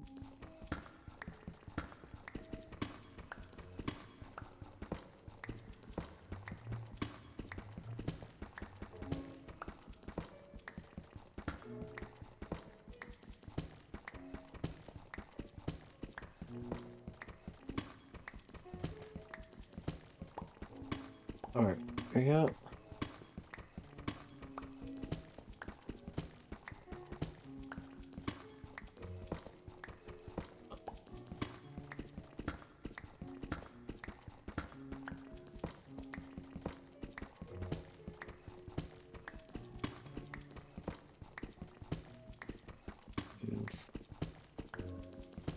Alright. Ooh. Okay.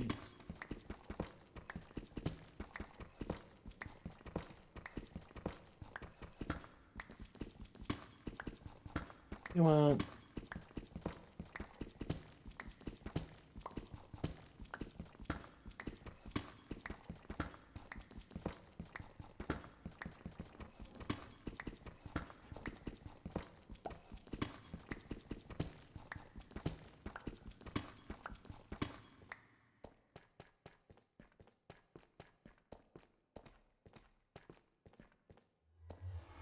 Ooh.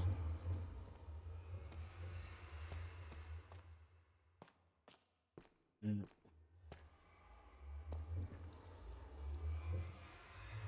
Alright. Quite a bit, right? Oh, okay.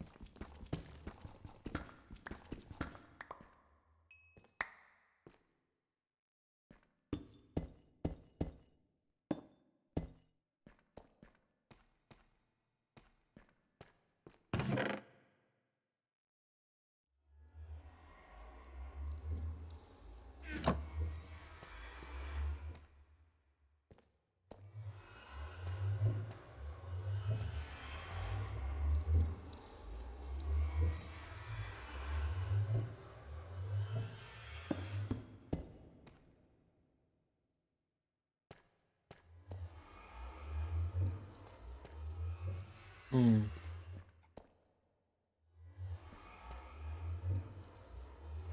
Okay.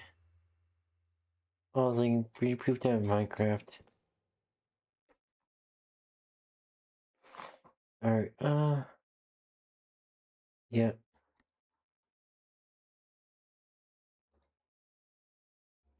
And let me switch to this channel real quick.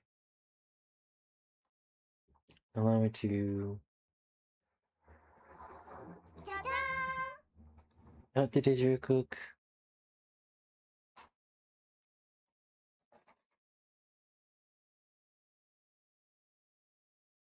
Alright.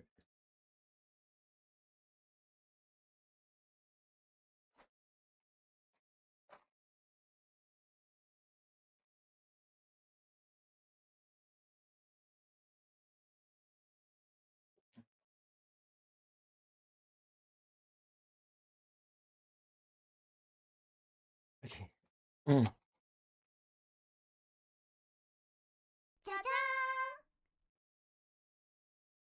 Okay.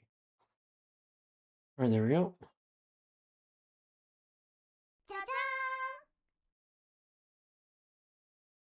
There we go. Anymore. We just do it. It's become instinctive. We like to believe that we still have power over what we do. But it slowly dawns on us that we have long since lost control, and we bend to fear. But that's not a mistake. We may have convinced ourselves that we chose it even though it's hard to tell choice from fear sometimes. But there's nothing wrong with being afraid. Some people may say that it's all in your head, that there's no reason to be fearful. But they fail to see that that's exactly the point. It's in your head, and that makes everything real. It doesn't diminish what you feel just because some people think your anxiety sounds silly. We're the ones living from the pain of what we're going through. So why let anybody but ourselves invalidate our worries? They may think it's ridiculous how we tremble and shake from people simply passing by, anticipating whether they would say something bad about us or not. But some would truly never understand the weight we carry. That's why fear isn't always a bad thing, because there's a lesson you may not have learned yet, and it's that fear and choice can coexist in your favor. You may think that you're completely withdrawn from everyone, but you have people you count on, don't you? Those few people who truly know who you are, the ones you share your laughter with, the ones who know you like the back of their hand. They're the people you don't have to rehearse your words around. And maybe there aren't many of them. Maybe there's only one or two.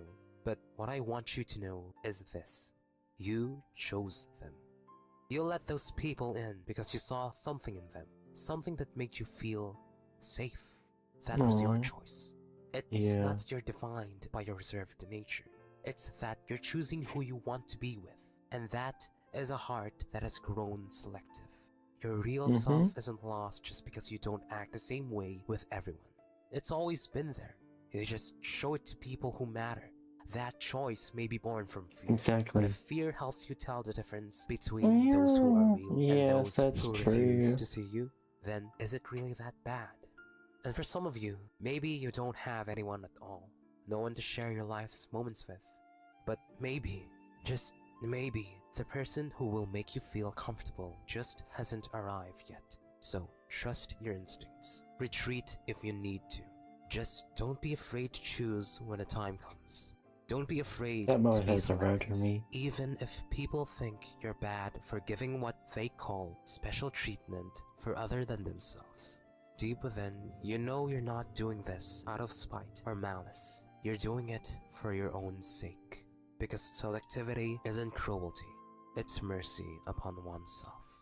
So, no matter what happens, just keep being you. Aww. Oh, what's this one? Do you still remember the first time you fell in love? That feeling when nothing else in the world mattered except you and the person you loved? It felt as if time slowed down just for the two of you. The world quieter, softer. Every little thing about them, every quirk, every flaw felt impossibly beautiful. You couldn't quite understand how someone could be so perfect.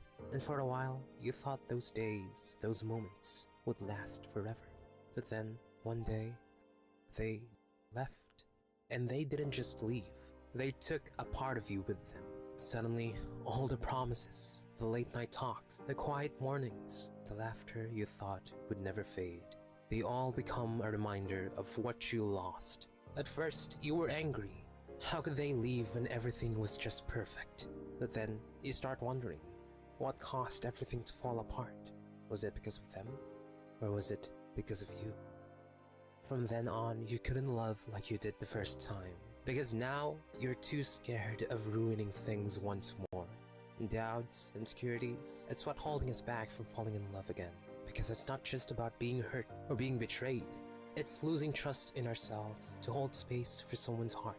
Believing that our past is proof we can't carry the weight of the love others carry for us. Because nothing hurts more than being the reason why someone stopped loving you. To love is to hurt, but to love truly is also to heal.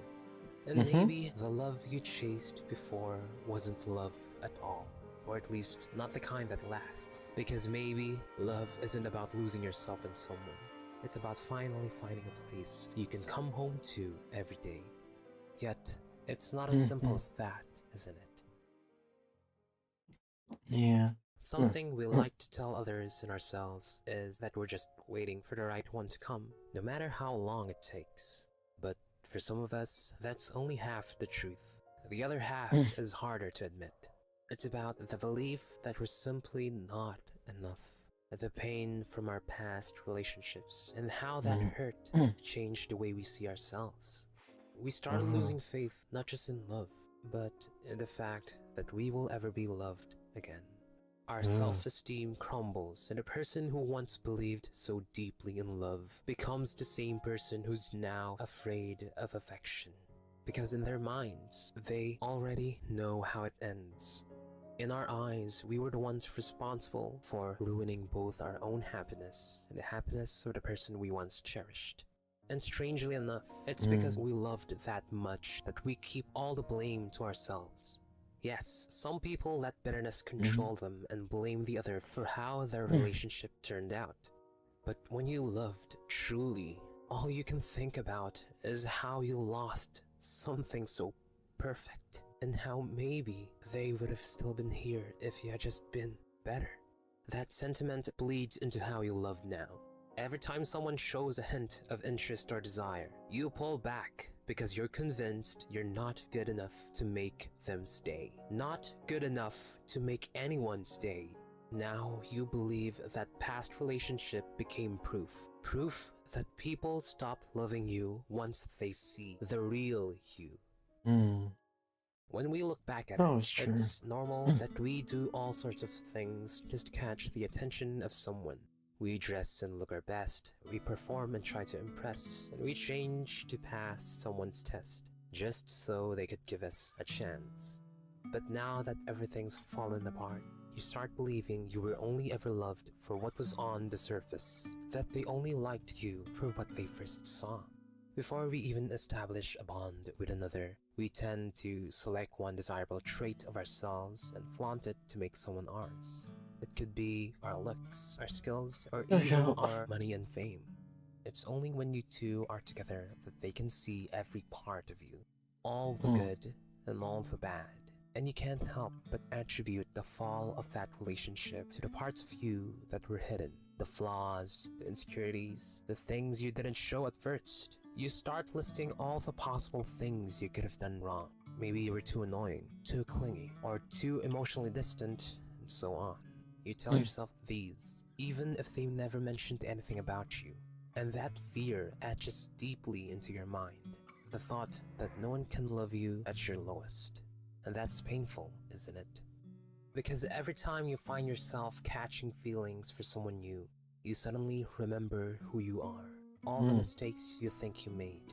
At this point, it's not just about being afraid of loving and being loved. It's about the fear of being seen. And now you stand at a crossroads. Do you risk it and love as you are, knowing you could cause everything to fall apart again? Or do you pretend to be someone you're not, faking yourself even after they've already chosen you? We think and we overthink, and before we know it, we find ourselves not moving at all. We somehow believe that it's better to not love again than to risk another heartbreak caused by our own hands. But let's stop for a moment. Haven't you ever thought that maybe the love you chased wasn't the actual love you needed? that maybe love is more than a connection, the chemistry between two people. Our inexperience taught us that love is mostly about physical attraction, that warm, giddy feeling we get when we spend the time with the one we adore. We acknowledge that we're committed to them, yet give more importance to infatuation. And that's just it, isn't it? Many of us measure the worth of our relationship by how much we feel at the given moment, rather than how much we grow. Attraction is important, yes. A relationship without it would be very hard to fight for. But there's something that matters more, and I think a lot of you already know it. I once had an interesting conversation about love with someone I met. From the way she told her story, I could tell her voice carried pain and regret. She told me a lesson she learned from that, a general truth about love we often overlook. She said, "Love isn't just about attraction. I've realized that someone's looks don't matter when I constantly have to act like the version of myself they fell in love with. Now, what matters to me more is how safe I feel around them, how they can make me laugh and put me at ease. I want a love where I can just be myself, just as they remain true to me." From what she said, I can understand where she was coming from. Maybe the reason you keep blaming yourself isn't because you failed to love, but because you were trying to love in a way that was never sustainable to begin with. Looking for a relationship for the wrong reasons, for excitement, for desire, and then hurting when those reasons aren't met. It's very easy to hurt yourself in a relationship based on those foundations. So maybe it's just as she said.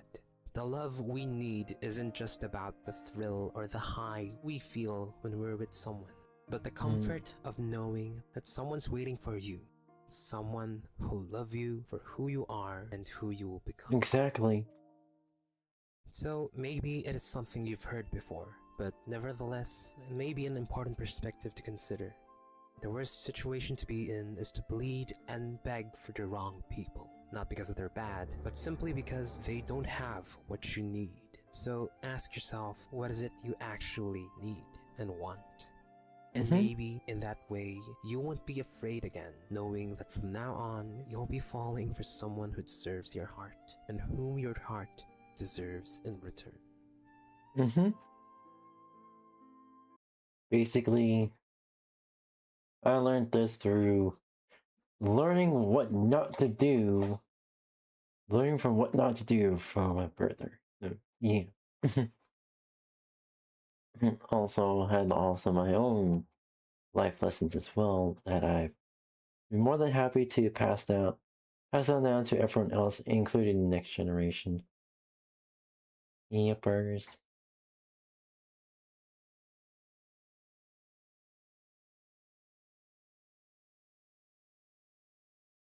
What? Ooh.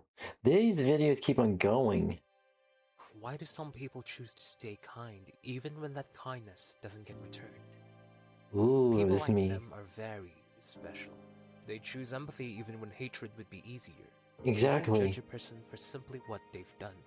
They try to understand why. They don't see the world in black and white. I want to see you but understand. recognize that every situation is layered and complicated. That good people make mistakes. That bad choices don't always come from bad hearts. And yet, these kinds of people are often the ones left behind, discarded. Even when others keep proving they don't deserve it, they offer kindness anyway. But everyone has their limits, even kindness. Exactly. By the world's cruelty, they question their own virtues, their values. And so they ask themselves, did my kindness ever matter? People always say that we shouldn't expect something in return when we do good. But does that mean we have to stay kind even when people walk all over us? Not everyone has the strength to remain kind, to resist the temptation of hatred. Yet, there's a truth kind souls carry. The truth that kindness given to others is also compassion extended to yourself. Because the way you act towards others often represents how you feel and treat yourself. A subtle truth some fail to notice. Yet, living as a kind person isn't always as noble or easy as it sounds. It's a daily struggle with the real consequences. Kindness isn't just a trait that we embody, it's a choice we make. Every time we choose to comfort someone in pain, help someone even when it's inconvenient, or even simply showing up for someone, we are making a conscious choice, whether through what we do or what we choose not to do. But sometimes it becomes instinctive, acting without hesitation or thought, rushing to someone's aid as if it were a reflex, because in those moments, we feel what others feel. Their suffering, their hidden struggles, begging for someone to notice. And maybe that's why some of us stay kind, even if it's sometimes irrational, because anyone could be secretly struggling. But do you know what hurts the most about this? It's when we're wrong about a person. When we've been through someone's lowest moments, only for them to forget us the moment they're okay again. When you've given them support, but can't even give back something as simple as basic human decency. When the people you've shown compassion to simply keeps you in their life as a tool to get favors, and hurts like no other. It's not something to be tolerated, because the act of kindness doesn't stem from trying to please other people. It's also recognizing when enough is enough. So we turn our backs on them, step away from their lives, and then we can't. Somewhere deep within, there's a nagging voice that whispers, things aren't as simple as that. There could have been numerous reasons. Maybe things they couldn't control. Maybe pain they never talked about. And that's the hard part about being kind and empathetic, isn't it? When we've been exposed to people's hardships and complex emotional situations, we start to understand that situations are built upon layers and layers of unseen wounds, misunderstood intentions, and circumstances we may never fully grasp. We can't paint them in black and white, because life rarely is. And it's not something we can turn off. Once you know, you can't unknow. The same people who might have hurt you may be in pain too. And as long as that possibility exists, we can't truly hate someone, can't we? That's So right. That's my logic. We choose to understand at the cost of ourselves. Piece by piece, we start to toil away. Yet we convince ourselves that this is for the greater good, that we should be the change we want to see in other people. We don't notice that we're slowly being driven mad, looking at every angle, every possible reason, every excuse you can use just to not label a person bad, and why they deserve your kindness. It takes so much of us to keep doing that, to bear the emotional labor no one wants to process. All those heavy feelings nobody wants to confront. And then, you carry the pain of not just your own problems, but every person you've shown compassion to. A burden shared is a burden halved, they say. But you carry many burdens all at once, and it piles up, slowly breaking you down. Yet the people around you don't see that, the amount of grace you give to others. So you ask yourself, why? I've done everything right. Why does everything keep going wrong? This isn't about demanding what you deserve for doing good, or some sort of twisted entitlement. But the truth is, some people really do exploit others' kindness. The harsher truth, not everyone has the capacity to reciprocate or appreciate kindness. Someone who hasn't faced similar hardships may take it for granted. So, if your kindness doesn't change anything, why be kind at all? You look around and all you see are people who would leave you without a second thought. People who may put themselves first before anyone else, even if sometimes they make mistakes. Okay, that feels a lot better. Choosing the easy way out, to hate and be selfish. If everyone is like that, then why shouldn't I do the same? The temptation to turn into anger and bitterness grows stronger the moment we are disillusioned by the fact that others might not be what we hoped them to be. What's stopping us from being selfish when everyone's done the same? Over time, the side of you that wants to abandon kindness starts to tip the scales. We think we've given the world enough, yet it failed to give us anything back. If negativity is what's thrown at me, it's only fair if that's what I give back. And I'm tired of being everyone's doormat just so they can use me for their own convenience. So what if everyone starts to think I'm a bad person? I've tried everything to be good, but did anyone praise me for it? No, nothing changed. They all took it as an opportunity. I don't search for praise or being kind. I think kindness is just a given. Even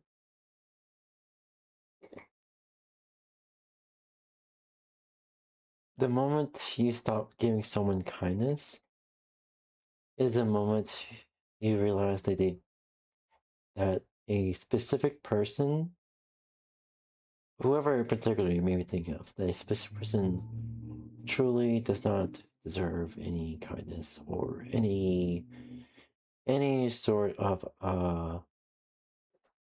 accommodation or reconciliation at all. Staying kind in this world, it's not worth it. That's what someone might say when they've lost hope. But then, another voice whispers, is that what you really think? Would you let a few people decide who you should be? Would you lose yourself in the midst of others' wrongdoings? That's right. That part of you, even if you may not realize it, knows that the kindness you've shown isn't just about being kind for the sake of it. Empathizing with others' pain, lending a helping hand, and being patient with everyone's flaws. These are a big part of it, but something deeper holds it all together. It's not just about being good to others.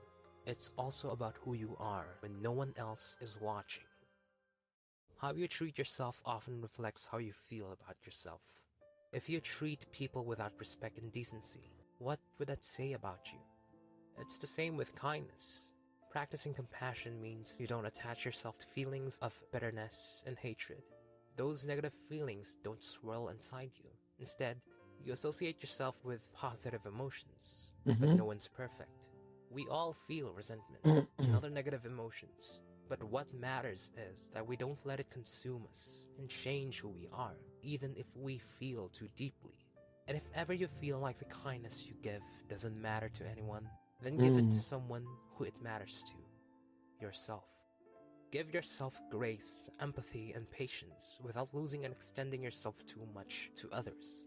Because sometimes, the kindness act is taking care of yourself before anyone else. Even the kindest flame can burn out if it's always given and never protected. So protect your fire, not to hide it, but to keep it burning brightly. Aww. Okay. Okay.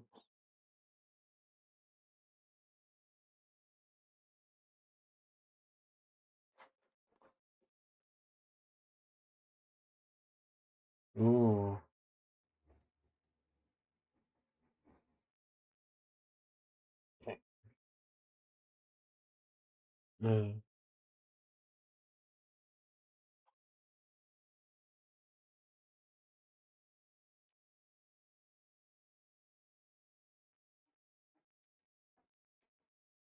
Let's see here. Hey guys! As a follow-up to my last video, or 𝙂𝙚𝙣𝙚, we do. And we need a female character. Like Anna Maria. For an example. Alright, 1.9 mil, we need 2.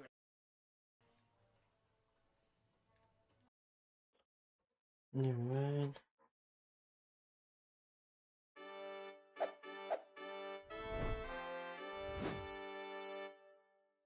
The wedding is tomorrow. You're 12 years old. You found out 3 days ago. Your father told you over dinner, casual, like he was discussing the weather. You're getting married, Saturday, to the merchant's son. You dropped your spoon. What? He's 40, wealthy, good family. This is a great match. 40 years old. You're 12. No. I don't want to get married, you say. Your voice is small, scared. Nobody asked what you want. Your mother won't look at you. She's staring at her plate, silent. She went through this too, at your age. She knows what's coming. She can't stop it. Won't stop it. This is how things work. This is tradition. Normal. Your younger sister is watching. She's 8. She'll be next in a few years. This is her future too. Welcome to your life as a child bride, where marriage isn't about love. It's about property, economics, family alliances, and you're the transaction. You're 12. Your childhood ends tomorrow night. Let's be clear about something. You don't have a choice here. And this is common in the Middle East, which is fucking disgusting.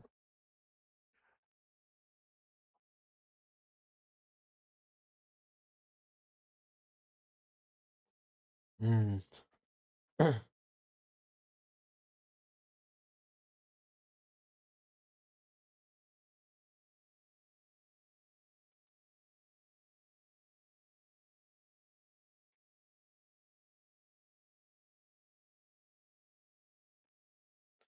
Oh boy.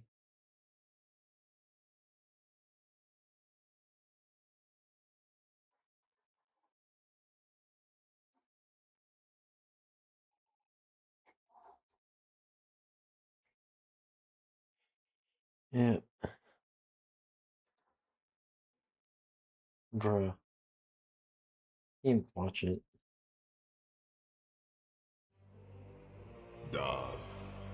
Theorist. Right.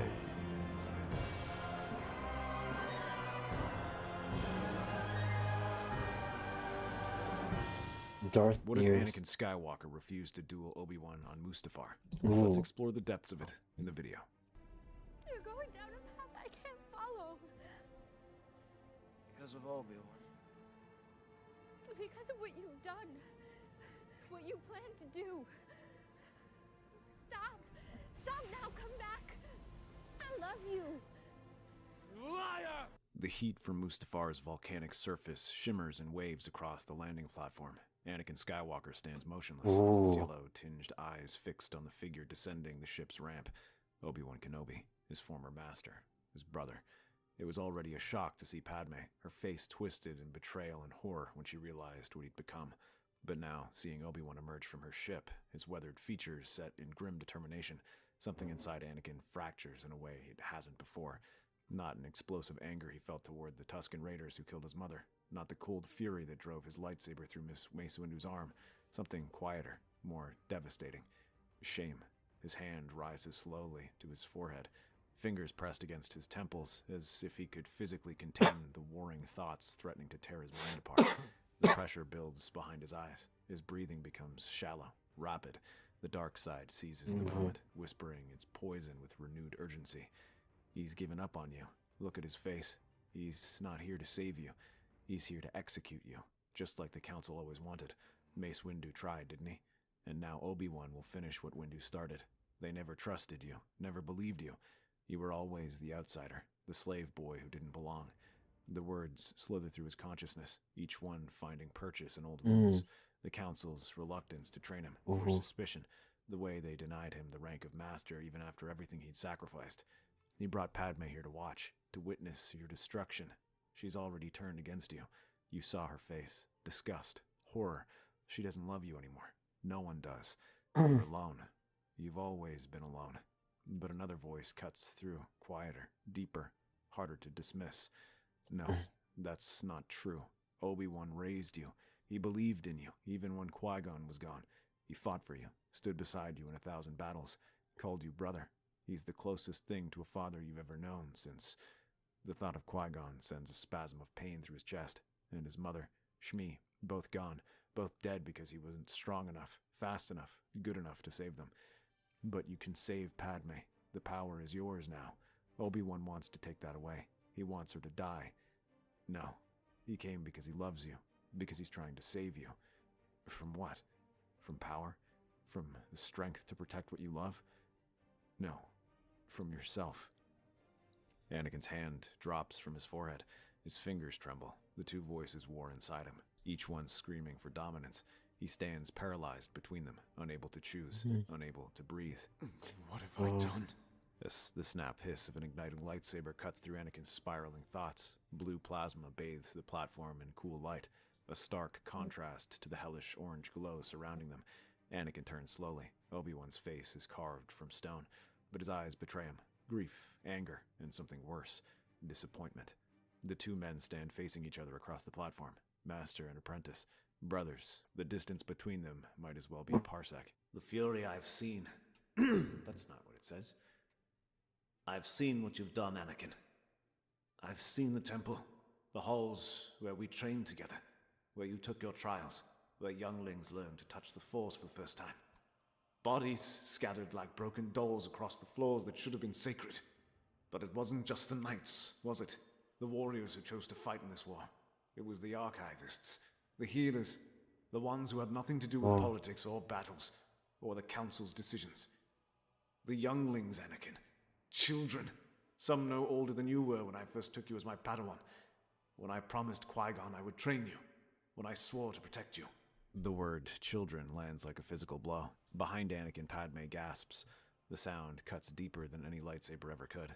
He forces himself to look at her.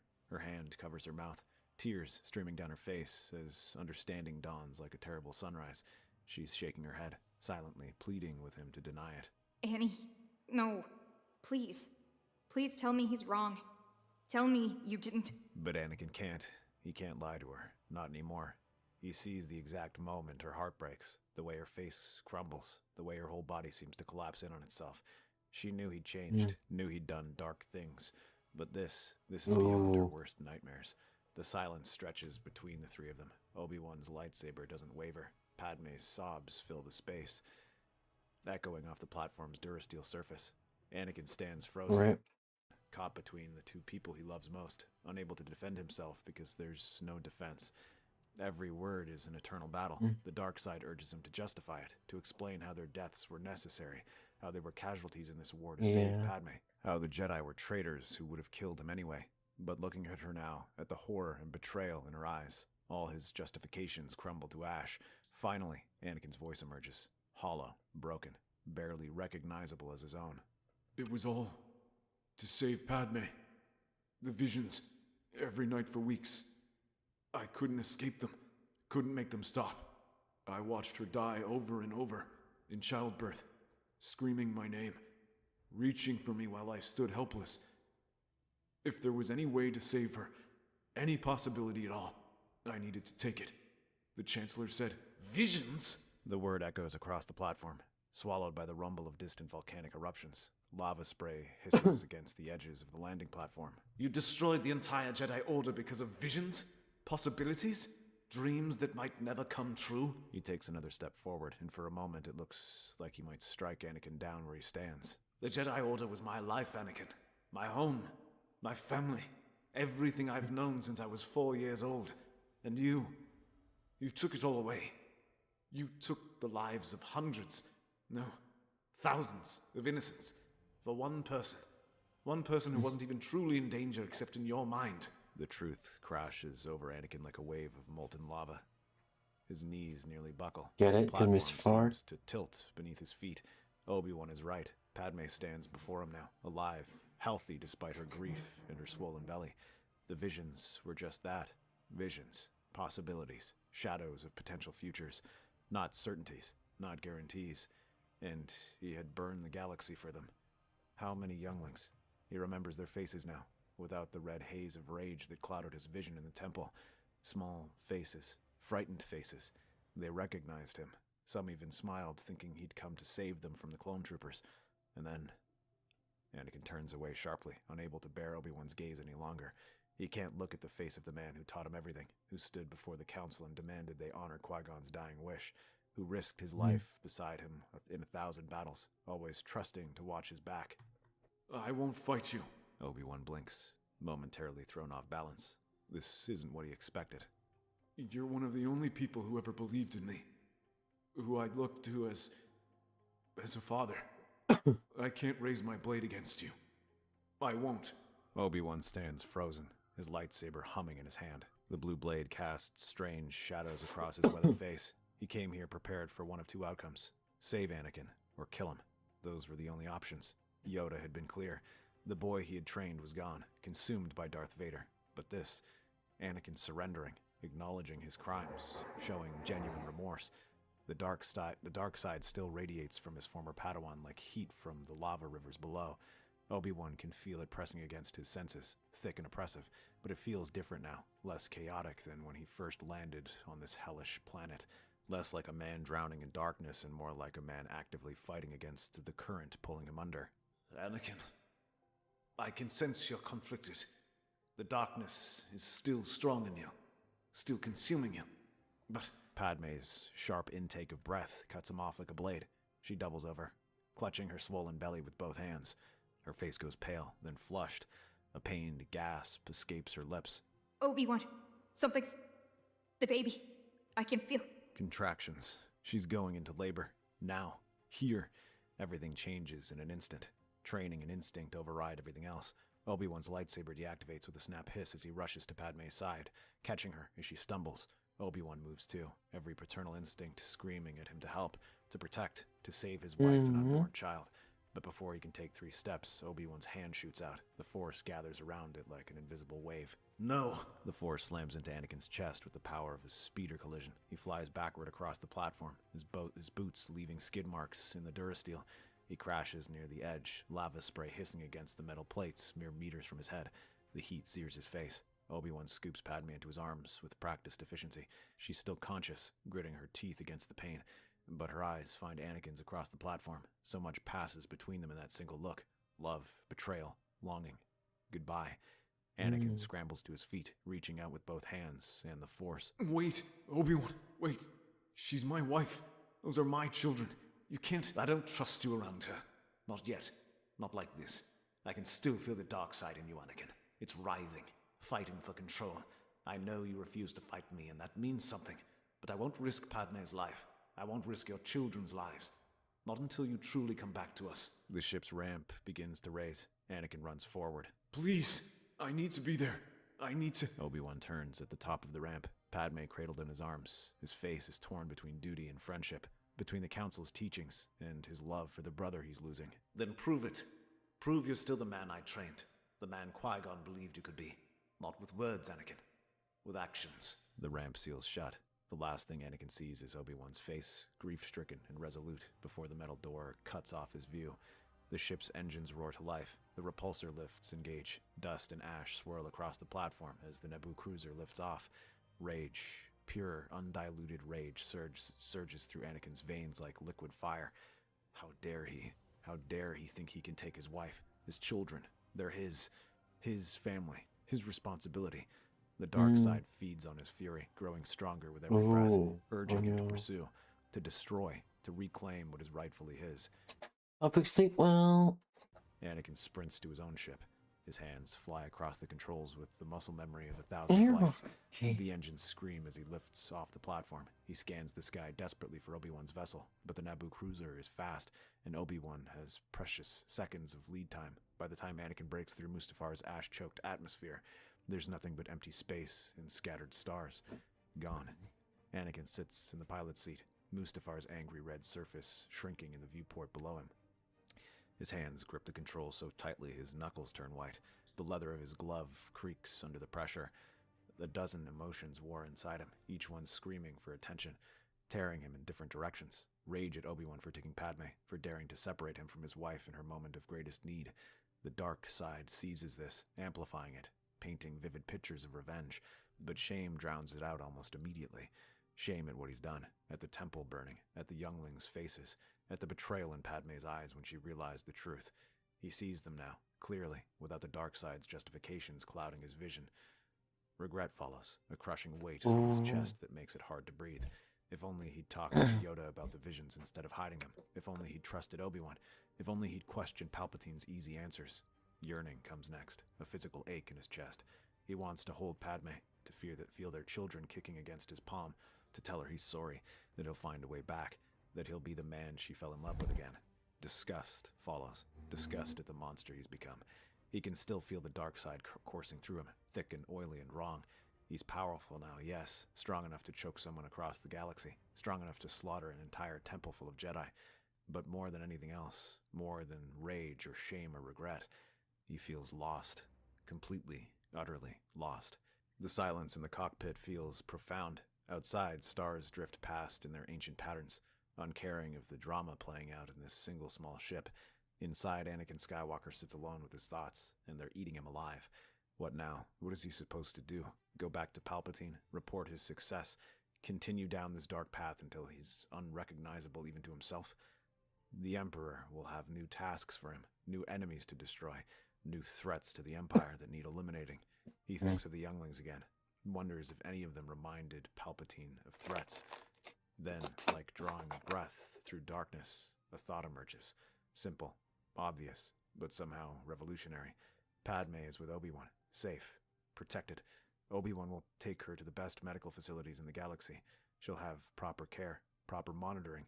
She won't be giving birth in some abandoned medical facility with only droids to help her. Maybe the visions won't come true after all. Maybe Obi-Wan is right.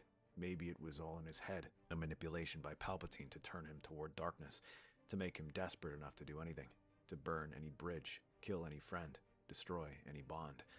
The realization hits him like a Star Destroyer's turbo laser blast. If Padme doesn't die, does he truly need the Chancellor anymore? Does he need the dark side? Was it all for nothing? He remembers the exact moment he knelt before Palpatine. The desperation, the fear, the willingness to trade anything.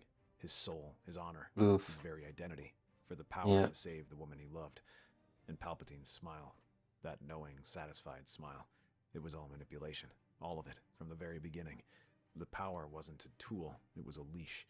Clarity washes over him like cold water. For the first time since the nightmares began, since Palpatine first whispered tales of Darth Plagueis the Wise, Anakin's mind feels clear.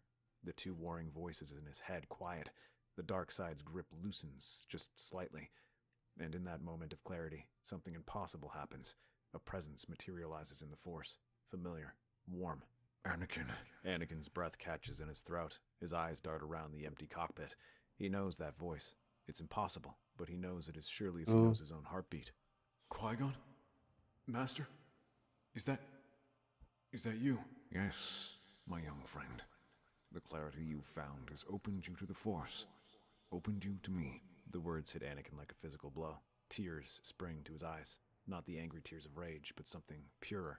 Something he hasn't felt in years. His vision blurs. His hands shake on the controls.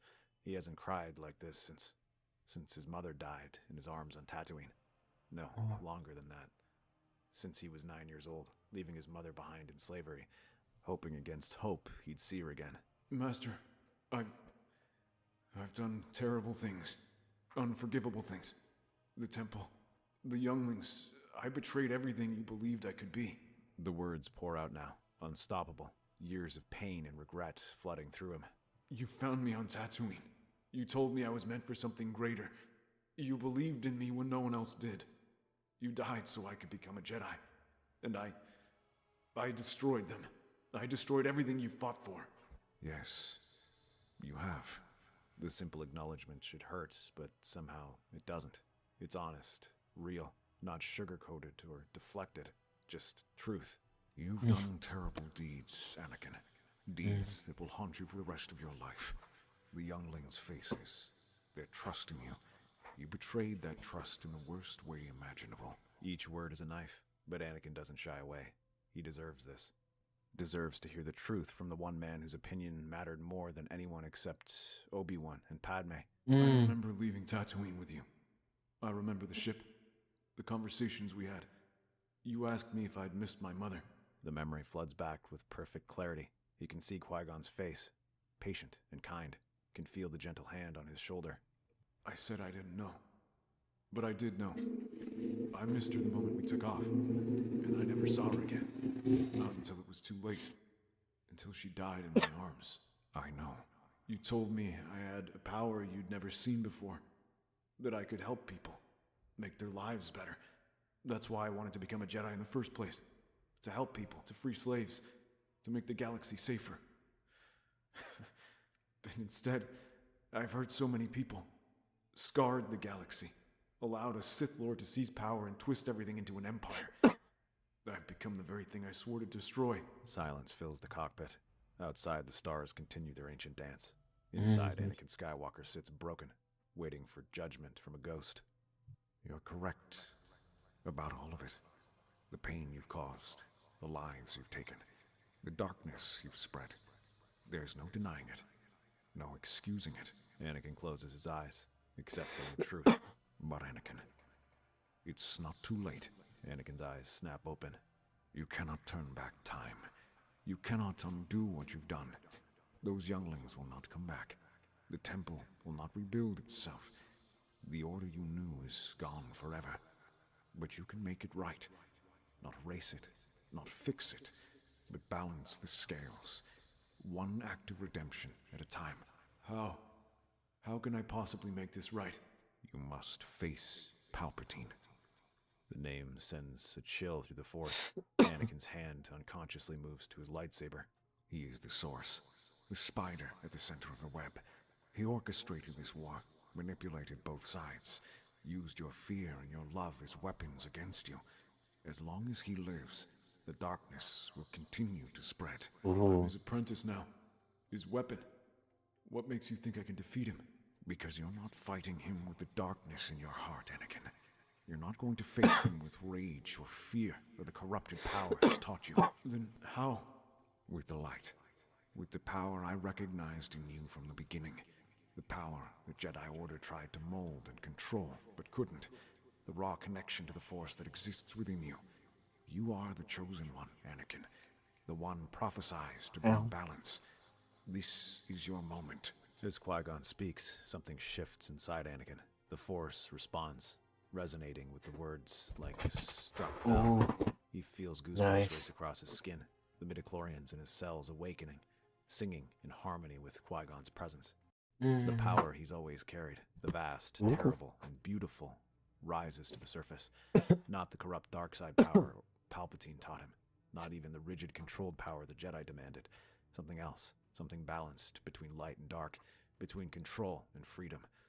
He remembers being 9 years old, instinctively knowing how to navigate a pod race at speeds that would kill any normal human. Remembers the Force flowing through him, natural as breathing, before the rules, before the restrictions, before the fear. That power is still there, buried, waiting. I feel it, Master. The Force. It's different than before. Good. You're ready, Anakin. You've taken the first step by recognizing your crimes. Now take the second. Face the true enemy. End his reign of darkness. Anakin feels tears streaming down his face, but they're different now. Not tears of rage or despair, tears of determination, of purpose. Make me proud, Anakin. Make your mother proud. Save the galaxy. Let's fucking go. Not as a Jedi, not as a Sith, but as yourself, the chosen one. I will, Master. I swear it. The presence fades like morning mist, but the warmth lingers. For the first time in months, Anakin Skywalker knows exactly what he must do. He sets coordinates for Coruscant. His hands don't shake. His mind doesn't waver. The dark side still flows through him, but he's holding it now instead of drowning it. The light is there too, weak but growing stronger with every breath. Balance. Perhaps that's what the prophecy meant all along. Coruscant's lights spread across the planet's surface like a circuit board, artificial illumination banishing any trace of natural darkness. Anakin's ship cuts through the upper atmosphere, heading for the Senate District, for the Chancellor's office, for Palpatine. Inside the private office that has seen 1,000 political machinations, Palpatine stands by the viewport, his hood drawn, yellow eyes reflecting the city planet below. He feels the disturbance in the Force before the door chimes. The rage that consumed Anakin on Mustafar, the beautiful, intoxicating fury that signals his complete turn to the dark side, is gone. In its place, Palpatine senses something that makes his ancient heart skip a beat. Clarity. No conflict, no fear, no anger. Just power. Raw, unlimited power. Not dark, not light. Simply power. Palpatine turns as the door opens. Anakin stands in the doorway, still wearing his dark robes, but the yellow has nearly faded from his eyes. Only the faintest tinge remains. Lord Vader, I sense the disturbance in the Force. Your mission to Mustafar is complete. The Separatists are dead. The droid army is shut down. The war is over. He steps into the office. The door closes behind him. Then why, my young apprentice, do I sense you have not come to celebrate our victory? Anakin's hand moves to his lightsaber. The gesture is subtle, but Palpatine catches it immediately. Ah, I see. You lied to me. The power to save Padme, it was never real, was it? You manipulated my fear, used my love for her as a weapon, turned me into a monster so you could have your perfect apprentice. Palpatine's smile doesn't reach his eyes. He's calculated 1,000 variables, planned for every contingency. But this, his apprentice turning on him mere hours after pledging himself to the dark side. Fascinating and dangerous. My dear boy, you came to me, remember? Desperate, afraid, willing to do anything to save your precious senator. I merely showed you the way, gave you the tools, but every choice, every action, those were yours. I'm ending this. Now. No more manipulation. No more lies. Your empire dies with you. Palpatine sighs, the sound almost disappointed. He lets his hood fall back, revealing his grotesque features fully. So, my apprentice has come to kill me. How deliciously predictable. But you forget something crucial, young Skywalker. His lightsaber flies into his hand from its hiding place. I am the master. You are merely the apprentice. Your anger and your rage might have been powerful, but your newfound clarity, you've lost what made you strong. You cannot defeat me. The crimson blade ignites. For a moment, the two men stand facing each other, master and apprentice, Sith and Jedi, darkness and light. Then Palpatine moves. He's fast, impossibly fast. The Force screams through him as he launches across the office, his blade a blur of red death. Anakin barely gets his lightsaber up in time. The impact sends shockwaves through his arms. Palpatine is strong, stronger than Anakin anticipated. They separate, circle each other. The office becomes an arena. Palpatine presses the attack, his form shifting through classical Makashi with supernatural precision. Thrust, parry, riposte, each movement economical, designed to kill. Anakin gives ground, his Gemso defense holding but barely. Palpatine's speed is overwhelming, powered by decades of dark side mastery. A desk explodes as Palpatine throws it with the Force. Anakin ducks. Durasteel shards pepper the walls. The viewport cracks under the pressure of their combined power. You see, nothing without your rage. The Jedi teachings have made you weak. He unleashes a flurry of strikes. High, low, inside, outside. Anakin's blade moves in desperate defense. But something is different. His movements, while defensive, are perfect. Not a wasted motion. Not a single opening. This isn't the wild, aggressive Anakin who would have overextended in his fury. This isn't the conflicted apprentice torn between masters. This is something else. Something focused. Something dangerous. Palpatine realizes it a moment too late. Anakin's counterattack comes like a thunderbolt. A powerful overhead strike that Palpatine barely parries. The force of it sends the Sith Lord stumbling back. Anakin presses forward, his blue blade weaving through forms. Sorosu followed into Ataru shifting to Gemso. He's using everything, every lesson from Obi-Wan, every technique he learned in the Clone Wars. Their blades lock. They stand face to face, pushing against each other with both their physical strength and the Force. You're wrong. I'm not fighting with rage. I'm fighting with purpose. He breaks the lock, spins, his blade cutting a horizontal arc. Palpatine leaps backward, using the Force to propel himself across the room. He lands near the broken viewport, wind howling through the shattered transparisteel. Purpose. Purpose. You murdered younglings. You betrayed everything you claimed to believe in. You are darkness.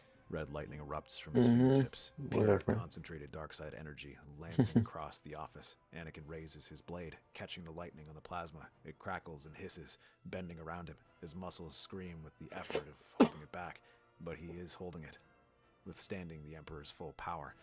Palpatine increases the intensity. The lightning grows brighter, more savage. The air fills with the ozone stench of ionized atmosphere. Still, Anakin holds, his feet planted, his lightsaber a shield against the storm. Then something shifts. Anakin feels it. The Force showing him something. Not a vision, not a command, just knowledge, understanding flowing into him like water. He knows what to do. Anakin lowers his free hand. The Force gathers around it, responding to his will in a way it never has before. He thinks of Qui-Gon, of his mother, of every slave on Tatooine who deserved freedom, every youngling who deserved to live, of Padme, alone and afraid, giving birth without him. White lightning, Force judgment, erupts from his fingertips. Pure, cleansing energy that represents not the selfish rage of the Sith, but the righteous defense of the innocent. The two forms of lightning meet in the center of the room. Pure white clashing with pure red. The collision creates a ball of roiling energy, growing larger, more unstable. The entire office shakes. Cracks spread across the walls. Impossible. You cannot. This power is beyond. He pours more energy into his lightning. The red intensifies, pushing against the white, but Anakin matches him. For every ounce of dark side fury, Anakin responds with light side determination. They're evenly matched, a stalemate, but Palpatine is ancient. His body is a shell held together by Sith sorcery and spite. Anakin is young, strong, the chosen one. Time is on Anakin's side. Palpatine realizes this at the same moment Anakin does. Fear, real, genuine fear, flashes across the Sith Lord's face. For the first time in decades, Darth Sidious confronts his own mortality. And in that moment of fear, his concentration wavers. Just slightly, just enough. The Force speaks to Anakin, not in words, in understanding. A shatterpoint, a weakness in the fabric of the moment. He sees it as clearly as if it were illuminated.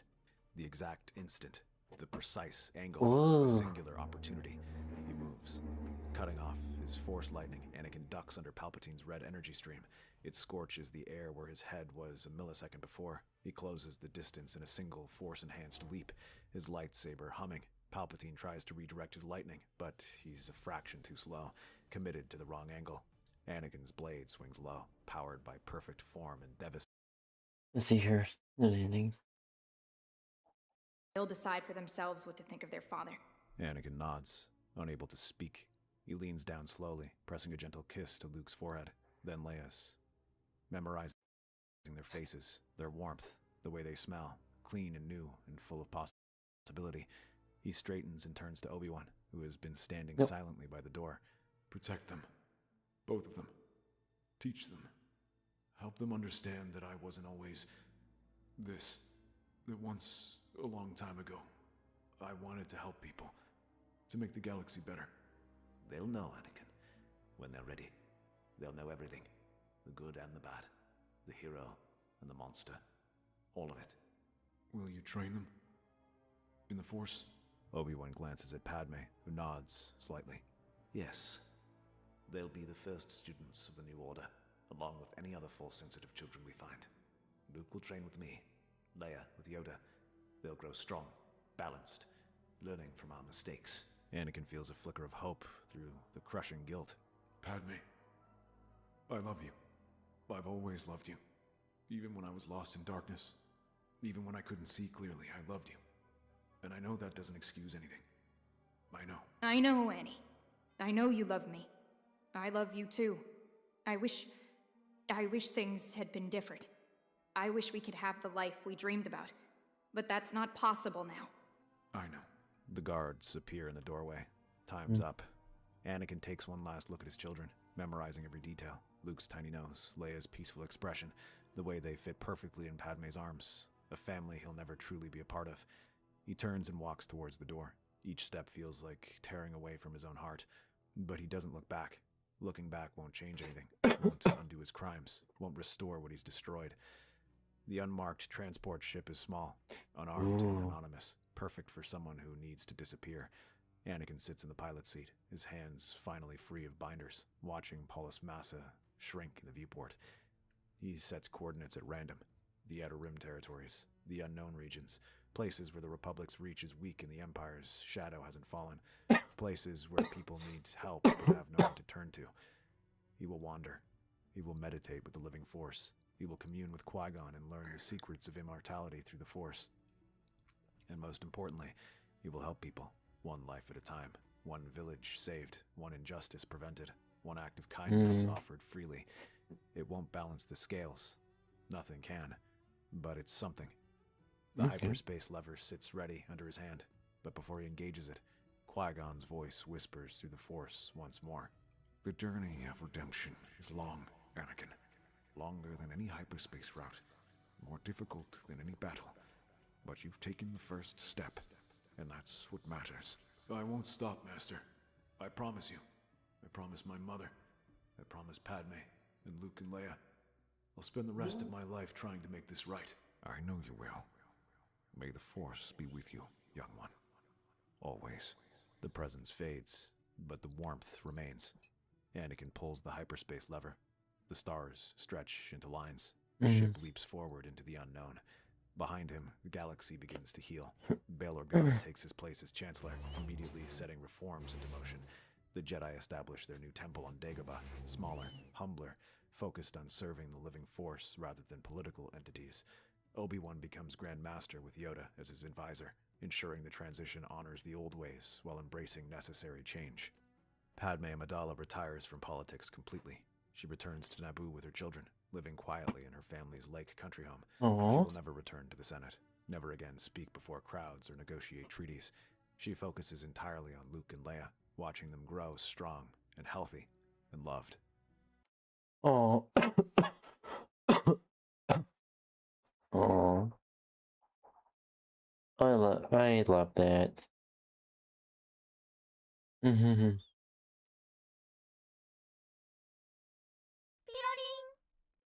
Alright. Yes. And well, anywho, I just want to say thank you everyone for joining today's stream. This is pretty much a very fun, also very real and heavy stream turned out to be, but I enjoyed it, and hopefully everyone else enjoyed it as well. What I'm gonna do probably is gonna get some more games down from Steam. I got some games free and stuff like that. I'm not sure what we can do next. I'm gonna organize everything and see what can play, what not play, and whatnot. Anywho, that being said, I'm probably just gonna relax for the rest of the day. Oh, not really do much. That being said, are you going now, Blitzies? Bye bye, matinee.